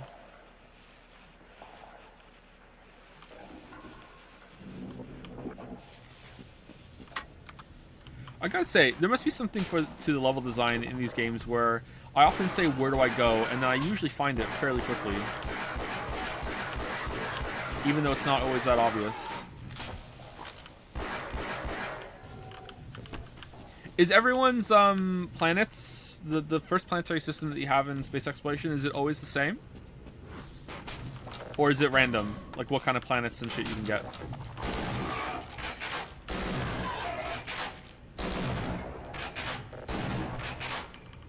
Then why do you ever say it? Say what?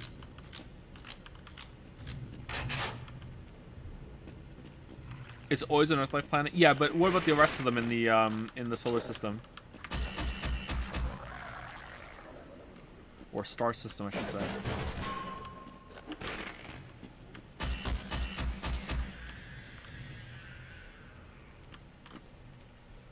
That you don't know where to go, because I like to communicate to chat what's going on in my mind. I'm like, I don't exactly know where to go right now, and then usually I find it like almost right away after saying it.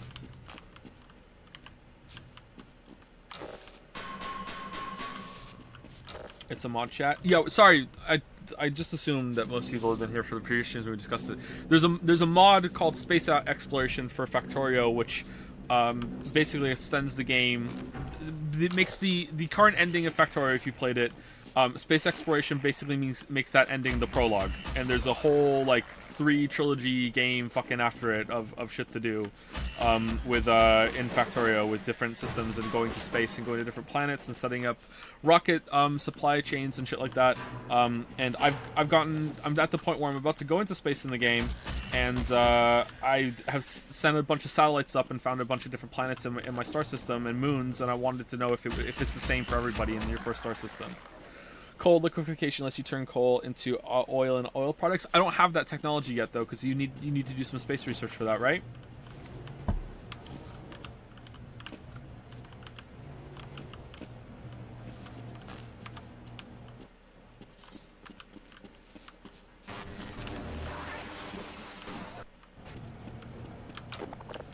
Because I looked through, I googled it, like how do you guys handle this coal? Because I'm not smart enough to play Factorio on my own, so I will occasionally Google search something. And people were like, coal liquefaction. I was like, I kind of remember that from the vanilla playthrough, and it's not on my tech list. I can't do it.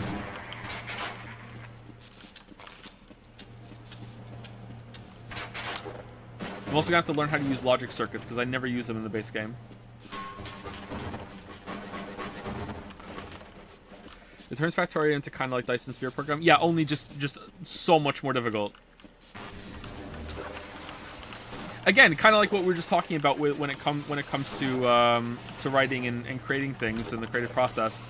It turns into something that you might not really enjoy when you're doing it, but when you are done and you step back from your project and you're kind of like, yeah, I did this, cool. It's really satisfying to pull something off that you might not have enjoyed putting together the whole time.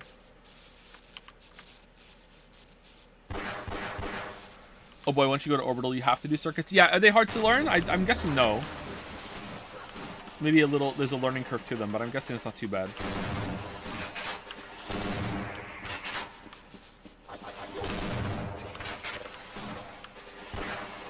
Man, I am really feeling the pinch on ammo. I don't want to use my revolver, but I think I'm gonna have to.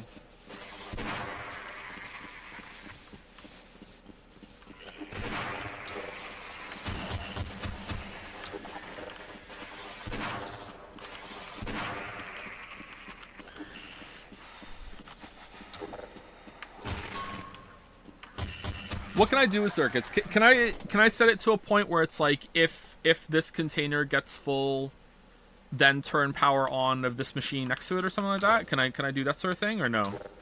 Yeah? Oh, that's gonna be really good for setting up for like burning off excess materials and shit. Then that's good.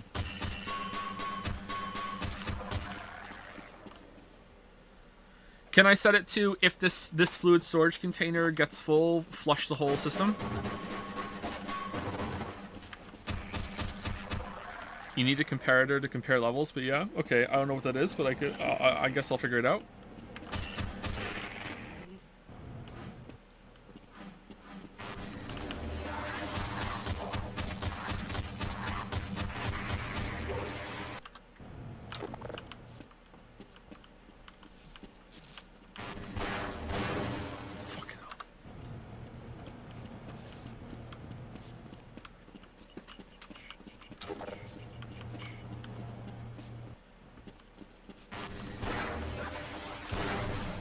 How are you not dead? Oh, it did damage to you. It just... not enough. There we go. Alright. Scumbag save.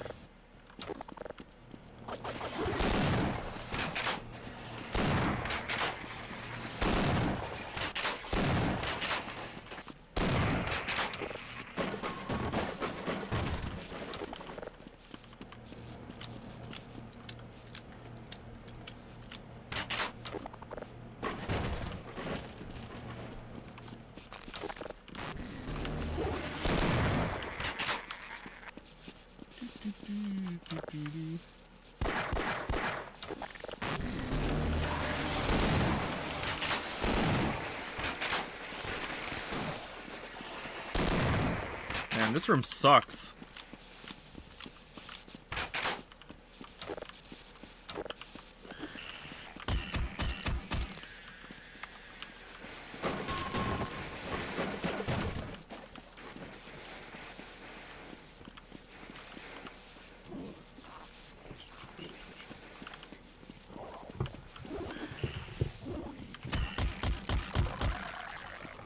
So you're not building a calculator. Comparators are the only logic component you really need.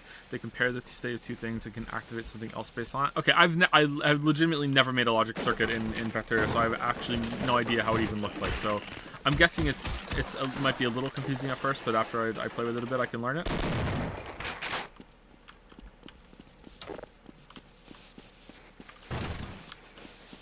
Any plans for the Doom DLC? I'd love to play that, but I don't know if I want to stream the whole entire game again on stream. Stream the whole entire game again on stream. There we go. Great. Talking so well today, Joe. Where would you get the mod from? Space exploration. Factorio modding is actually fantastic. It's built right in. Like if you play the game and there'll be a like launch it and there'll be mods on the main menu and you hit it and you can search it and it shows up and you hit install and it will download all the mods that you need for it. You can also search for it on Google first, and you can see what's compatible, so you don't have any conflicts. But if it's your first time doing a mod, then just download the space exploration mod and whatever it shows up on the screen saying, you know, we need this to work, the prerequisites and shit, and you'll be able to just launch it and it'll work just fine. Modding in Factorio is super easy. It's really, really well put together. It's not like Bethesda or like modding Skyrim or Stardew Valley where you have to download like a separate program and patch the game and all this other shit. Like no, it's like built into the game itself.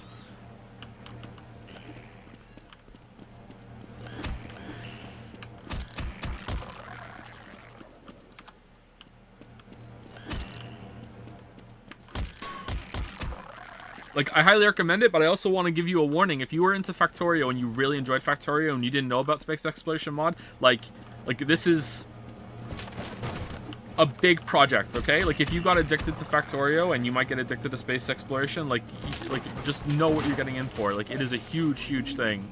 Like, I'm having it running on the background most of the time.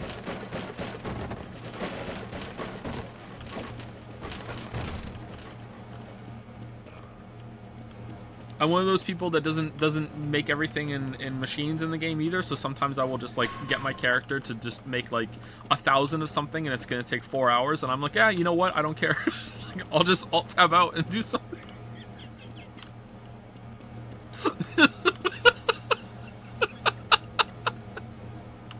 I don't give a shit.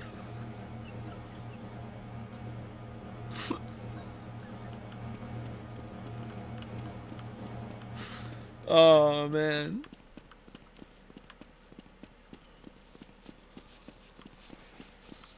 Alright, so we're going not this way, but the other way.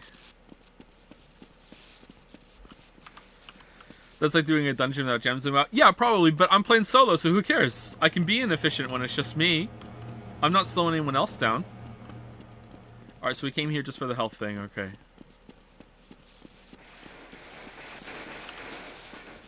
Time to craft entire nuclear setup in character inventory. You know what? I don't go in for nuclear. I like all my energy to be renewable. Like, I don't want to have to mess around with the potential of like, oh no, I ran out of fuel, or now I have to dispose of shit, or oh no, it got backed up and now I have no power running my whole entire thing. I just like have like literally, like I think I have 15,000 solar panels on my main planet.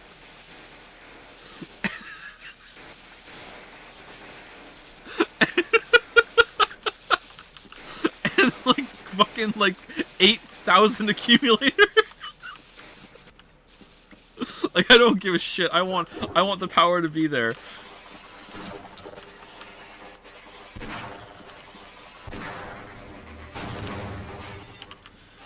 Joke's on you, 15k is enough. Yeah, I'm feeling the pinch already. Yeah.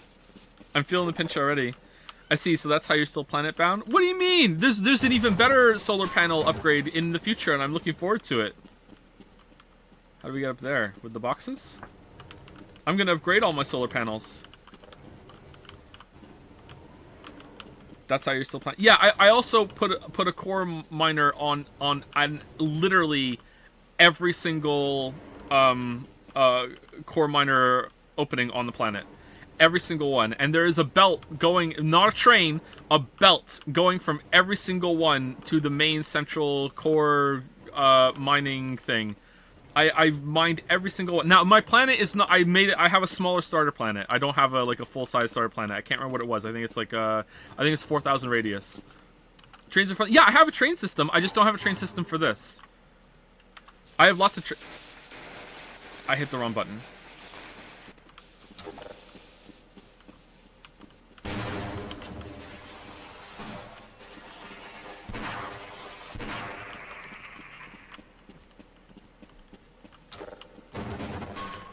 Trains just didn't seem like the right tool for the job on this one. I think, like, I'm gonna train over the whole planet because all the mining nodes were so spread out. I thought that I'm stuck. Oh, for fuck's sake! All right, you know what? Maybe we're not finishing this game. Fucking hell!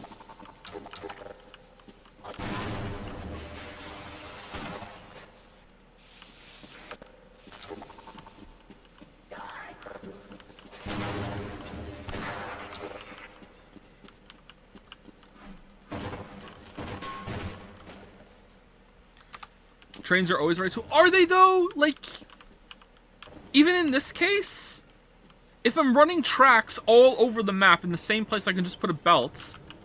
Like, it's the same rate, and I don't have to mess around with fueling the trains and having multiple fucking trains.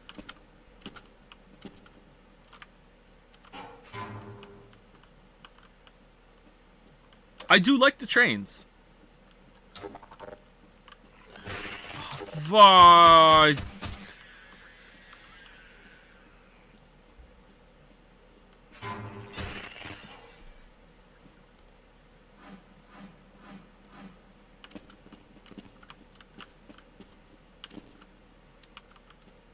There's a lot of items just laying on the belt that can't be used then? What do you mean? Unless you have the core miner feeding into the container that feeds the train, it's the exact same rate, because no matter what, at any point in the game, all the items have to go on a belt. So you're always limited by the belt. Okay, maybe you're talking about other things. So with the core miner thing specifically, it only spits out like 2 chunks a second. 2 products a second. So like the belts are mostly empty. And once the flow is established, isn't it the same rate? Why are they slowly traveling on the belt that can't be used for anything else? But they still have to transfer on a belt to the train station. Isn't it the exact same thing? Like, the only part about this that is slower is the initial seeding of the setup, right? Once the flow is done, like, it doesn't matter, right? Like, once the flow is established.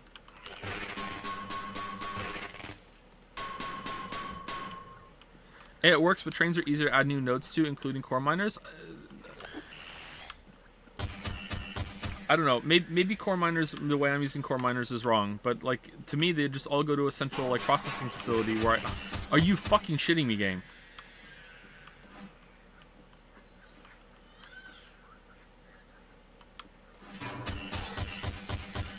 All right, we did it. We did it.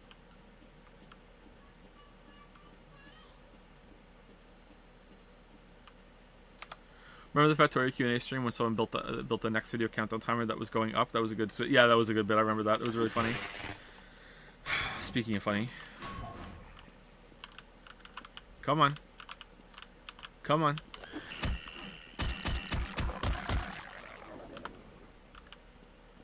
You're reaching into the basket of gameplay options of playing out the comically oversized bullet labeled wrong. I don't think I am, though! What the hell?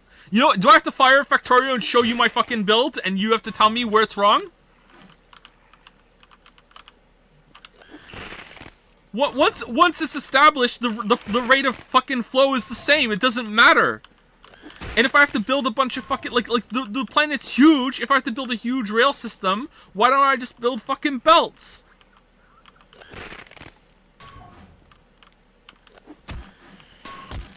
I have, like, I think 30 core miners, alright? And I have a belt going from each of them, right? And I have them split into, like, I think they're like on 10 on each belt. So each of them, 10 core miners, feeds into one central belt, and then that one central belt goes to the core facility on somewhere on the planet, and that's it. It's not like I have 30 fucking belts spread all over the fucking map that are all snaking down to one place. What you're a fucking ninja crab. 30 miners. I just wanted to do them all. I know it's not necessary, but I really wanted to do them all.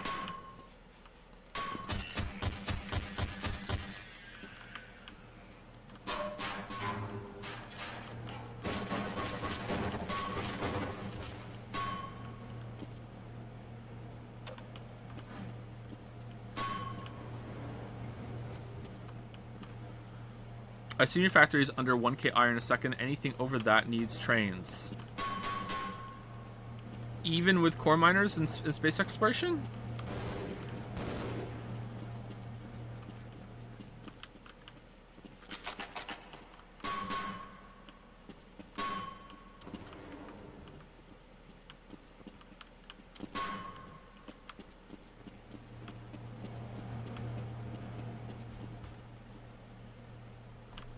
Hey guys, how's it going? Oh, yeah, okay. Also, you're missing that trains are cool. I agree trains are cool, and I want to use them, but for me, I thought that this wasn't just like, it's not that, oh, I didn't want to use them. I thought this was a better method and more reliable of just establishing a constant flow of the fragments going into the pulverizers, instead of having to mess with trains going like across the whole entire map. And them getting full up on, like I would have to have, like, I don't know, like 50 fucking trains. I didn't want to have to manage 50 fucking trains and fueling them all. Just do a belt.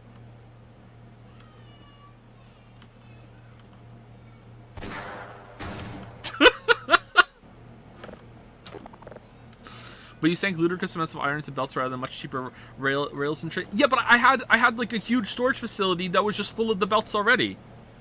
Like, I set that up a while ago, and while I'm all tabbed out, like, not paying attention to the game, like, my factory had made, like 50,000 belts for me, so I had them. Who cares? Like, it's not, like, it's free. Like, it's the core miner things are renewable. I have infinite iron.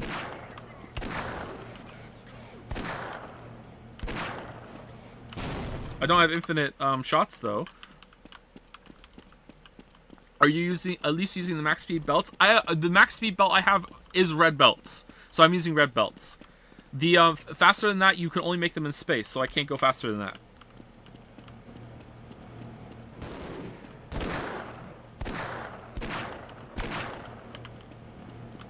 Oh no! Whoa, no!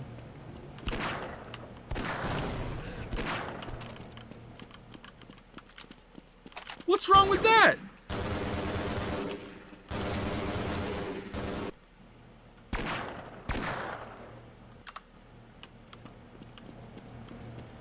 I don't have blue belts!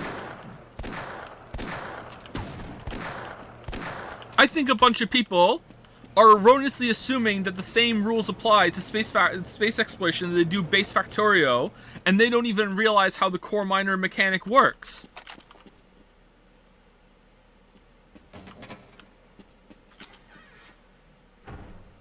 I appreciate your help, but I'm afraid those bastards did their damage already.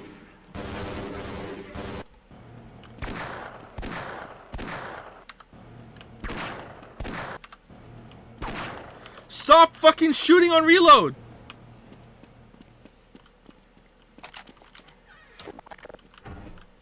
I appreciate your help, but already. If you were trying to reach the freight yards in hope of escaping, then just forget about it. The military is rounding up everyone and everything they can find, and either killing them or bringing them up here for questioning.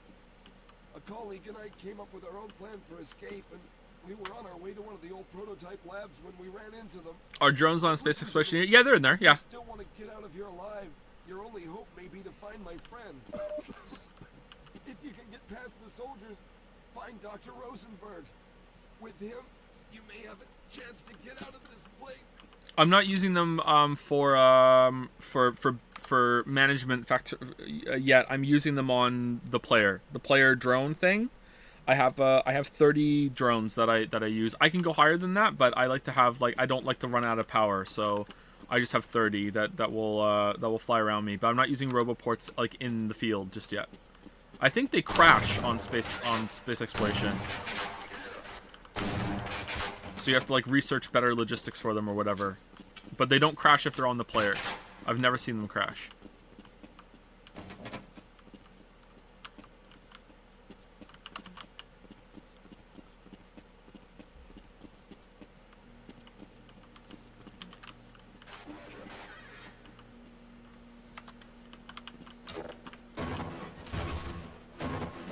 Okay, I gotta say, the last section of this game has just completely taken the wind out of my sails. I kind of don't want to finish. But, we're what? A third of the way through?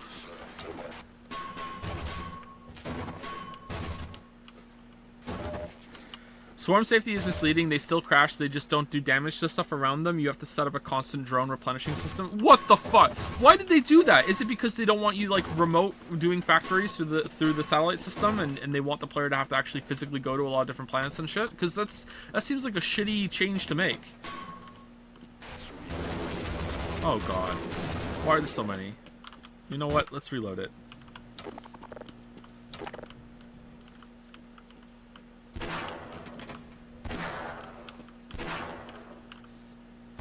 Haha, right in the balls. They don't want you to idle craft beforehand. Whoa, what's wrong with that? How does that stop me though? How does the lack of drones stop me?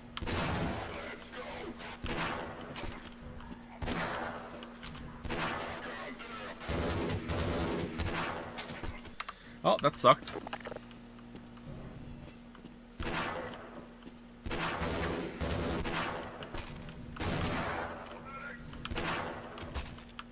God, I love how they stop on a fucking dime when you think they're gonna run into you're gonna fire.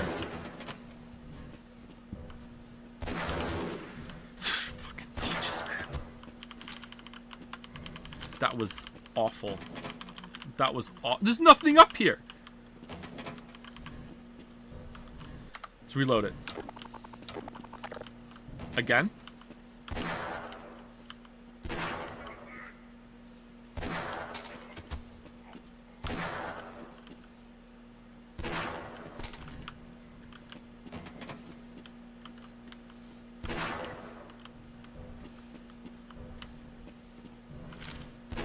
Haha!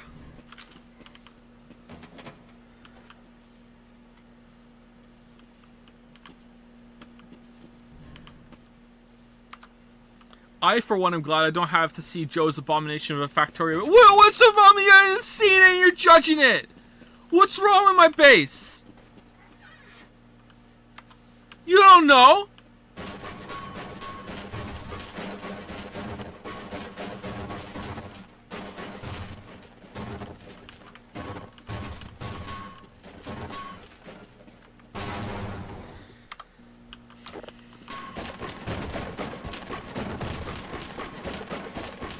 Sounds like it's too many red belts. As opposed to what?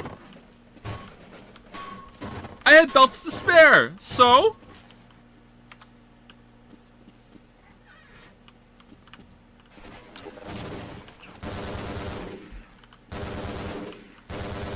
It does more damage because the HD model, right? Excuse me. So let me reload there.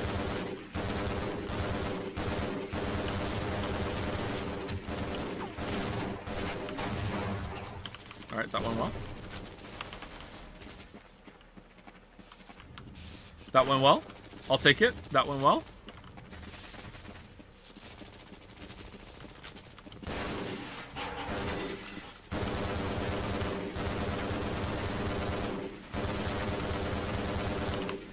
Stormtrooper aim. Me or them? What difficulty is it? It's on hard. I feel like I was on him and I was hitting the window a lot there. That was weird.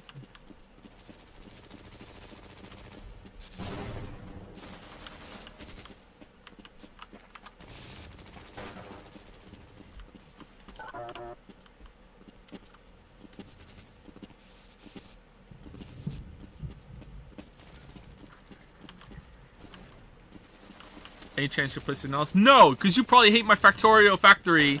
Fuck you, I'm not playing your beloved indie Silent Hill 2, but it's shit game. No. No.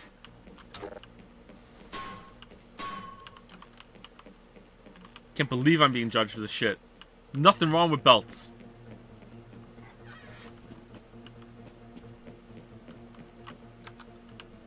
Never played Factorio, and yet you're judging.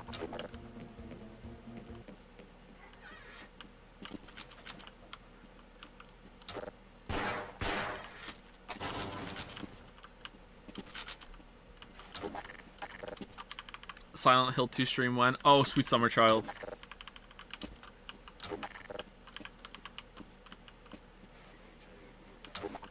I felt dirty just saying that just now. Oh, thank you for the gold, kind stranger.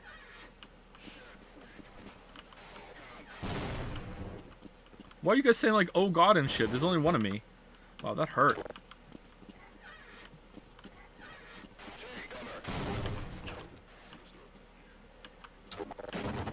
Why are the boxes arranged like this? Is it Christmas?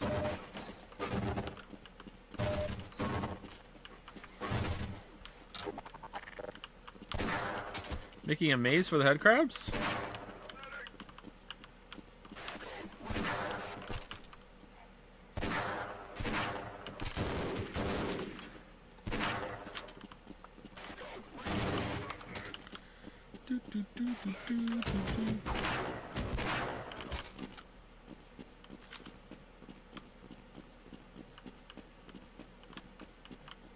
Oh, did you give yourself? Looks like it. Lamayo got you. Alright, where are you done?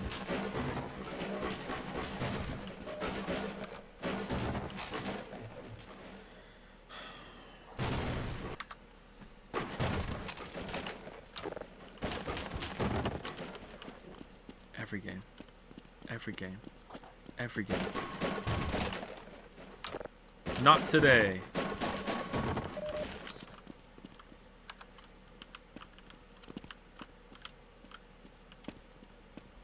What's everyone's favorite base zone, like vanilla zone in World? I'm stuck in World of Warcraft.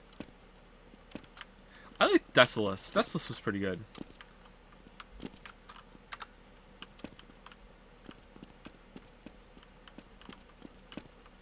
Ashenvale. Ashenvale's pretty good too, yeah. Ashara. There was nothing to do in Ashara though in the base game. Help! Someone let us out of here! Stranglethorn Vale or Ungoro. I'm not really a fan of jungle settings, but they were well put together, I think. Help! Someone let us out of here! Help! Someone let us out of here!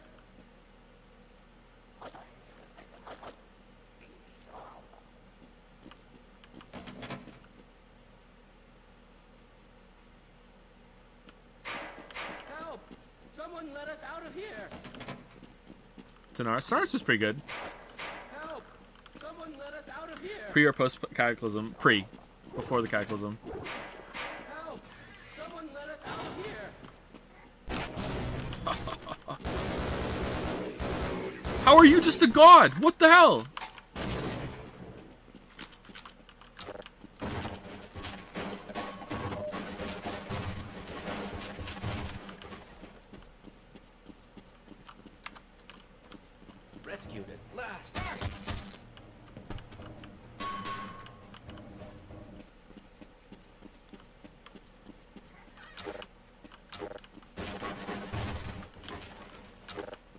They don't know I'm a soldier.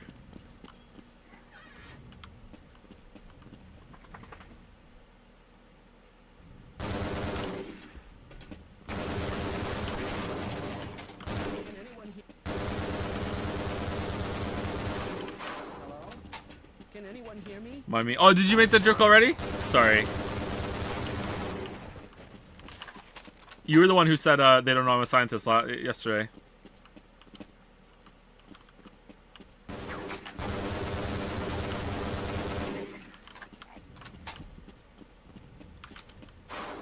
Hello? Can anyone hear me? Whoa, whoa, whoa, whoa, whoa, whoa, whoa, whoa, whoa, where the fuck did you come from?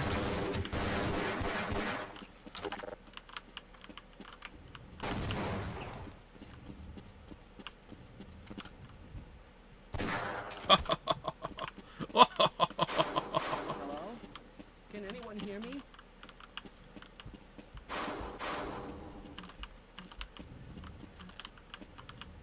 You're in there, right? Hello? Can anyone hear me? Yes, I can hear you. Let's shoot this out and it'll roll. Oh, what the hell?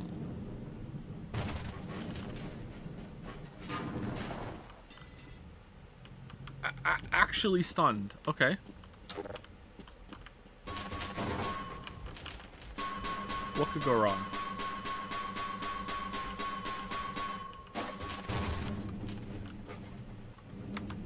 The future. This is the future.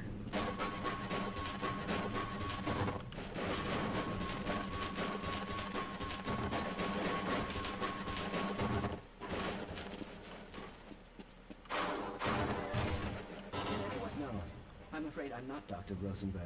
But you'll still help me, won't you?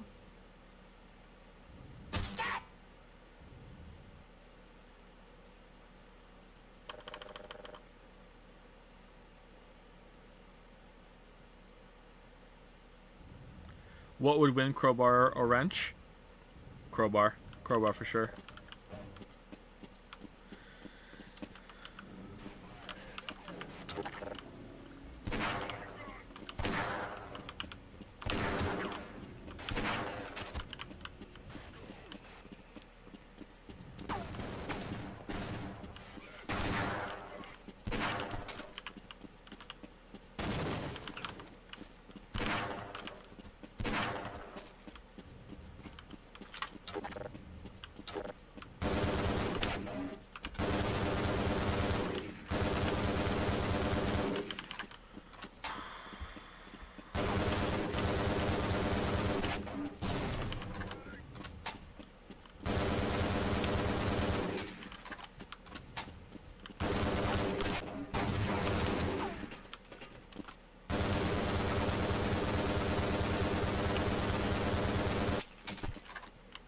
Just spawning forever, bros?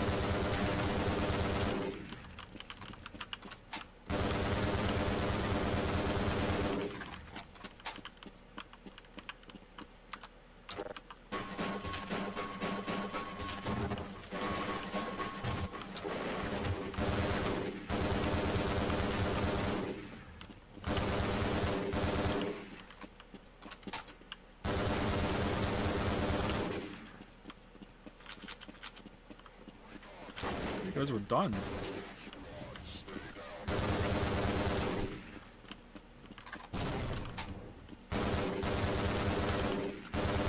Okay, really? Are they just spawning forever?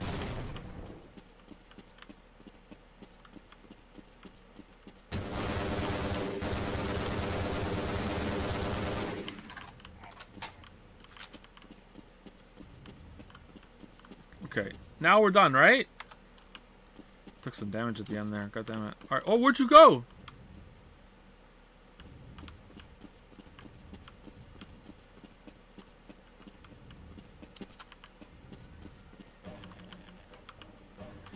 Those soldiers would arrive faster if they used trains instead.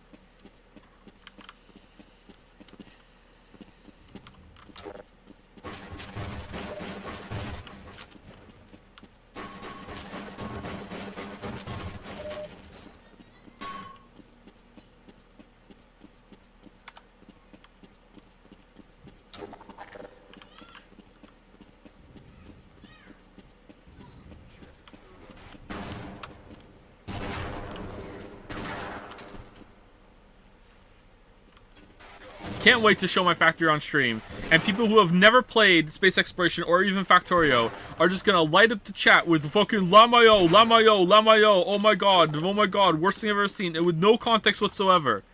Holy shit, what a bad factory.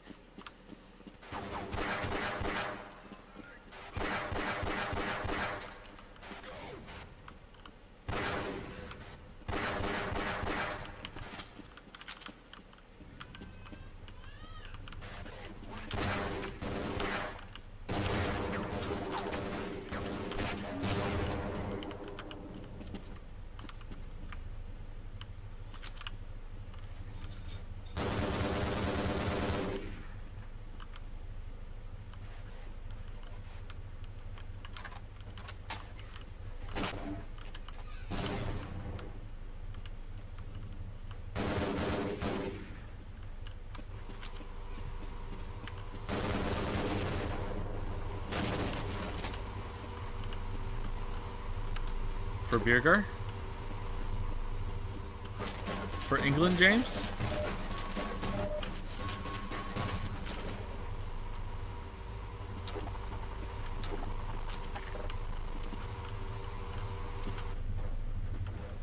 Nice.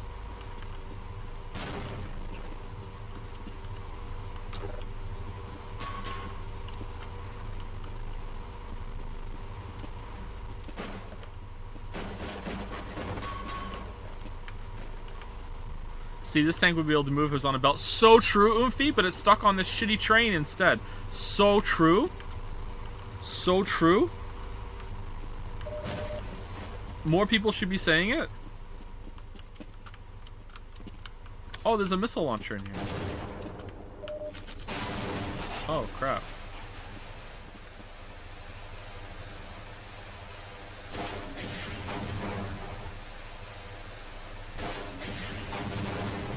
For Birger.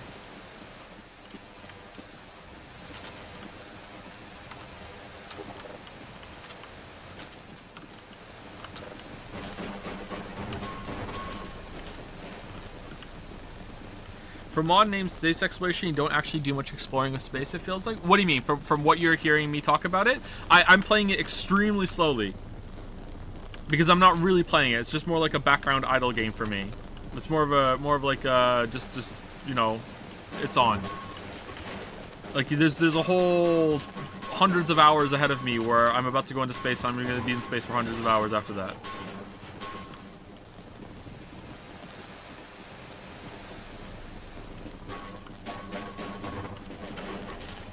But it adds a bunch of new shit to the pre-space part too.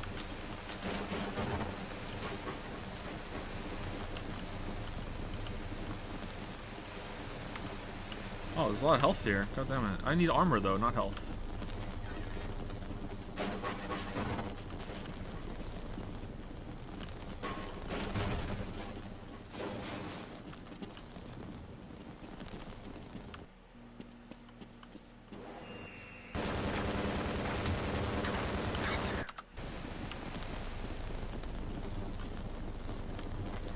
Why is it that a single belt stretching across the whole map, you know, sorry, hold on, let me do it the Reddit meme so you guys can understand. How is it like, oh, train rails stretching across the whole entire map, that's okay. Belt stretching across the whole entire map, everyone loses their fucking mind.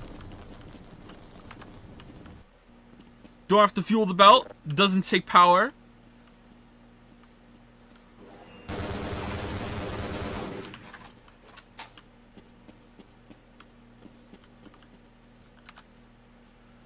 I'll never understand how Factorio can be fun or how there can be an idle game, but more power to you. Well, sometimes you're just waiting for shit to be built or research to be done, and you just tab back in, hit a button, and then that's it, and then just research the next thing. If you're playing actively in that time, you'll just be constantly expanding the factory and getting more resources. But usually it's kind of like, yeah, whatever, I'm done. I'll just get all the research done and then go on to the next project. But it's more of a, like, you know, planning something and get the satisfaction of a plan coming to fruition sort of game. If it's not for you, then it's not for you. It makes sense. It's fine. It's not for everybody.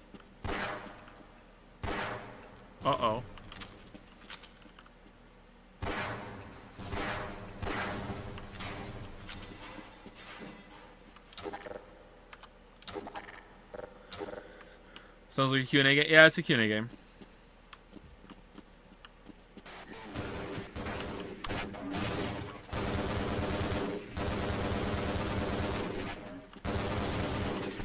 I'm interested in it because I really enjoyed Dyson Sphere Program, and I wanted something that was a little more fleshed out than Dyson Sphere Program, and I saw people talking about it on Reddit, unironically.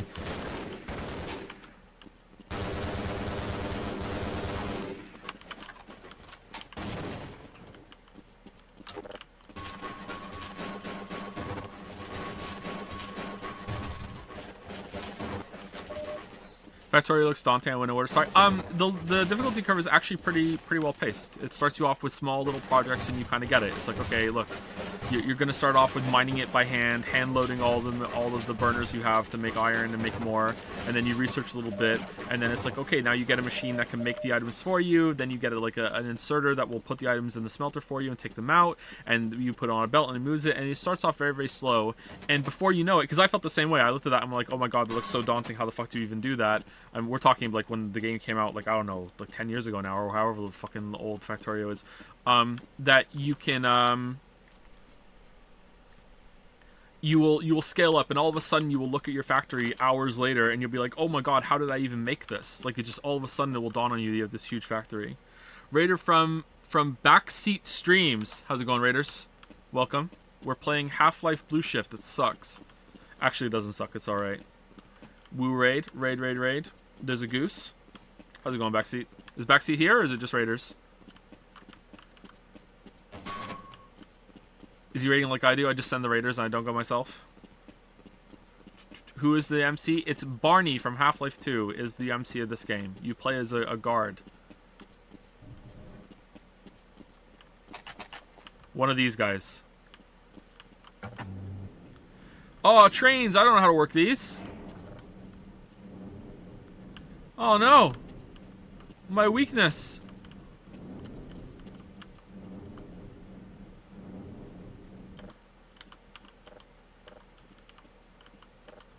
Why can't this just be a belt?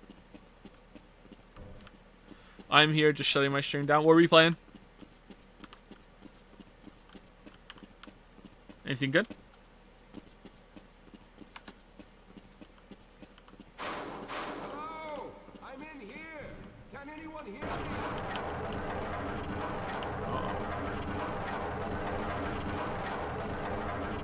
Why do we need to move him to... Okay, it won't kill us, right? He'll just push us? Yeah, I'm surprised. Security breach necklace run? Five Nights at Freddy's security... Thank you for adding the Five Nights at Freddy's, Shatter, because I don't know enough about that to know security breach. Alright.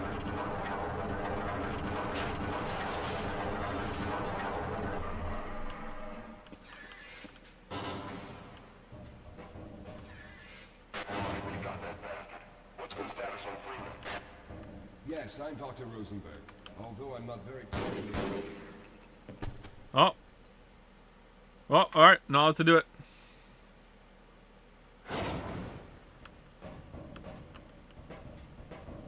Yes, I'm Dr. Rosenberg, although I'm not very proud to admit it, seeing as though I'm partially responsible for all of this.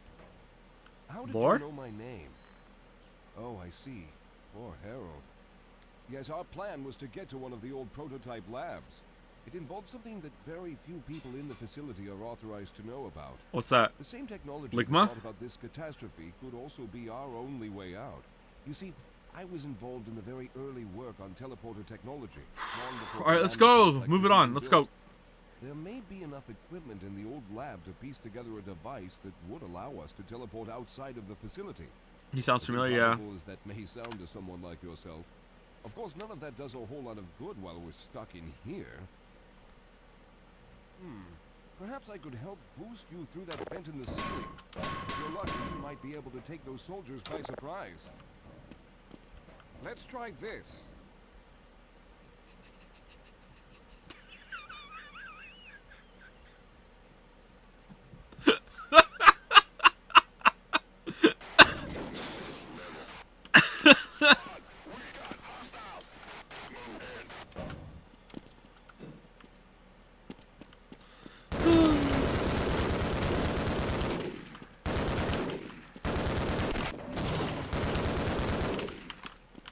now the door's open.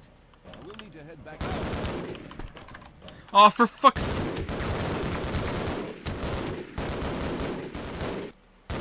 Oh shit! No, no, no, no. Okay, sometimes when you load, it automatically fires. Okay, please don't do your speech again.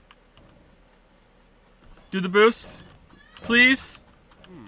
Perhaps I could help boost you. Oh, thank God. In the ceiling. If you're lucky, you might be able to take those soldiers by surprise. Let's try this. So funny.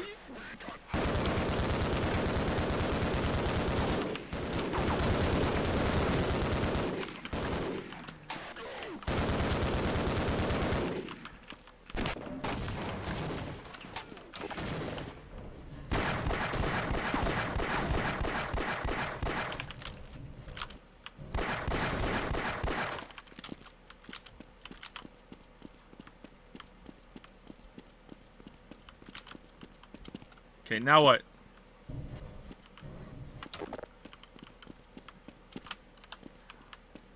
All right. Now we'll need to head back to the area where you met Harold.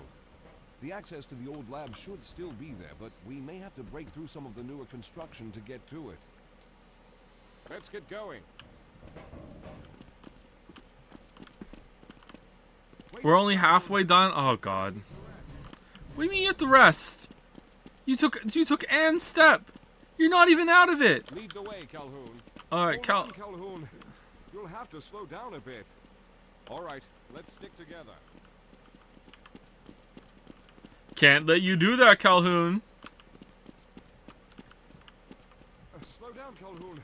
I can't keep up at this pace. Yes, we'll have a better chance if we stick together.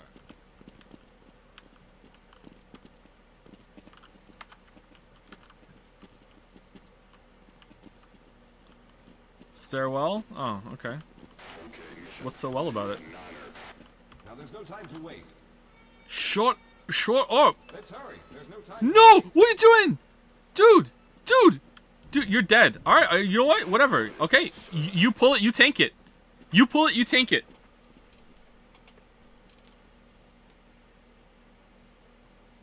Alright, we done fucking around? We done? Yeah, I'm supposed to be.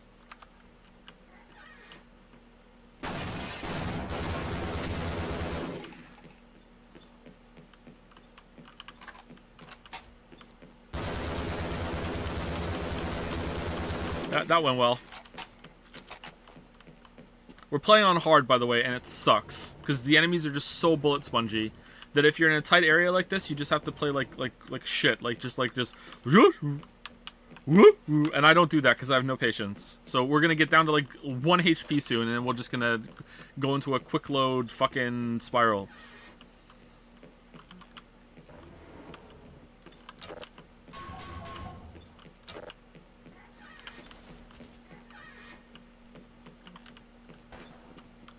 Alright. Let's go, doctor. Heal with soda. Can you really?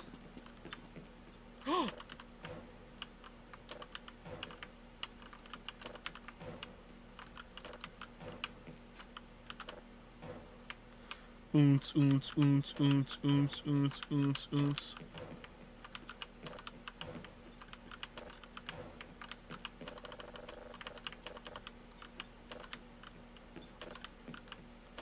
Oh no!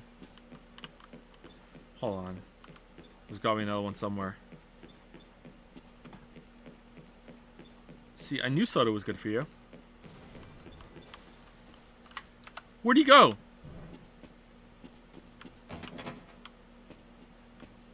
Is he gone again?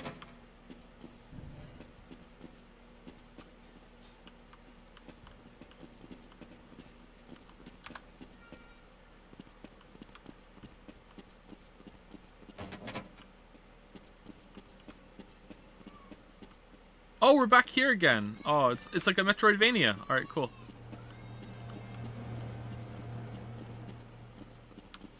All right, we're clearing this away.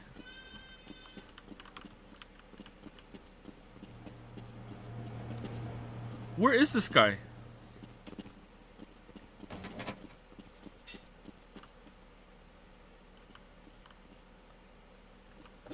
Let's go. All right.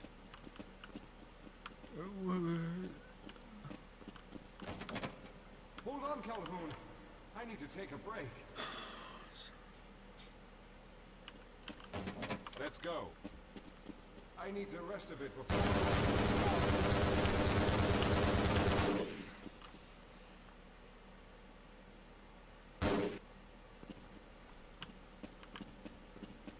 All right. You won't even know I'm here. Oh, I will. I will.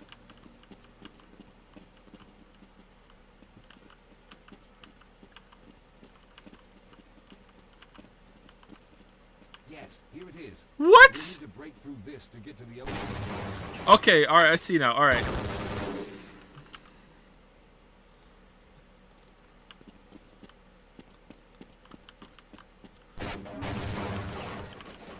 All right. Could I have done this earlier?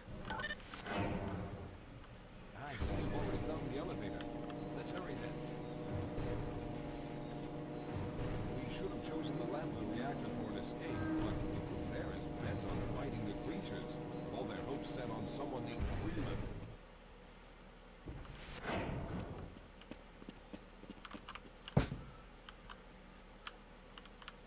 This is it. We just gotta wiggle in. Come on. Twerk in. Twerk in. Come on. Get it in. No, we're too dummy thick. Alright. I don't know what to do then.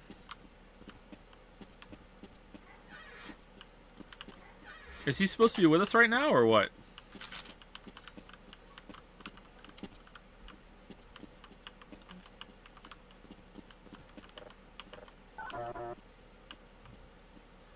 Oh no.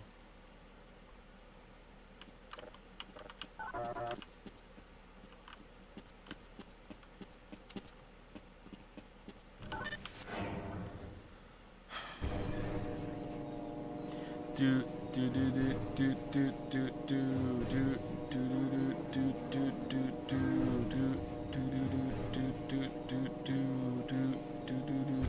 do do do. Get on the elevator. Make sure you jump at the bottom or else your feet might get stuck to the floor. Hate you.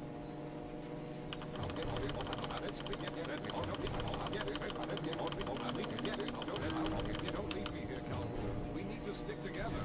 Jump. Jump. Let's get going.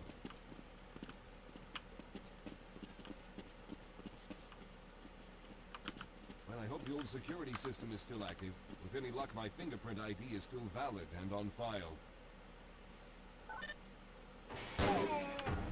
Nope, he's still useful. Okay.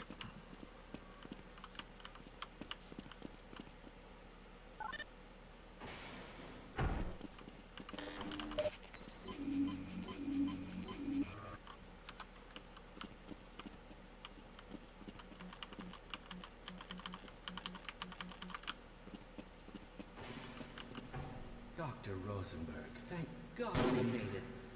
God, what? Dr. Rosenberg, thank God you made it. We've managed to piece together some of the larger equipment, but you'll need to oversee the rest of the construction. Man, this is the most Half-Life 2 of them, huh? Finish aligning the power cell matrix, and I'll see if I can get the system online in the main room. Now, there's no time to waste. Oh, now we can run freely. Like, heading for the hills. Alright. Alright, are you done now? No? Okay, alright. Okay. Well,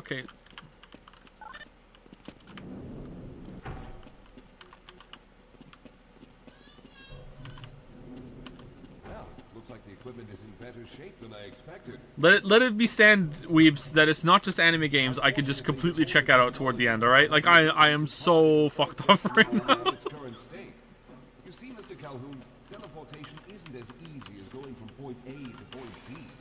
We discovered a strange border world that was somehow involved in the process, which kept us from accurately predicting where any given teleportation event would lead you back on Earth. Some of the more promising research on the matter led to a device that could be attached to the strange crystalline structures we found on this.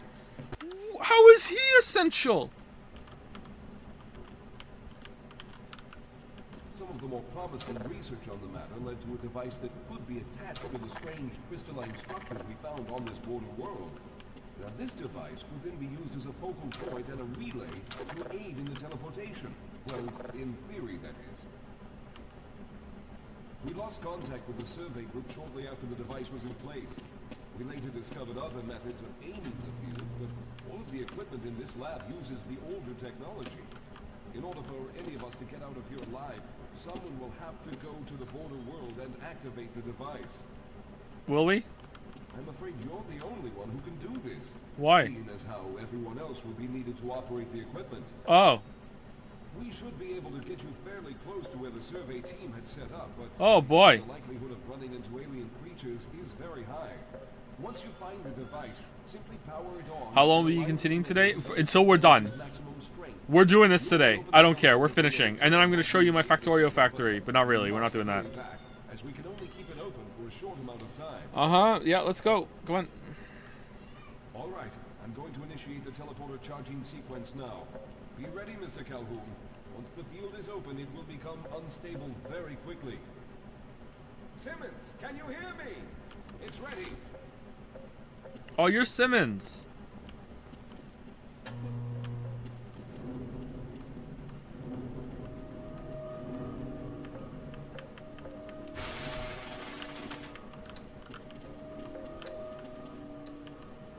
Oh, you push the button.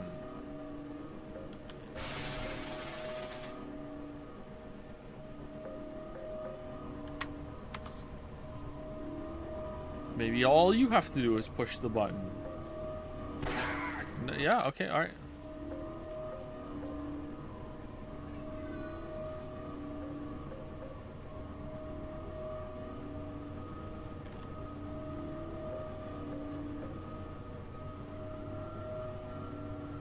Alright, is it ready?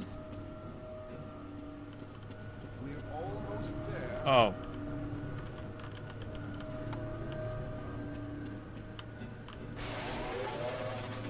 The primary capacitors have reached full charge. Simmons, release the damping rods and open the field. Do it, Simmons. Do it.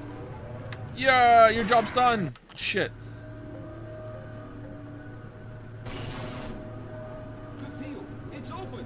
Calhoun, enter the teleporter.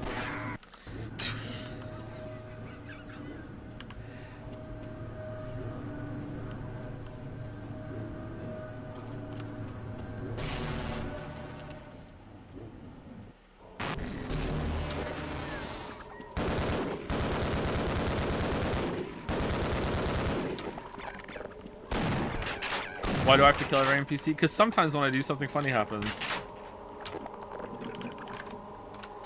Oh boy, here we go.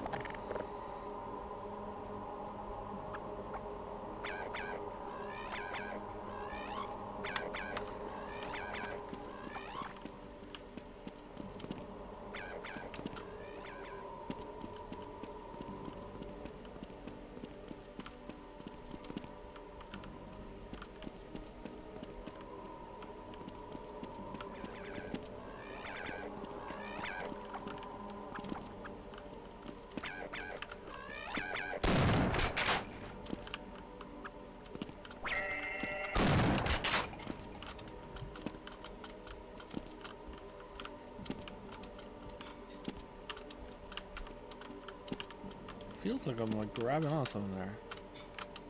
Nope. Alright, how do I get up there? Oh, over here, okay. If you thought Zen 1 was bad, there's no way this is worse than Zen 1.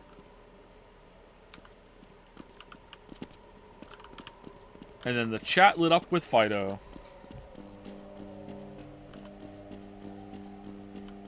Or smiley faces. Oh, it's the acoustic guitar hallway again. Brum, brum, brum, brum, brum, brum, brum. Brum, brum, brum, brum, brum, brum, brum, brum, brum.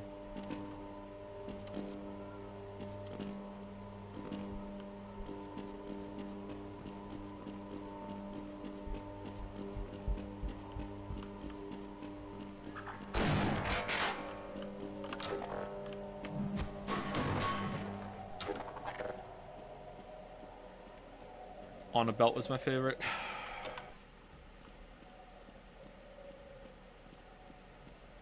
Well, I have a flashlight. Weak bait, -2.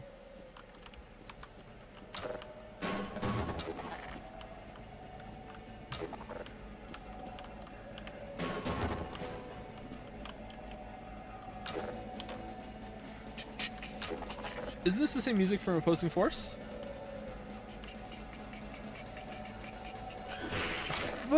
Just make a vent without a headcrab challenge.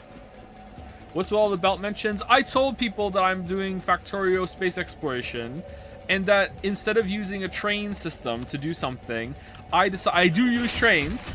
I decided that it was better to make long distance belts for the project I was doing instead. And without any information, this is apparently a really shit take, okay? That's what's going on. And now I have to show my work and prove it. And I know that there's no way I'm gonna win, come out of this looking good. It could legitimately be the best case scenario and the best plan, and people are still gonna be like, oh my god, I can't believe you didn't use trade. Like, there's nothing I can do. There's no winning here. See, talking to us is your first play. That's true. I should be one of those like no camera, no talking streamers, and it's just commentary-less playthroughs.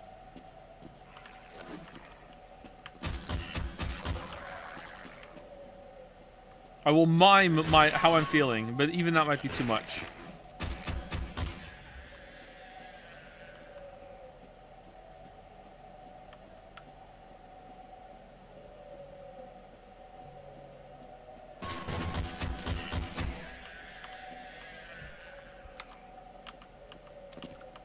A silent Let's Play, if you will. Yeah, I'll do a silent. Even though it's a silent Let's Play, my opinion will still be transposed to you, and I'll call it the Silent Pills.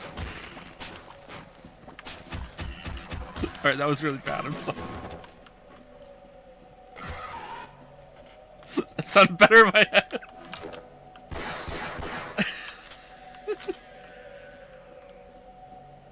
Alright, where are we going? It's just vents.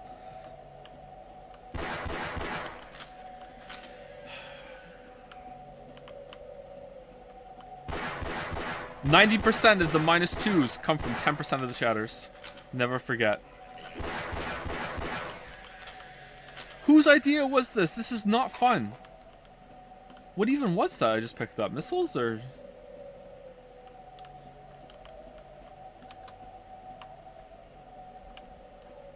Why does Zen have vents? 1999 gaming. Actually, this came out in 2000, didn't it? Because Half-Life 1 came out in 1998. Opposing Force came out in 1999, so this is a 2000 baby. Oh, we're right back here now. Okay, we went through the wrong vent. So it's a maze. Great.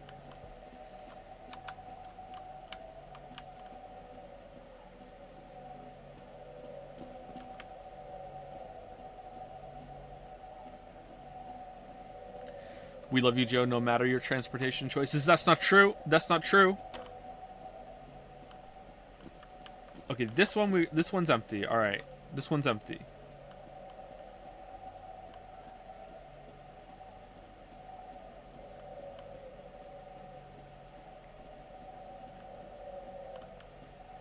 Okay, and this one we've gone through.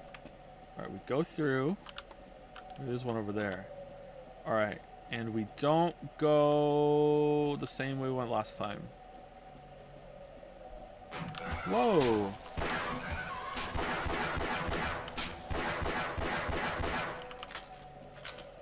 Okay, I don't remember you. You weren't here last time. All right, so last time we went in here, didn't we? Or did we go? Oh, we definitely didn't go through here, and we can't. All right, cool. All right, we definitely didn't go in one of these. All right, let's go in the upper one.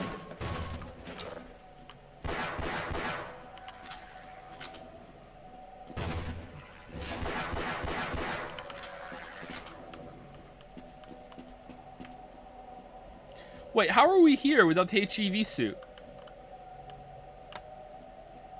We're just blue balling it here in Zen?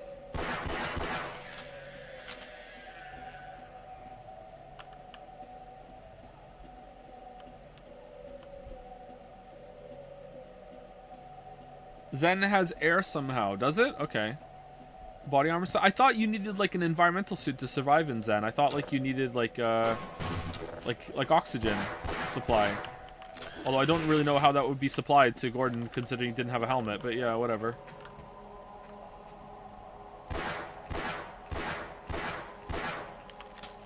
Was this Valve or Fan? This was made by Gearbox. Opposing Force and Blue Shift was made by Gearbox. They are not fan campaigns, although that is something that a lot of people seem to believe for some reason, including myself before I looked it up on the Wikipedia page, so don't feel bad about thinking that. Shit, what's over there?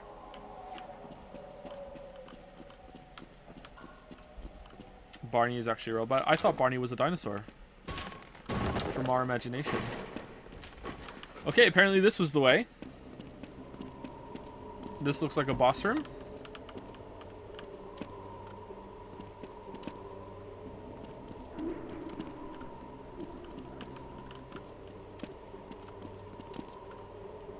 Were they published by Valve? No, not even Half-Life 1 was published by Valve. Sierra, I think it was. Fucking hell, man. Fucking hell. Fuck. Yeah. Okay, you know what? I want to know what's down here.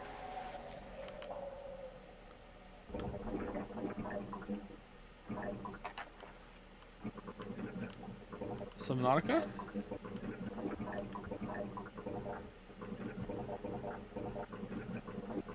If you go down, we'll find oxygen. Alright, so this is not worth. Let's just leave it. Sarah and Westwood Studios, good times. Command & Conquer was so good.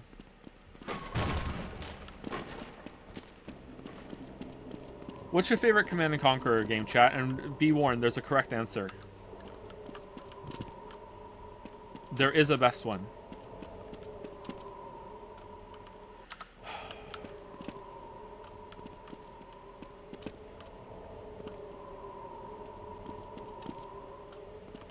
Red Alert 2, there it is. There's the right answer. Oh, they move. Really? This sucks so bad.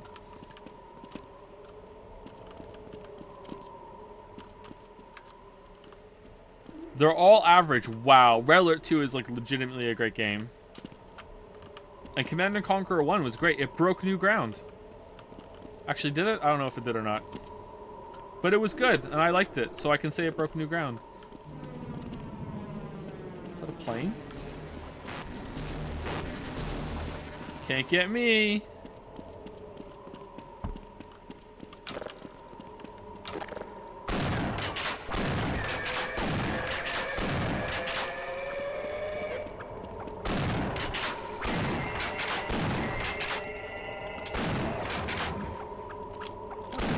Dealing damage to them made them flinch. Oh, you're dead.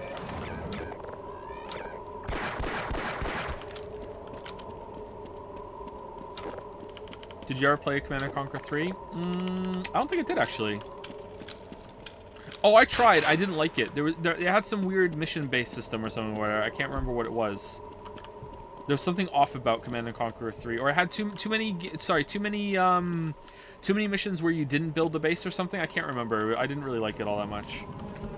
I can't remember exactly what it was that I didn't like.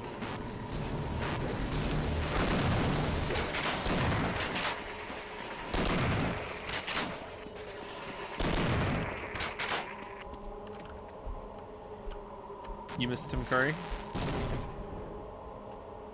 How was that? Oh! Oh, okay.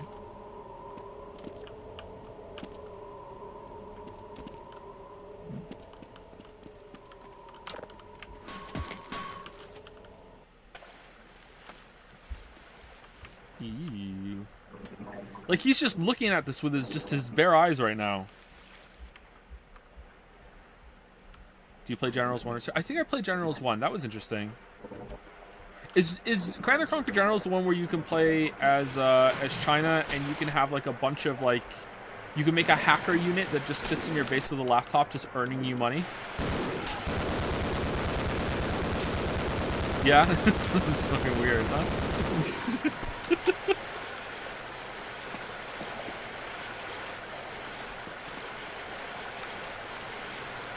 China will grow larger. Yeah, that's it, yeah.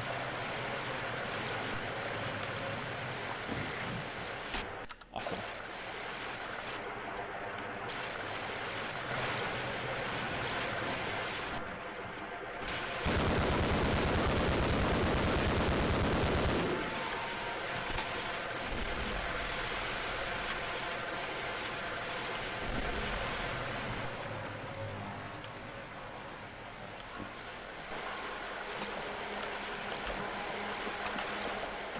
Oh, that's just like an ammo supply cache. There's like a bunch of different bullets and shit in it. Okay.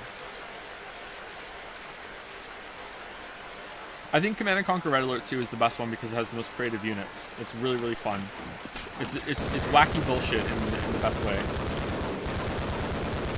I remember playing Command & Conquer for the PlayStation 1, Retaliation, and thinking it was like super hard. I wonder if it still is, or if I was just really bad at it back then.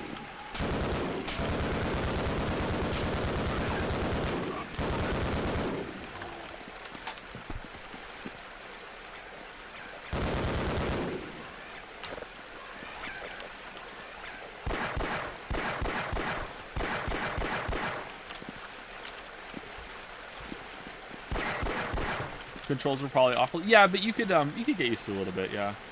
Maybe it wasn't balanced around the controls though. Do you know there was an N64 release of Command & Conquer, and it was like pretty much a completely different game, I think. And it sucked. It was super jank.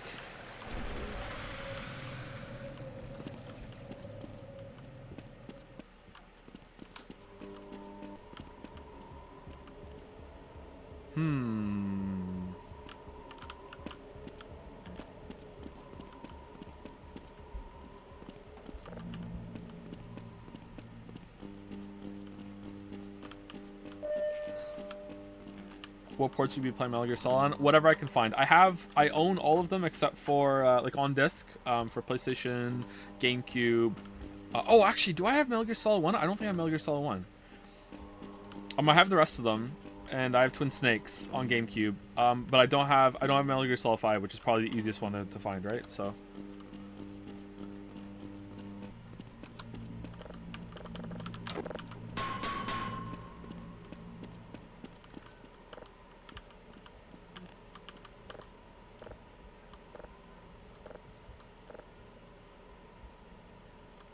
Really?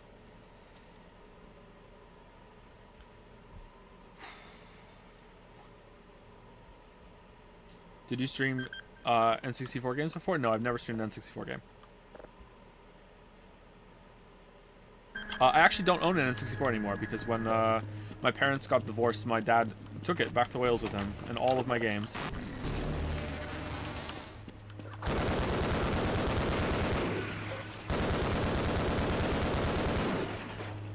Because it was a British N64.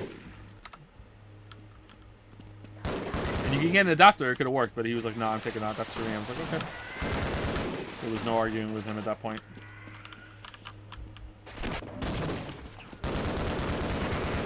What, that sucks? Yeah, it sucks, yeah, I know.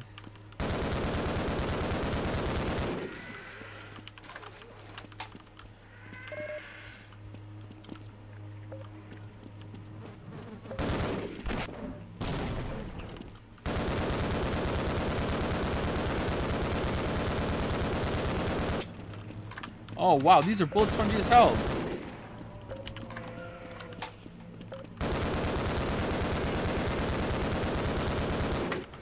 Actually, wait, what came first? You living in Canada or Joseph Anderson namesake? Living in Canada. I was born in Britain, and then I moved to Canada when I was 4 or 5. I can never remember exactly. We were here for 5 years. Then we moved back to Britain, and until I was 15 or 16, and then we came back to Canada, and within a couple of years my parents had split and my dad fucked off back to Britain. And I've never seen him since. Or my N64 games.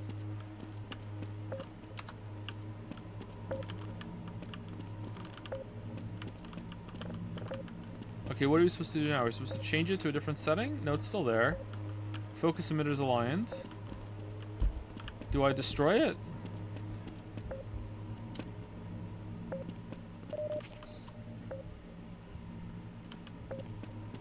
Not the game. Yeah, and to make matters worse, I had like Jet Force Gemini. Or whatever the hell that rare game was. That game was weird.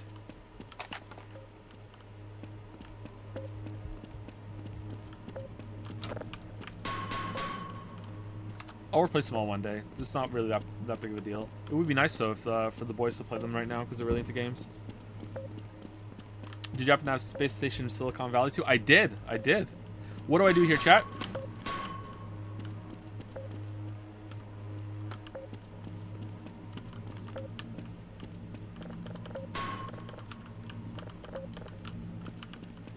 backtrack through the... Oh, I'm done.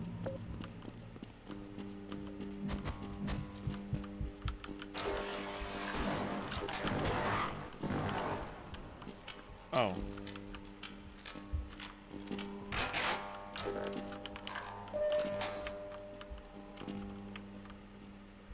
Okay, I guess I do this now.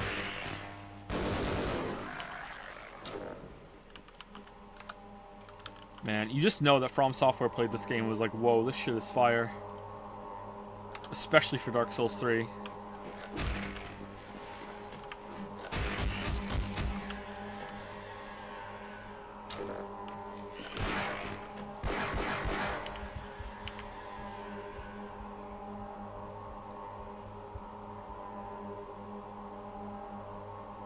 I will not tolerate Dark Souls 3 standard. Hey, I really enjoyed Dark Souls 3, but man, it's rough at some points, especially the beginning.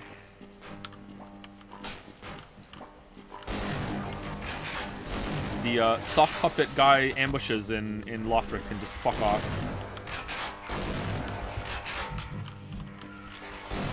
I'm almost afraid to admit this, chat, but that is the only part in all of the Dark Souls games that I use items. And those items are the fire bombs. I have no idea how you're meant to melee kill those guys in Dark Souls 3. I have no clue.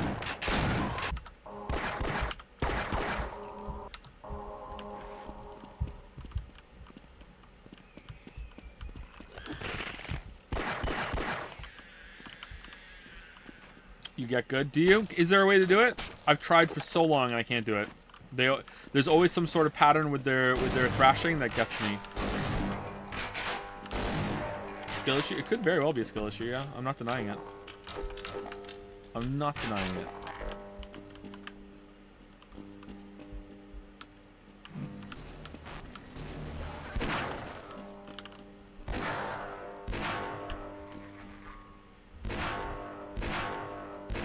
Well, that was nice of it.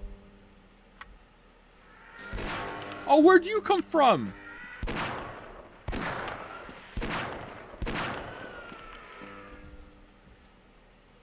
Pus of Man, you can use a torch the same as the firebomb. What is that if not just using another item?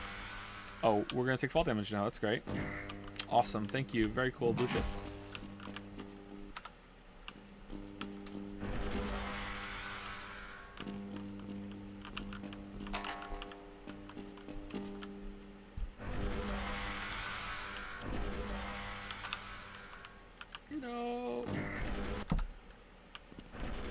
Very good.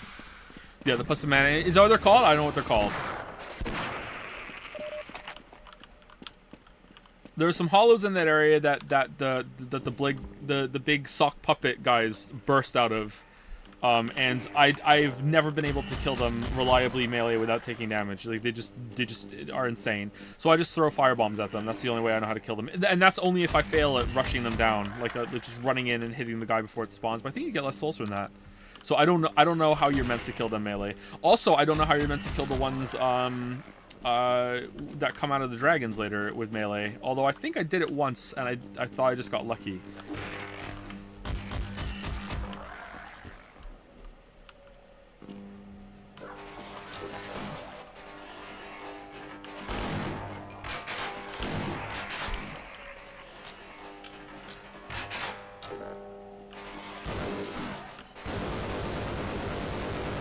Does Mario have fall damage? In some games he does.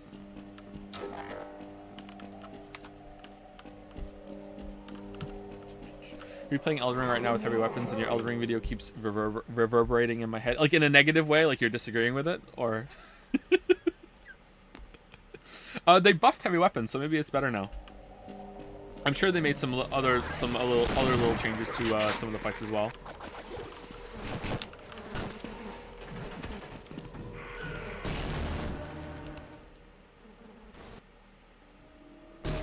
Wow, my eyes. All right, we done?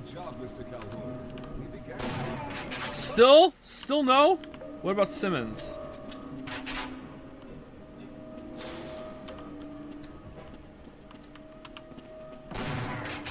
All right, fine. All right, let's go. What are we doing now? Actually, can I autosave load? All right. Good job, Mr. Good Calhoun. job, Mr. Calhoun. We began to worry when you didn't come back for some time, but it looks as though you were able... I was watching yesterday's VOD and was curious if you did any propositional logic in the philosophy class. You talked about like if P then Q stuff. I did some of my CS courses, so I was curious if you see it in philosophy courses too. Yeah, that's exactly what I was talking about. The basic logic and argumentative thinking about what's the difference between a valid argument, a sound argument, and something else. And it was really illuminating, and I feel like every single person should take that course in high school at some point, because it was really like, we all already think that on some level, but having it laid out that plainly was a great tool to learn, and it was probably one of the best things that I learned in all of my education. And it was from an elective class that I almost didn't take in my first year and only year of university. And some people, people who know philosophy are like, well, duh, of course that's what philosophy is. But people who don't know what philosophy are usually surprised at what that's a big part of it.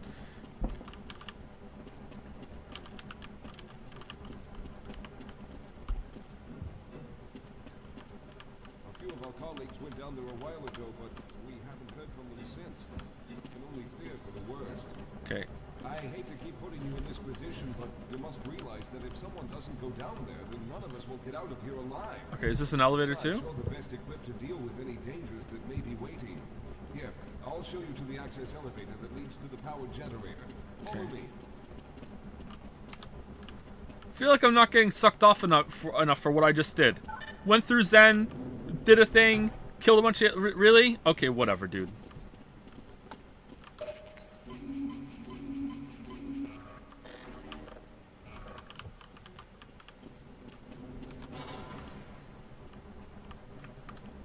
Here we are. Down below are the old power generators that were used to service this lab. We don't go to Ravenholm. Find what we're looking for down there. Seriously, this feels very much like Half-Life 2, doesn't it? Make sure it's charged and In the set up worst the breaker. ways. Good luck. Okay, now.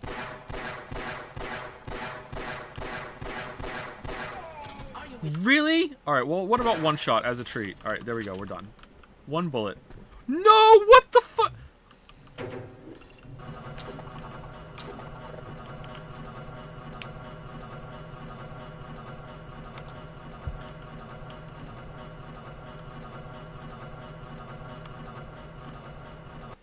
What was the example? The example was something like, an argument can be formed of two statements and then a conclusion, and the good one, and I can never remember what's the difference between like a valid and sound argument, or if those are the same thing, or there's some terminology that I can't remember. But in practice, it's fine. You can always remember it. So it's basically like this. It's like argument number one would be all white things are cheese. The moon is white. Therefore, the moon is cheese. And that is an argument. And that is I think that's a sound argument. That argument makes sense. And the problem is that one of the premises are faulty and wrong, and that is that all white things are cheese. So that's where you would hone in on it. And then there would be like an unsound argument, which would be all white things are cheese. Dogs are cute. Therefore, the moon is made of cheese. Like it's like something like that, and it'd be like, what the hell? Where are you getting this from? Like, you didn't even bring the moon into it. This is like, not only is one of the premises faulty, like this doesn't make sense. You know what I mean? So those are two different kinds of arguments that are wrong, and one is wrong because it doesn't make sense, but the other is wrong because you can prove it wrong. So that sort of thing, and learning that. And how to structure arguments in your thinking in that case is very much like a well duh for a lot of people, but seeing it laid out and really like taught to you and like really making sure your thinking goes in that place is really valuable. And I think most people should learn that in high school. It's really easy to not think like that. I do it all the time. Like, even though, you know, I took a class on it, it's really easy to... It's really also really basic. But you forget to think like that all the time because we're humans and we're fallible and blah, blah, blah, blah, blah.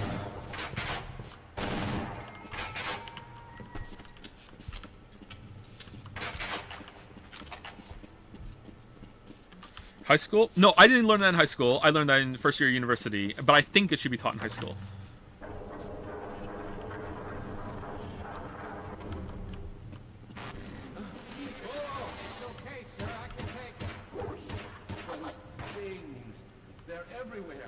We've got to get all your stuff together. If we don't get the power cell charged, we're all going to die. Oh no! Has there been any new enemies in this one? I had that in high school, fortunately. Oh, that's good.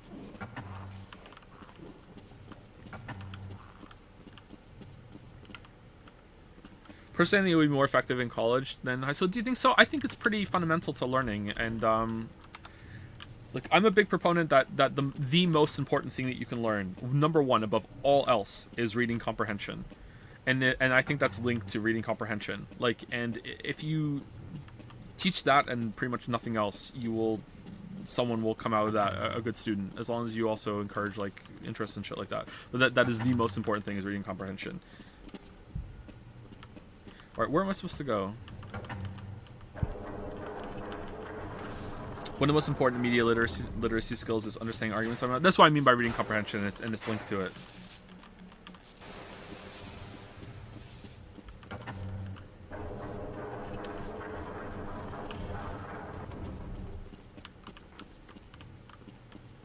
Being able to restate someone's argument is a really important skill.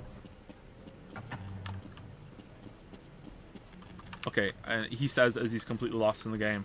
Alright, this time I'm way lost. Okay, am I supposed to go up there somehow? Or oh, I just have to wait. Okay, cool.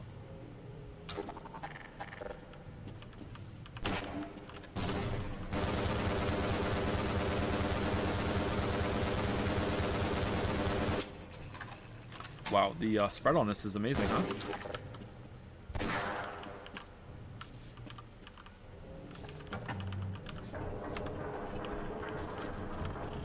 Thoughts on communication courses, as they're somewhat similar? I've never taken a communication course, so I don't know what they are. If they're somewhat similar, then they sound very valuable to me.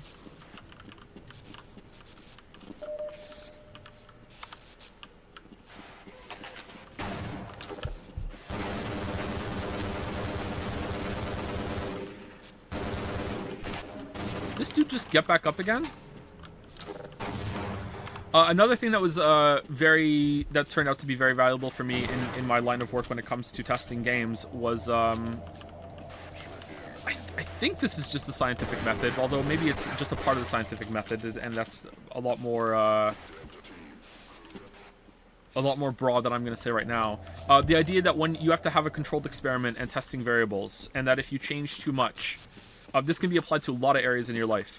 That you need to really be able to know what you're testing and don't add new variables or change different variables when you're doing a test. And this can be very difficult when you're testing some of the parameters in a video game, like, okay, how does this work? What was the system here? How is damage being taken? How is damage being dealt? You know, like that sort of thing.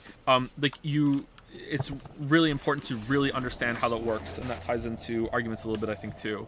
You know, like you can't just change multiple things and think that you're doing a good experiment.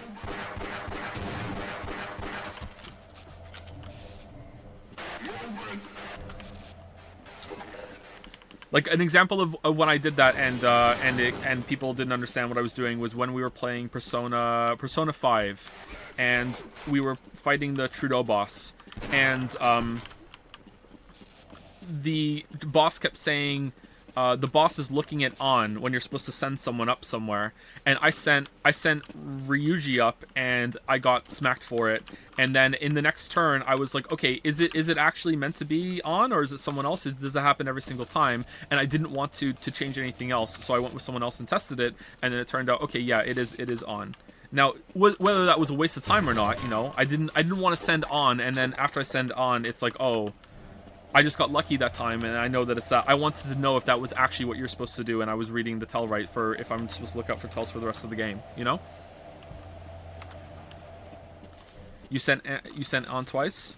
Oh, was it the opposite? Okay, sorry. It was they're looking at on, and I wanted to do the opposite and see if it was that his attention was on or no one else. Sorry, I've forgotten what it was. But it's the same thing. It was testing to see what was actually happening. And some people in chat didn't understand what I was doing with that. Which is fair. Like, it's...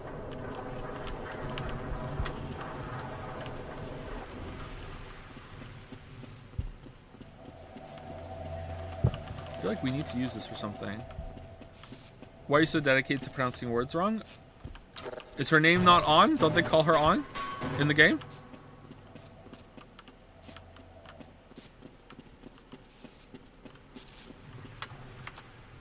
Apart from that, I like to do it as a bit. I think it's funny to pronounce some words wrong. Singers do it too. If you've ever wondered why some singers will mispronounce certain words or put strain on certain syllables in some of their songs, they do it on purpose to make the song memorable and to make it a part of their their performance, so you remember the song more. It's something that they do. I don't do it that intentionally, but I think it's fun.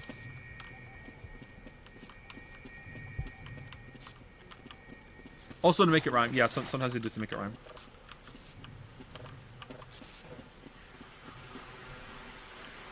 Or they do it because it's so easy. I was really surprised how many people were so angry that I couldn't pronounce some Japanese names and words when we first started streaming. This is the simplest thing in the world. Who does he not know? I've never been exposed to this, dude. Like, how am I supposed to know something I don't know? Like, I'm sorry. Like, I've tried to get better at it, but, you know, some things I say bad on purpose now. But, like, I think I've gotten a bit better. Oh, right in the balls. Head then balls.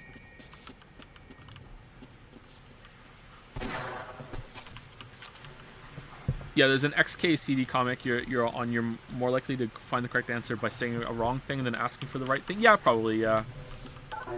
XK CD is pretty good too. Another one I learned a good lesson from, like so many years ago now when I first read it, was the one about girls and math. And this was really illuminating to show how some people are really subtly racist and sexist, you know, because it applies to different races too, or minority groups, I guess. I shouldn't say outright racist. Is that when someone is what they view as like an other group and they're bad at something, instead of looking at them as a person and saying, hey, you're bad at this, they will just condemn the whole group as being bad at this because you were bad at this. And the example that they have in the comic is there's a man doing math and he's bad at it, and the teacher goes, wow, you're really bad at math, like you suck at math. And the girl is doing math and the girl is bad at math, and the teacher or whoever's there says, wow, girls suck at math. And that was really illuminating about how these insidious little thoughts can creep in with how you view people in groups, and not having them as not seeing them as individuals anymore, and seeing them as like whoa, can I blow this up? Seeing them collectively instead of as a person. It's another form of dehumanizing people that you can do without really realizing it.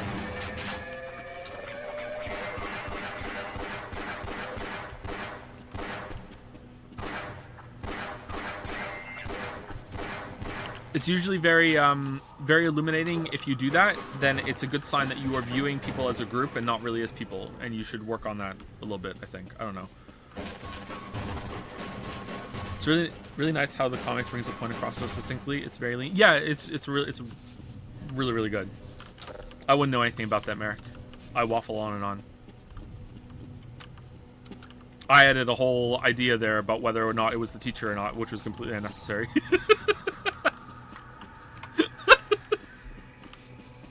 Alright, can we shoot it? What? Come on.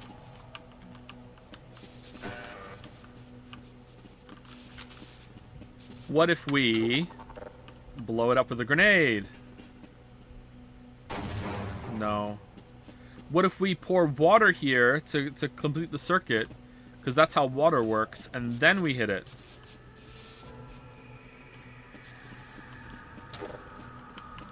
Pretty sure C4 isn't supposed to explode one shot. Yeah, I think I know that too. Same with a nuke, right? If you shoot a nuke, it doesn't explode. It has to be armed. Okay, I don't know what to do again. Let's see. I can't jump up that. I don't think I can go in the coolant. It's gonna hurt, right? Oh, holy shit. It's really cold. It's really cold. What if you put a metal gun between the wires so much? Yeah, use your crowbar and just, you know, connect it right here. Just lay the crowbar down. What if I push something to complete the circuit? Like a metal box or something.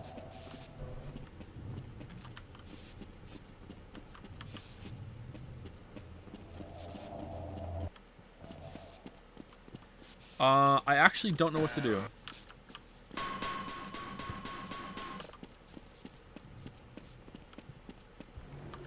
Oh, this is metal. Is this gonna work?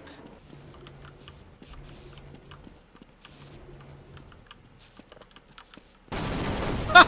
Neat. Alright, cool.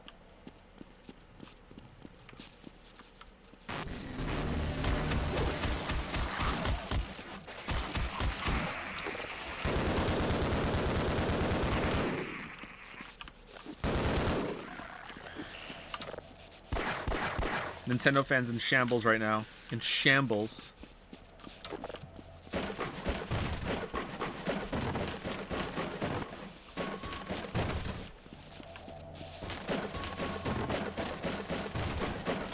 Thoughts on Black Mesa remake of Zen? I haven't played it. We're going to be playing it next week or the week after. I'm not sure yet.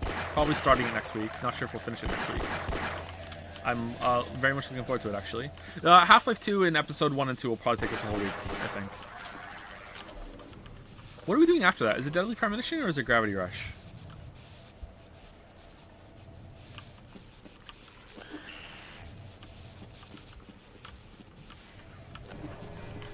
Deadly Premonition? Ooh.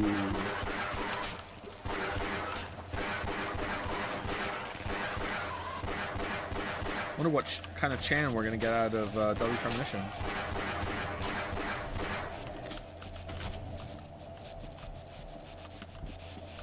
The port is a mess, you probably need some patches. Fan patches, you mean? Maybe someone's gonna have to send me a guide or something. DP, Green Gravity Rush, and then 13 Sentinels. Ooh. Wow, they sure love these headcrab ambushes. First time playing Deadly Premonition? Yes, I've never played it before. I know nothing about it. Also, I have not watched Twin Peaks, because that's the one thing I do know about it, because I guess I was just lying just now. I do know that it's supposed to be kind of like Twin Peaks, but I've not watched it. Chat told me I don't have to have watched it.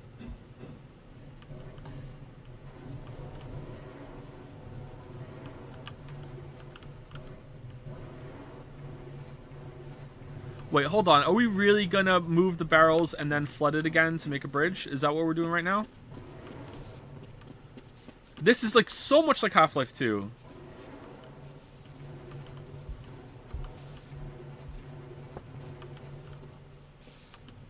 Holy crapple. What David Lynch things have you seen? I think actually nothing. Isn't Half-Life 2 a lot like this? It is, yeah, it's very much like this. Very, very janky kind of physics-based puzzles. Someone on Jad sent me a guide for fixing the PC port so I can DM it to you too. Thank you. Also, thank you to whoever DM'd me about the air purifier the other day. I did read it. I didn't respond because I was about to go to bed. And I'm going to probably get it and see if it helps with the smells in here. Because the dogs are poopy dogs. Half-Life 2 isn't janky. It's a little janky. We do a little jank. It's a lot smoother than this, that's for sure. But it's a little jank.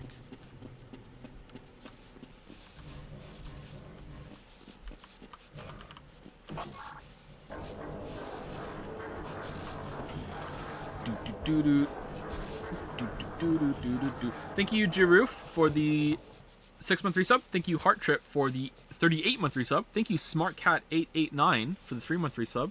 How smart can you be if you're a cat? Thank you, Diselli, for the 34-month resub. And thank you, Mendelier, for the 9-month resub. Or Mendier? No, it's an L. Mendelier. Thank you.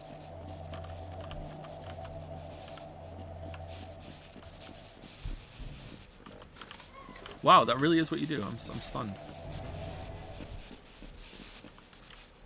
This is so weird. By the way, do you agree Half-Life 2 is more of a puzzle game than a shooter? No, I think it's about equal, even 50-50. I think you do too much shooting for it to be considered more of a puzzle game. There's a lot of combat in Half-Life 2.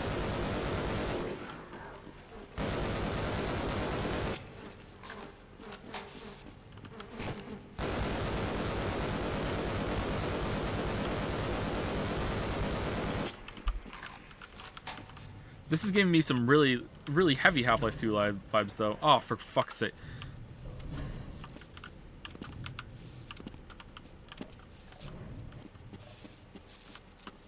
Thank you for the gift subs, Loner Archon.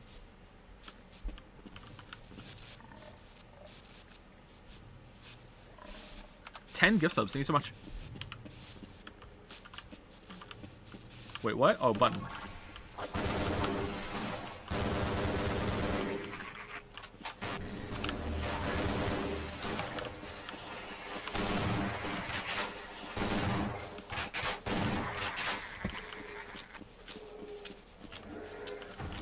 Trailer related to anything, but regarding Persona 5 Royal, the recent re-release includes all the DLCs, which gives you a boatload of stuff that shatters the game's balance. You think you'd mod that out, or just say fuck it and go with it?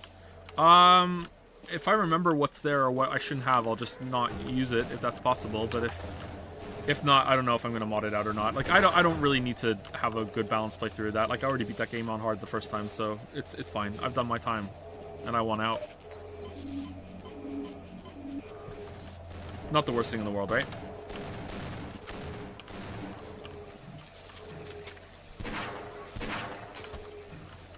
Alright, so we jump on it, and then we get a bridge.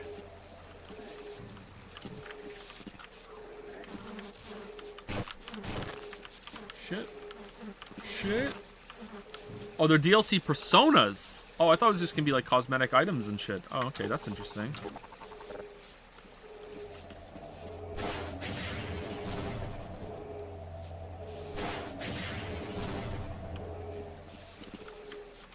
I mean, it doesn't really matter because we're just going to try and fuse an OC and just use OC for the rest of it.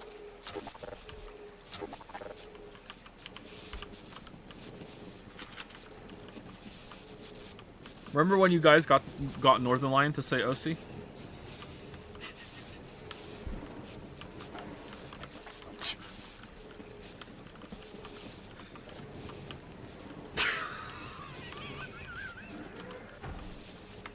Sorry, Northern Lion.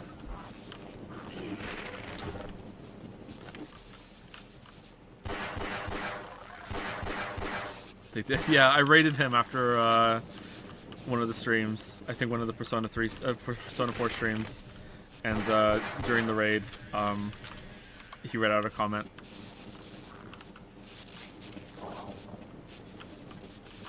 And it was about OC.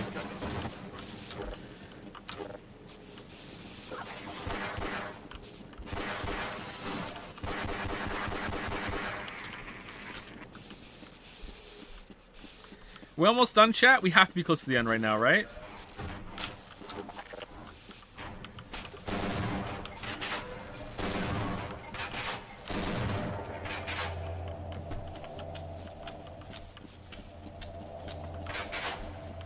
He said 100 people typed, it's because of OC.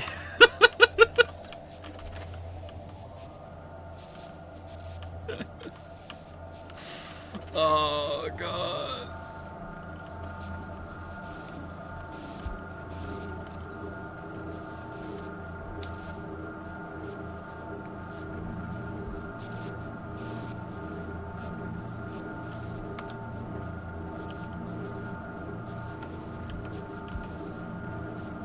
Okay, what is this? We going to Zen but nice?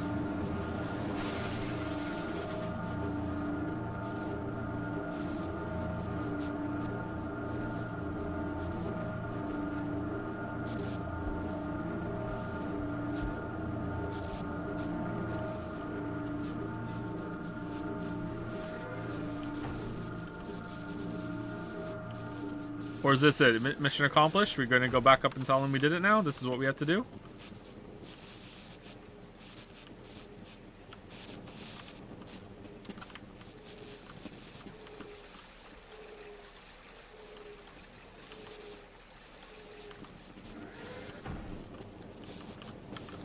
Nuclear power, but good. Why would you do that when you can just have 15,000 solar panels and 10,000 accumulators? What are you doing?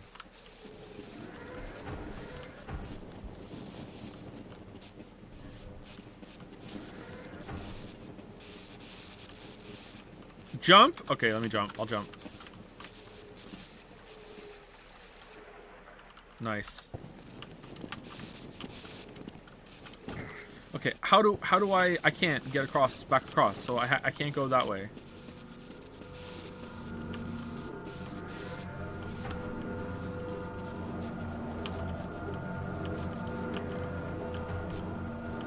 Okay, maybe do not activate generators while bridge is extended. No, that's fine. Okay. Blind? Yeah, unfortunately blind. Sorry, I don't know where to go. Do I just jump through here? Oh, okay. Now what? Do I go back the way I came, or do I... This is gonna lead me back to the place I just was at. Yeah, alright. So I guess I just go back and talk to the guy now. Alright.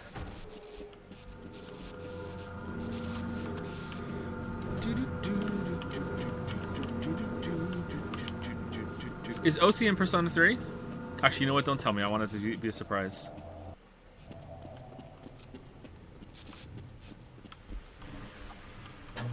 Ah! Oh.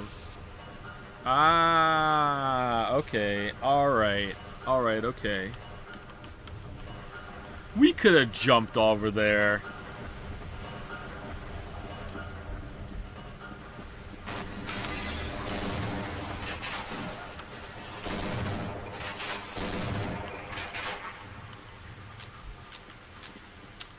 Why is this game called Blue Shift? I believe it's a physics-based wordplay, like, or reference, like Half-Life, but it's also your uniform is blue and you're on a work shift, so it is the blue shift. That's pretty much it. It's a triple entendre.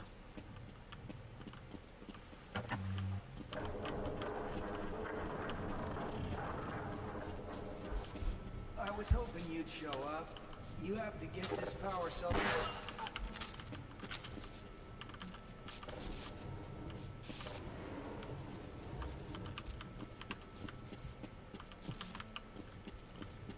Here?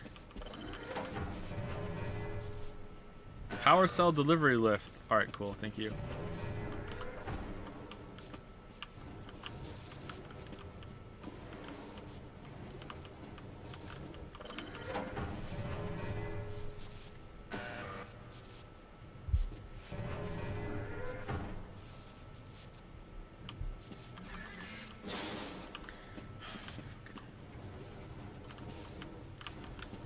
What do you think you are? Ocarina of Time? All this block pushing?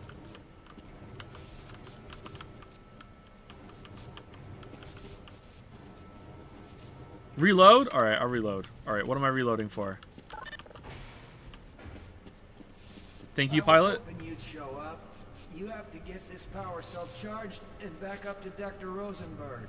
I'd help, but I'm hurt pretty bad. You can probably push the power cell through the fence into the charging station behind me. Let me see if I can get out of the way. Oh.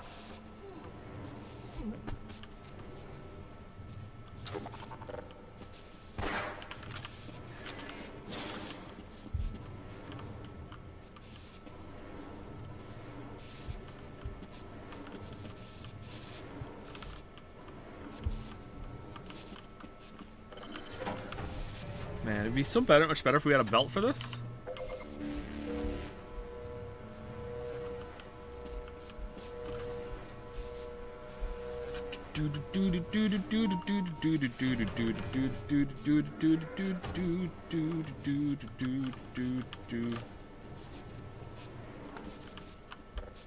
If we are close to the end, I see why people were upset when the game came out. It is pretty short, and it hasn't really got much new going on. I don't think there's been a new enemy, and level design has been a little more purposeful than Opposing Force, but some of these puzzles are pretty boring. Some of them have been good, though. Alright. Can I come too? No? No? Okay. Alright. All this for a power cell.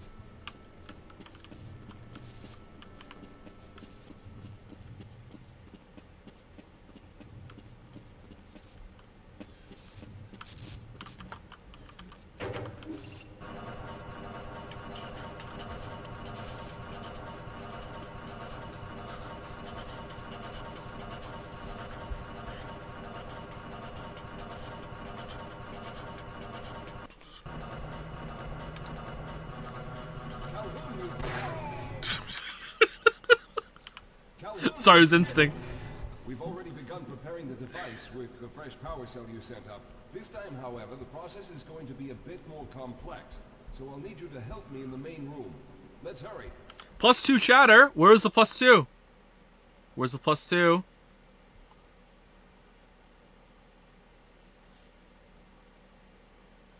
I'm not seeing the +2.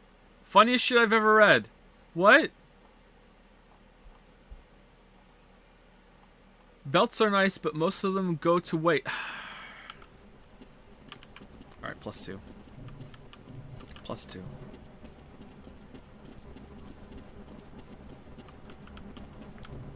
I'm doing that courtroom meme where, you know, the attorney is reluctantly clapping at the good performance. Very nice. Yeah, +2. All right. I'll stay down here to monitor the system levels and direct the procedure. I need you to climb up to the control room and activate the main power.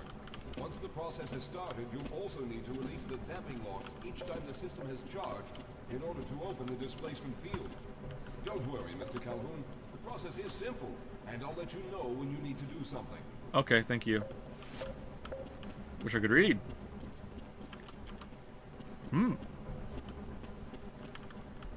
My personality for the judge in Ace Attorney is canon in my head.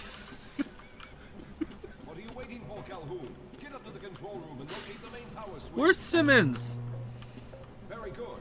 Stand by, Calhoun. Once the system is initialized, it will take a few moments for the interpolating resonance coils to achieve focus.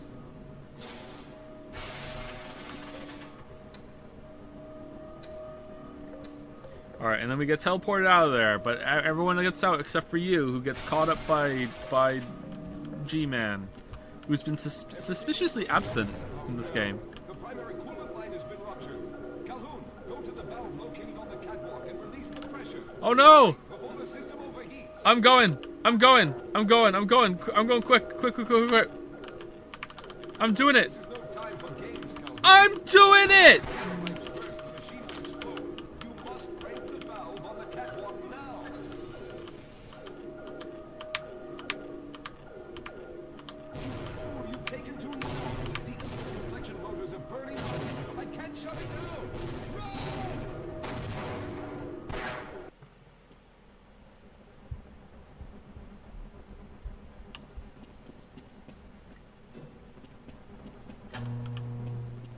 Very good. Stand by, Calhoun. Once the system is initialized, it will take a few moments for the interpolating resonance coils to achieve focus.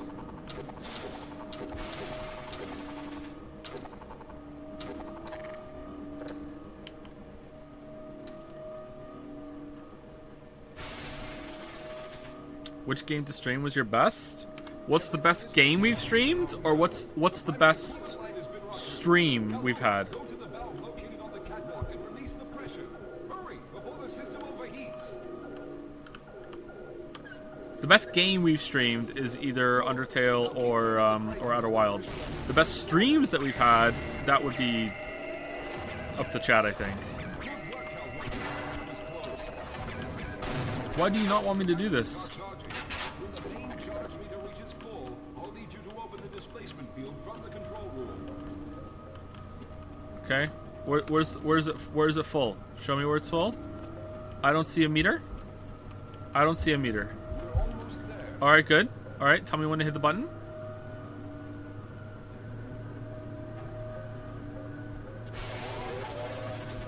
Okay, this is I'm sorry. All right, stop doing it, Joe. You're prolonging it. Stop doing it. Let's just...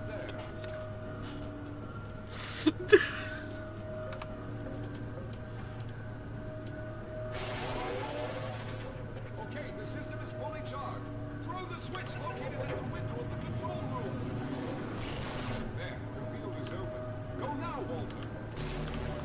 Walter? Very good, Calhoun. I'll begin charging the system for the next teleport event.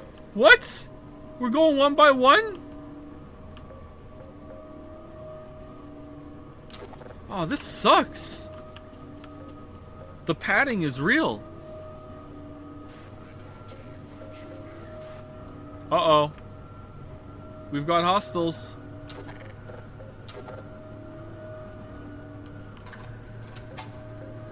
Almost there. All right, we've reached full charge again. Open the field, Calhoun. You must go now, Simmons. bullet went after him. You didn't see it. I'm going to go through next, but don't worry, Mr. Calhoun. I've set the system to automatically start the charging sequence once I've made it through. Oh, okay. Just wait for the levels to reach full again and open the field like you've been doing. Or I kill you and go myself.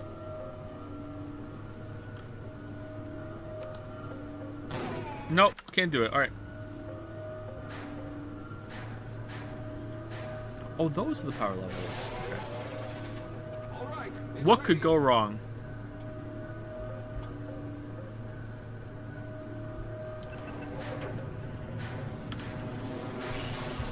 Good luck, Mr. Calhoun. I'll see you on the other side. No!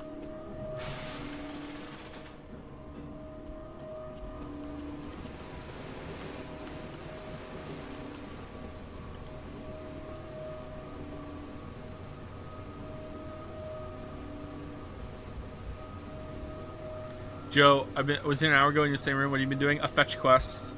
We have to go get a battery. Uh-oh. Uh-oh.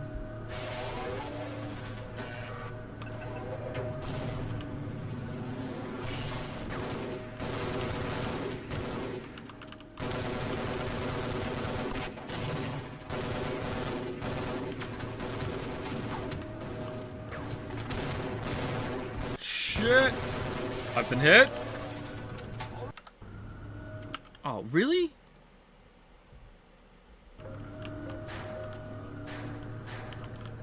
Hold on. All right, it's ready. Good luck, Mr. Calhoun. I'll see you on the other side. What? No, it's mine. You cheesy ass game. All right, it's ready. Good luck, Mr. Calhoun. I'll see you on the other side.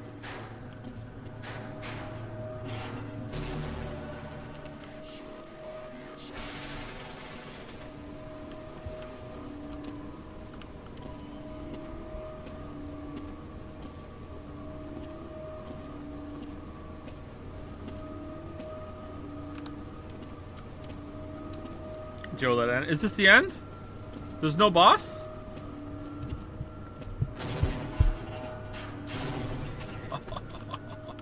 Whoa. Whoa.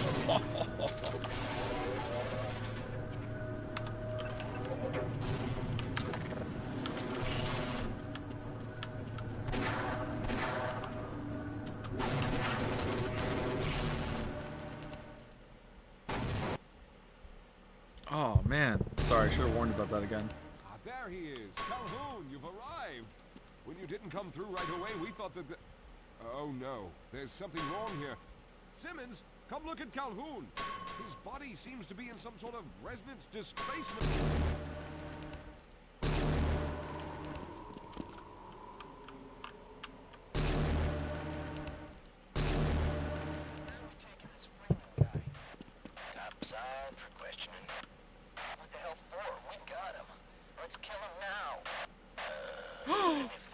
Only 6 minutes insomnium.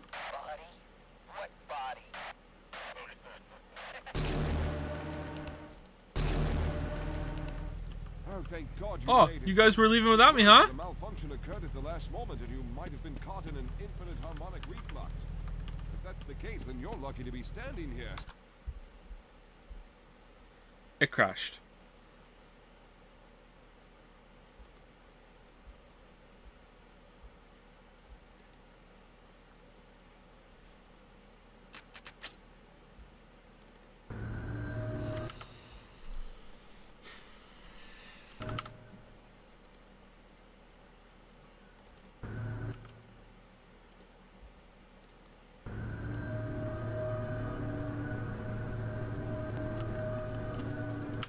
Now the mouse hardware is gone again. It reset my settings.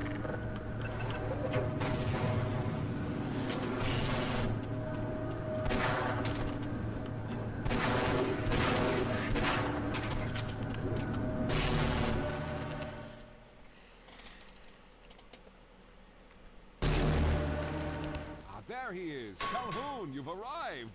When you didn't come through right away, we thought that Oh no, there's something wrong here. Simmons, come look at Calhoun. His body seems to be in some sort of resonance displacement. Deja vu. Save? I don't think I can save. Saving is over, crashed again!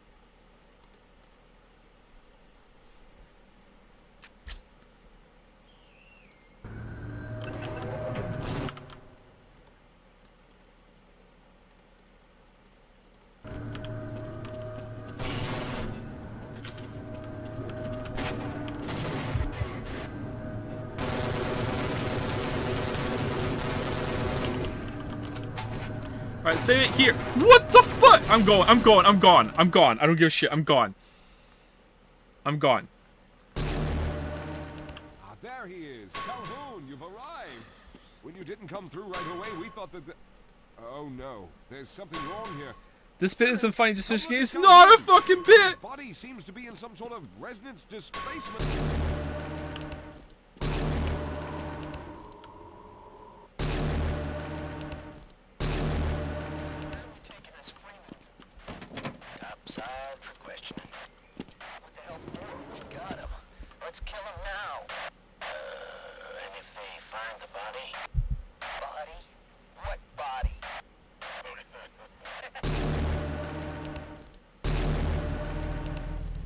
Thank God you made it. I was worried that a malfunction occurred at the last moment and you might have been caught in an infinite harmonic reflux. If that's the case, then you're lucky to be standing here. Then again, we're all lucky. Thanks to you, however, we were actually able to pull off this half-brained idea. We made it, Mr. Calhoun. We made it. Barney will return. Half-Life 2. Subject Calhoun, status out of range. No further comments.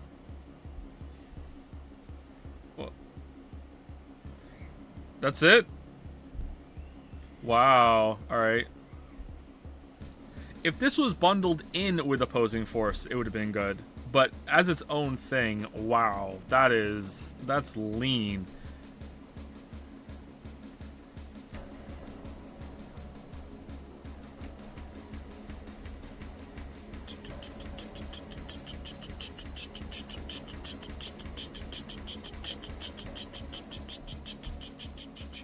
Do you think that they asked them to do this so they could have this character in Half-Life 2, or did they just use this character later on, maybe?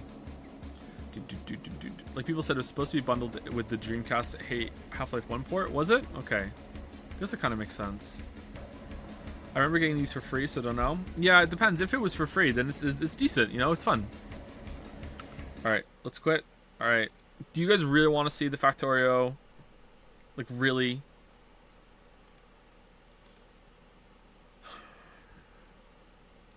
All right, before we get into that, let's talk a little bit about Half-Life 1, Opposing Force, and Blue Shift.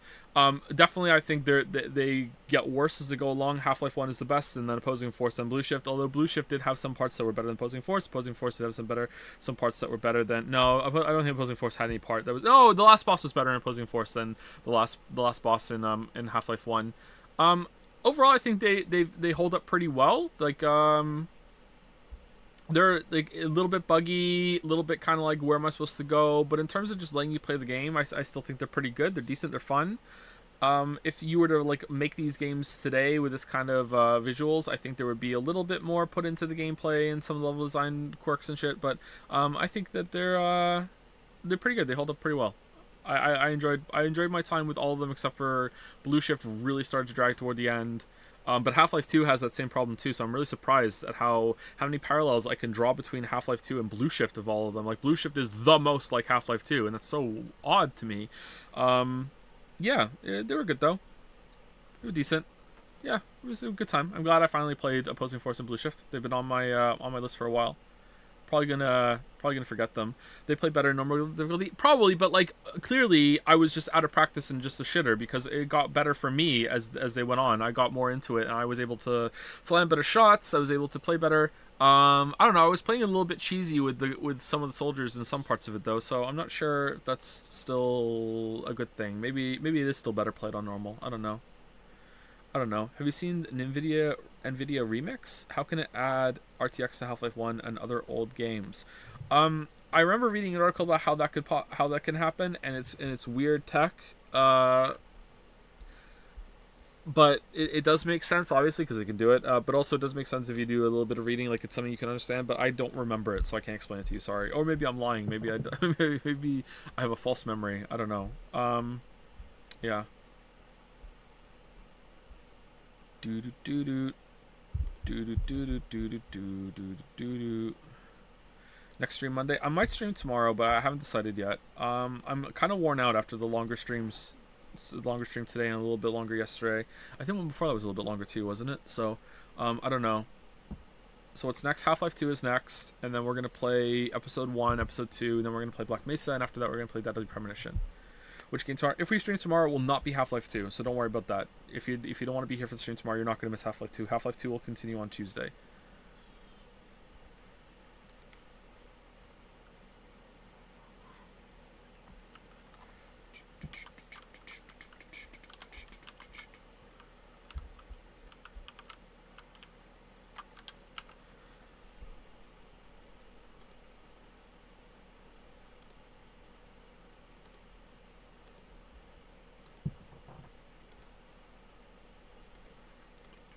All right, here, okay, here. Look. All right, look. I got the beginnings of my second bus for space shit. All right, this is the bus I'm doing. All right, I do a bus where I just underbelt this part because I just make a shit ton of this stuff. I don't give a shit. I don't do the double spacing, triple spacing bus. I don't give a fuck. All right. Here's my other bus is down there somewhere. I'll show it to you in a second. I'll show it to you right now. Actually, here's my my main bus that I used for the first amount of science stuff and getting all through the tech. All right. This is my main bus here. All right. And this is using just materials that are just mined out of a couple of fields. So copper and some iron up here. They're kind of going a little bit low. All right. So here's my main bus that I'm using to make all the science stuff. And here's my rocket fuel factory. And here's where the science goes. And I'm capped out on that. Right. I'm done. Like I have nothing else to research with this. All right. So here's my second bus that I'm going to just make space capsules and shit with. And for that I'm using core miners. All right. So core fragments that I'm doing. All right. So this, I haven't gotten very far in this yet. So here's all of my smelters here, the turning copper. I assume it's going to get backed up at some point, so I'm fine with there being too many. So it's fine. And here's my recyclers that are with the overflow. It's not really tuned all that efficient yet, but that's what I'm doing. Up here is where the coal goes at the end of the bus, and all the excess coal gets burnt off into radars that are just burning all of the shit, and it's just electric boilers to make the steam just to kill all the power. This is turned out to be overkill, but I had a lot of coal at the first point. Okay, so that's what I'm doing. All right, so this is going to turn into where I make stuff for the cargo for space capsules. This bus here is just going to be make space shit. It's just going to make space capsules, cargo rocket sections, that sort of shit. Okay, so that's what I'm doing. Now, if you go over here, like, look, I'm using trains to transport stuff from all these materials here. All right, because I like using trains. All right.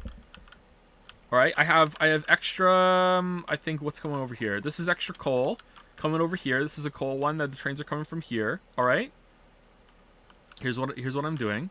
But single-sided trains, why? I don't care. It's just a whatever. Okay, it's whatever. I just like doing the loop-de-loop, and it looks fun. I don't like having two train cars on either side. Okay. Why are you transporting coal if you're just burning? Because this is the old bus. This is the old one. I didn't do core mining until recently. This is the new build. Pay attention, Boulder. This is the new build. This is the new core mining one. I wasn't doing that for a long time. At first, I was doing shit mined from the ground, and I needed coal for that, okay? Pay attention, all right? This is the old one that does all the science and shit. Here's my meteor defense array over here. Very proud of this, okay? And here's my acre of solar panels.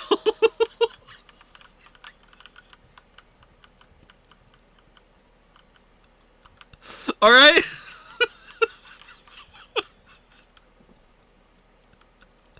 And here's my accumulators.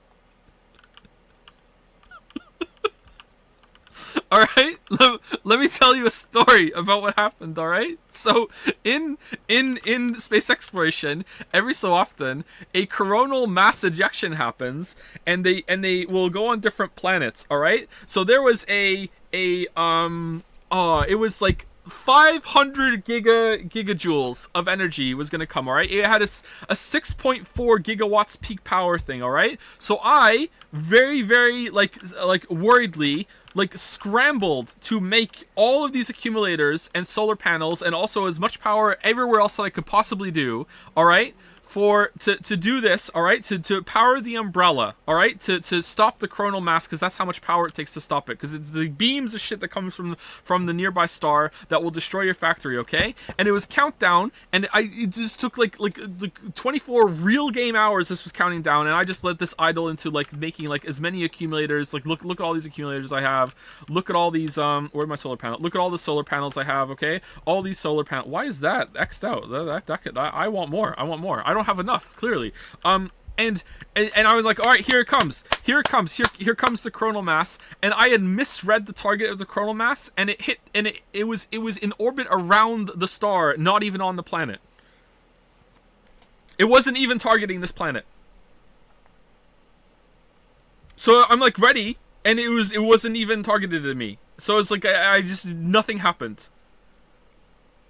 So like, yeah, so that was great. This is Factorio, okay? Look, all right, look. First of all, let me show you the space stuff, because the space stuff is really cool. All right, so here, when I'm pressing N right now, this is M, this is the map, right? And when I press N, I go to satellite view, and this is the satellite view because there's satellites in orbit, and I can view the whole entire thing. If I can zoom out, here's the map, all right? Here's the planet that we're on. That's the whole map, all right? So if you hit N and you go to satellite view down here, I can go to orbit around the planet, and this is like an orbit layer.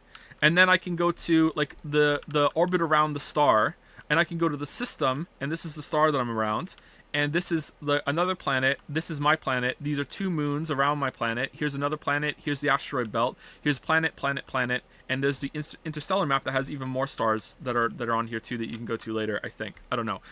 So that's my system, right? So I can go to here, and I can be like, all right, Morgana. And I can view this surface, and here's another planet I can go to that has its own different resources and aliens and stuff like that. Okay, Planet Morgana. Yeah, I did not name the planets. So it's pretty cool. So there's a moon around my planet right now that I've scanned, and this is the whole moon, right? And it's like another little map that has if we look at I'm not very good at the controls. If we go here, it's got a lot of crude oil on it. It has a little bit of cryonite. I don't really know what that is, and it has iridite. I don't really know what that is either. Whereas my star planet has a lot of crude oil, iron, stone, copper, coal, uranium ore, okay? And this is the asteroid belt, and the asteroid belt has a bunch of stuff on it. It also has a spaceship on here that I can steal, I guess? I don't know. I don't know what that's all about. And I don't know how you're supposed to, like, mine the asteroids. Like, you're supposed to just put miners on and just make scaffolding between them or whatever. I don't really know how to do it. So my next goal is to get into orbit and to get to this orbiting platform to make some space stuff that you can only make in space. So there's, like, certain things. Like, space assembling machine can only be made in space. If you see it down here, or cannot be placed on land. You can only place it in space. And then there's faster belts, which are the space transport belts, can only be made in the space assembly machine, and that can only be placed in space. So that sort of thing. So it's pretty cool. Anyway, so here, look, I have these core miners, all right? Here are the core miners. So you do these, and they spit out these core fragments. It's backed up right now because I haven't set up my oil using the oil in my new bus, all right? And they spit out, the more you have, the more you get, but it's a diminishing returns, okay? And I wanted to do them all. So I did them all. So this is spitting out two fragments a second, all right?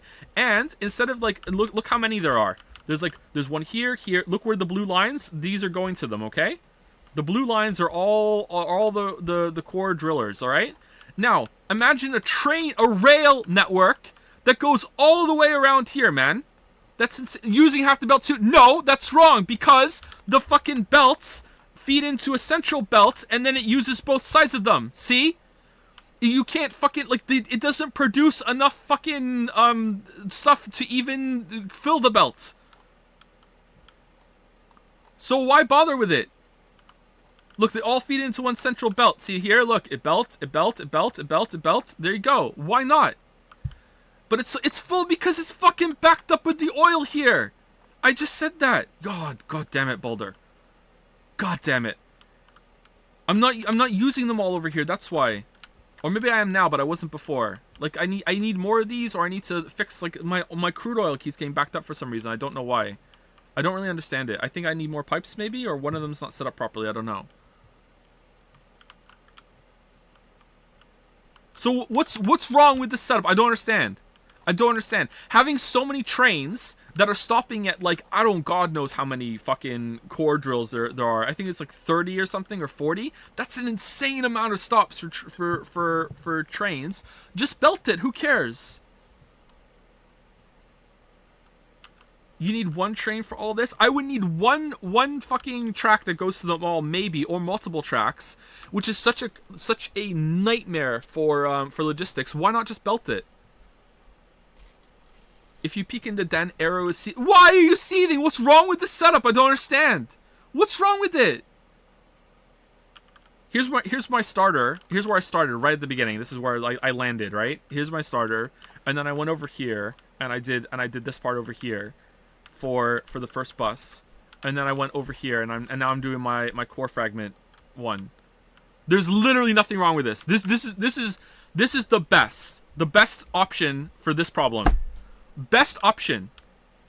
I love trains. I think trains have their place. Trains were not the best option for this problem. No fucking way. I love the random brick paths, iconic Factorio vibe. Yeah, as I'm just like clearing areas with the drones, right? Like, and I'm getting stone instead of like I don't have any stone on me right now. Like as I'm clearing, like I send out the drones to clear the shit, right? And as my inventory fills up, instead of like to get rid of it, I just plunk it down like this. So like because I don't need it. I'm just clearing the path so I can build, right? So that's what I do. What's wrong with that? What's wrong with that?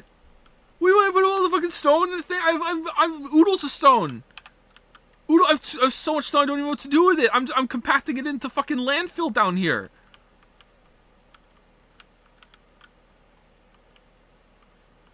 You never have enough stone? No way. No way, man. I'm always got too much stone.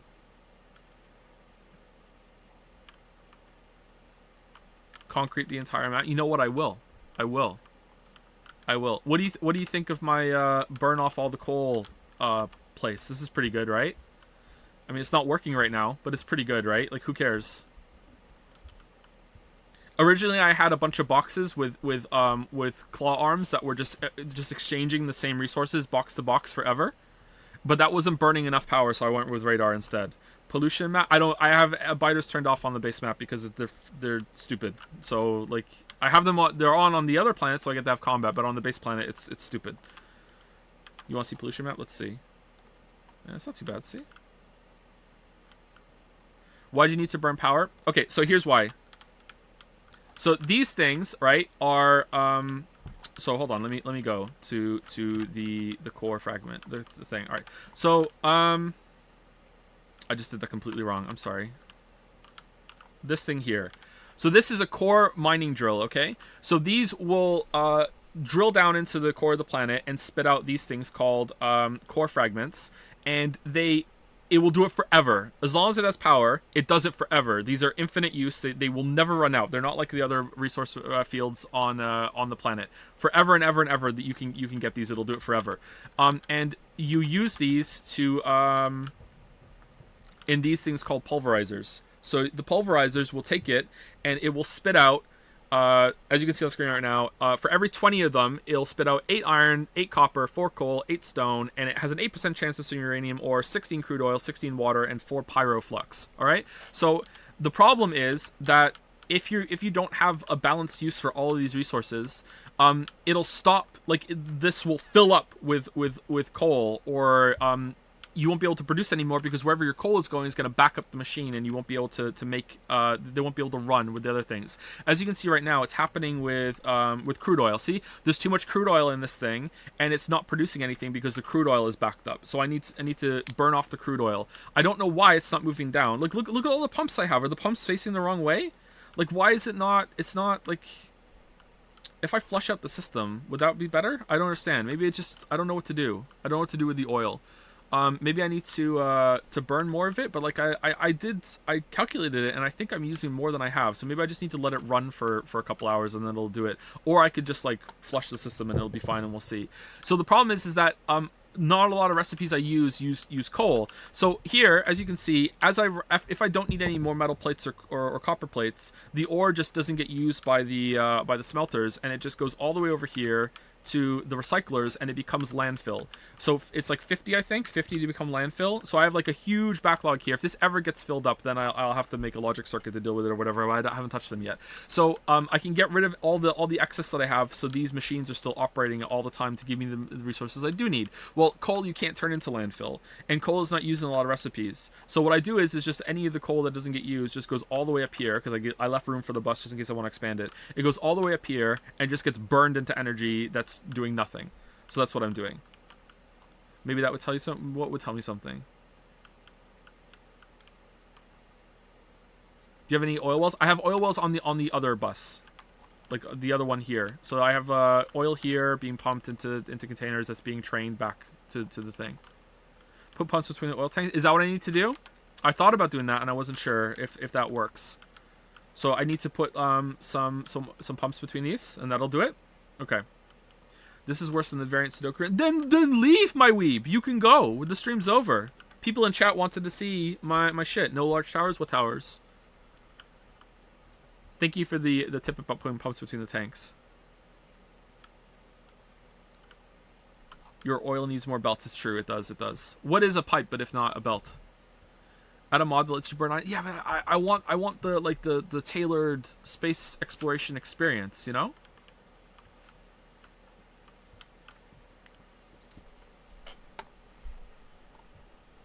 And you've been doing this instead of the Ragnarok review and the Witcher 3 video. Okay, I get it. Not at all. Like I said, I usually just leave this in idle. You're looking at this and you're not understanding the game, or you don't know it. You can easily iterate things. Like this.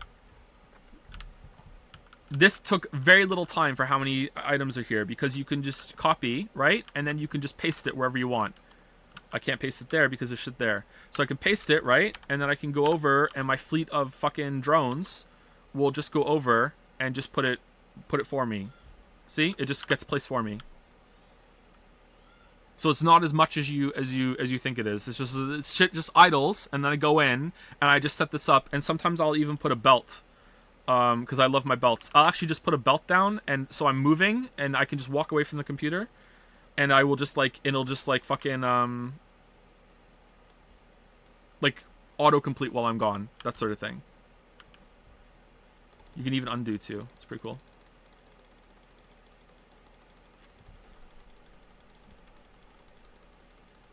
I don't know anything about Factorio, but I'm learning you need more belts. Yeah. Uh-oh, did I just undo something over here that I did? Make a concrete decoy off snow. Do I have any concrete? I have some stone. Just don't say. Yeah, it's true. I can just not save, yeah. Alright, hold on.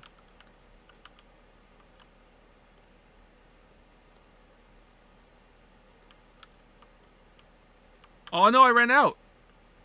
I'm gonna need more. Coal liquefaction? I don't have it. Where is it? Look at this tech tree, man. Look how much shit is added by space exploration. I've launched rockets. Look at this shit. Look how far it goes.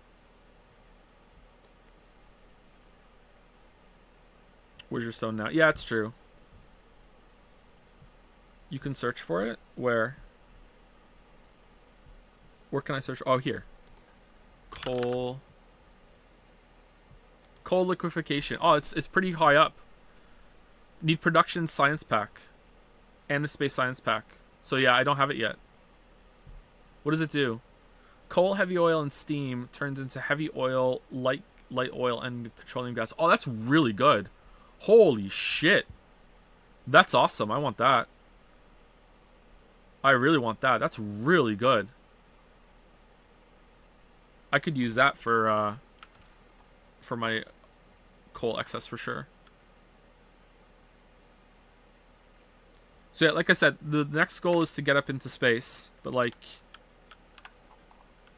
setting this up with the core miners and everything, like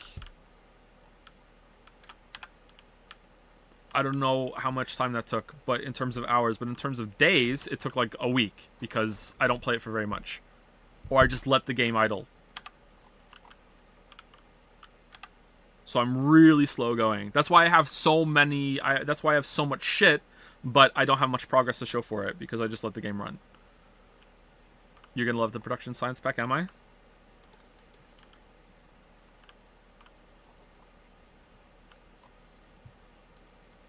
You want to scale everything up for space exploration, I think. Okay, based on this, Space X mod seems kind of bad. Why? It's not. Don't judge my shitty gameplay. What the hell? Oh man. Oh man. Any questions about it before I go? MIO pacing of Vanilla Factorio seems more fun. Well, like, I mean, at this point, it for the first part of it, it's very much like Vanilla Factorio, and it's just the same game, more or less. And then when you're done with that, you have this whole other game afterwards if you want to continue. So, in a way, it is paced the same way as Vanilla. It's just that, do you want to have more game to play afterwards?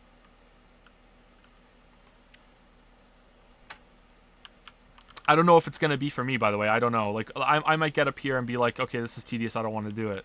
Although, those upgraded solar panels up there look pretty cool. What's the next game? Half-Life 2 or Black Mesa? Half-Life 2 is the next game we're playing on Tuesday. I don't know if we're going to stream tomorrow or not. If we do, I'll just start streaming tomorrow and we'll see. I'm not going to say either way. Anyway, Joe, you have fun with your factory and use steam storage for coronal mass ejection defense. No, I don't want to. I know all about that. I don't want to do it. No, I'm not doing it. That seems like an exploit to me. How does the steam stay hot forever?